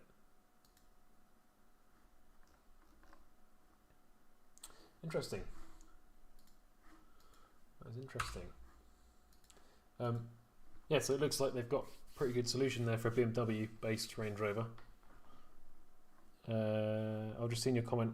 There's another version for up to 2012. Okay, interesting. Yeah, that's cool. I'm guessing. Are you in the States then, Phil? Guessing so. If you sent me that that American website, but I don't know if you can get an IID tool sent over to you. If you need one, you probably can. Right, go back up a bit. Neil, are we fitting them tonight? No, we're not going to fit them tonight, Neil. I don't know how I'd be able to stream that to you anyway, even if I did want to do that. I will fit them and I'll show them on a video. Well, I think that might end up being like one of those YouTube shorts. I'll just do a quick clip and put it on so you'll be able to see what they look like on the car. Good job, Sam. Thank you, Jason. Yeah, where are we going to? What pizza did you go for? I think I've got some kind of a meat and cheese. You know, like most pizzas. I don't know. Just something we do like homemade pizzas, so it'd be something simple. But yeah, I'll have that in a minute. Omid going to head off, Sam. Looking forward to the installation of those lights. Yep, you should see that. Thank you for coming, Omid, and all your comments. Much appreciated. Gary, just want to say this has been a blast. Looking forward to many more. Thanks, mate. Catch you on the next vid. Night. Very good. Cheers, Gary. Thanks very much for coming. You've had a lot of input on the chat as well. It's always good to see. Kyra Menai, my missus, if you didn't know. Some words are similar between the Irish and Welsh. Just realised the chat is kind of off screen here. Move that up a bit.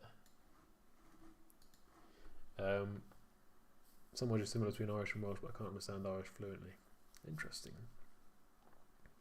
So she's got a secret language that I don't understand. It's not fair. In Richardson, like my brother-in-law, and whilst I lived and worked in Wales, several friends went to work in Ireland and picked up Gaelic very quickly. Yeah. Imagine it is pretty similar in some ways.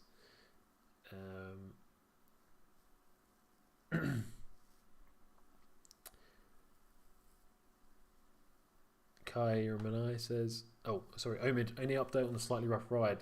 It's still ongoing, Omid. I've got like a couple of routes to go down still with it. I've got a set of new height sensors to fit to it, which I think is possibly a cause for it. So yeah, we're going to try that, new height sensors. I'm going to try and do a bit more data logging on it. I'm going to plug in, I'll show it to you guys now actually, if I can find it. 2 seconds.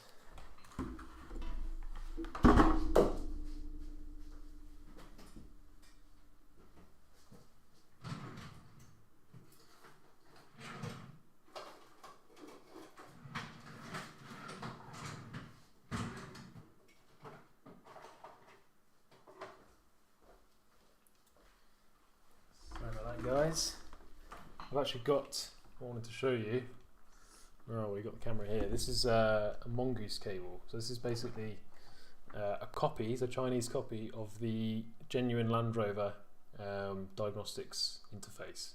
And with this I've got like a genuine, it's not genuine, it's I've got a non-genuine copy of the Land Rover SDD, which is their sort of super duper main dealer diagnostics.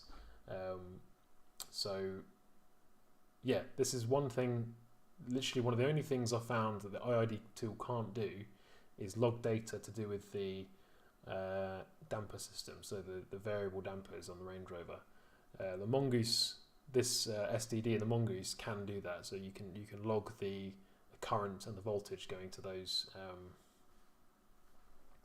dampers. So that's something else I'm going to try and do. I'm going to try and log some data with this and see if we can see anything funny going on there. But that's yeah, still to come. We are going to get to the bottom of that issue though. Neil Yates, I think I speak for everybody in saying really enjoyed the stream. Keep them coming. All the best, matey. Cheers, Neil. I hope that's true. Hope everyone did enjoy it. It's the first time I've done anything like this, so got no idea if it was any good. But yeah, hopefully it was enjoyable and a bit useful as well. Portugal, nice place. Ian Richardson, very invisible folk who are bilingual Welsh, English, and then off to Spanish. ID Tool is Canadian. Oh, okay. I had no idea they were from Canada.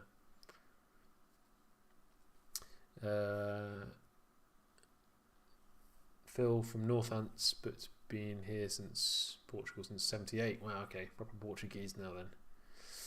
Rob, great night. Thank you, Rob. Thanks for coming. I'm sure I'll do another one at some point in the future. Simon, dodgy rear suspension. I've kind of just covered that, but yeah, it's still ongoing, unfortunately. We are going to get to the bottom of it. Ian, thanks for a great evening. Cheers. Thanks, Ian. That's interesting. You just said the 3.6 is the adaptive dampers and the rider's a bit harsh. Mine's probably a bit more than a bit harsh. It's definitely like not right. It's like to the point where you'd get in it and you think there's something maybe a bit wrong with this. It's weird though, because sometimes it's perfectly fine and sometimes it's really bad, and it seems to get worse the longer you drive it. So you can get in the car in the morning first thing, especially after it's been parked for a few days, and it'll drive fine, be really nice and comfortable, and then gradually the longer you drive it, the harsher it gets. And there's actually somebody else, I've forgotten his name, but a guy contacted me on Instagram who has the same issue, exactly the same issue as me, and he doesn't know what it is. And he's actually a JLR master technician, and he's working on Range Rovers every day, and he hasn't been able to figure it out either. So yeah, we're trying to work on it together though and figure it out. Omid, how much did you get that for? I can't remember. Not very much at all. They're probably about less than, I want to say less than 60 quid, something like that. It's not very much at all. And they give you the software for that as well. It's slightly dodgy. I want to put that out there. I don't want to recommend anybody to get this, unless you really know what you're doing and you're very careful with it, because if you use this to edit any CCF files or code any or program any modules, or like put new software on any of your modules, if this thing craps out halfway through, you can very easily brick your car. You can cause a lot of damage. So yeah, you've got to be careful with it, and they're not as good as the genuine Land Rover, but what are you going to do? 60 quid.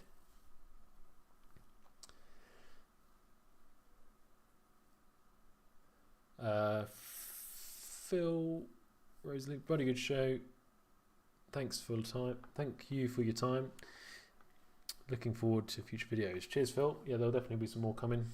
I'm gonna try and keep them flowing as best as I can. If you guys have any ideas for more videos, by the way, chuck them in the just let me know. Put a comment on the YouTube videos, or anything you'd like to see, because I always need new ideas for videos. So. IID Tool owner Patrick, who helps with tech issues, is over in Canada and his natural language is French. Huh. There you go. I didn't know that. Yeah, I've actually emailed him before though. I did email him about what was it? One of the parameters to do with the speedometer on the Range Rover. Yeah, and I got a response from him. He's a pretty helpful guy. It's really good.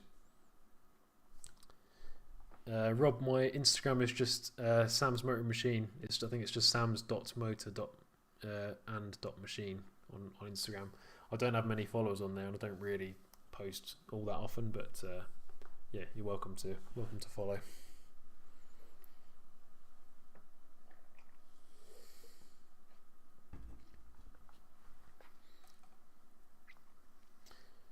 Cool. Just want to say thank you for watching your videos last few months. I went ahead and got a 4.4 as well as my first range. That's awesome. How are you finding it so far, Black Hawk? Hope you're enjoying it so far. Hope it's not been too troublesome, shall we say. But yeah, good to know I'm managing to influence some people. That's not my goal, by the way. I'm not trying to make everybody buy a Range Rover. I'm just sort of sharing my experiences.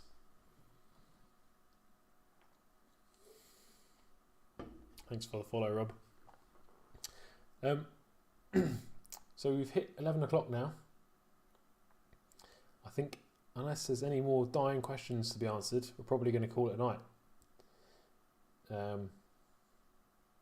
Yeah, we got the job done. Somehow managed to get through that soldering without destroying the wires, so that's always good.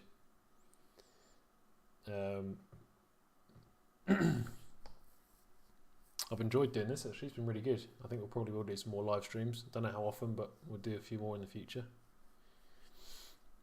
Amy, just a suggestion for suspension. Maybe a loose pin connector somewhere. We have a Mercedes A-Class in our fleet. Dodgy pin on one of the alarm sensors and it kept going off. Finally found the issue. Yeah, it could be something like that. That's what I'm gonna look at when I've replaced all the height sensors.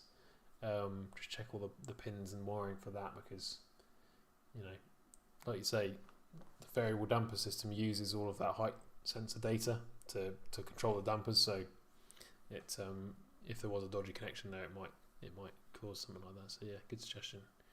Anyway, yeah, I'm gonna go and eat my pizza. But yeah, cheers for watching, guys. I hope you enjoyed it, as I say. I'll probably this video will probably stay up on the channel. So if you want to come back and watch how I did this this light job, you can find that on the channel still. But what I'll probably do is edit a shorter version as well, so you don't have to watch through for 3 hours of me. Yeah. Doing this very slowly and talking and drinking cider. So yeah, we'll do a short video on that, so you guys have got a reference. So there we go. Yeah, good night, guys. Okay, thanks very much, and we'll do this again at some time. Let me know if you've got any ideas for videos. As always, make sure you're subscribed.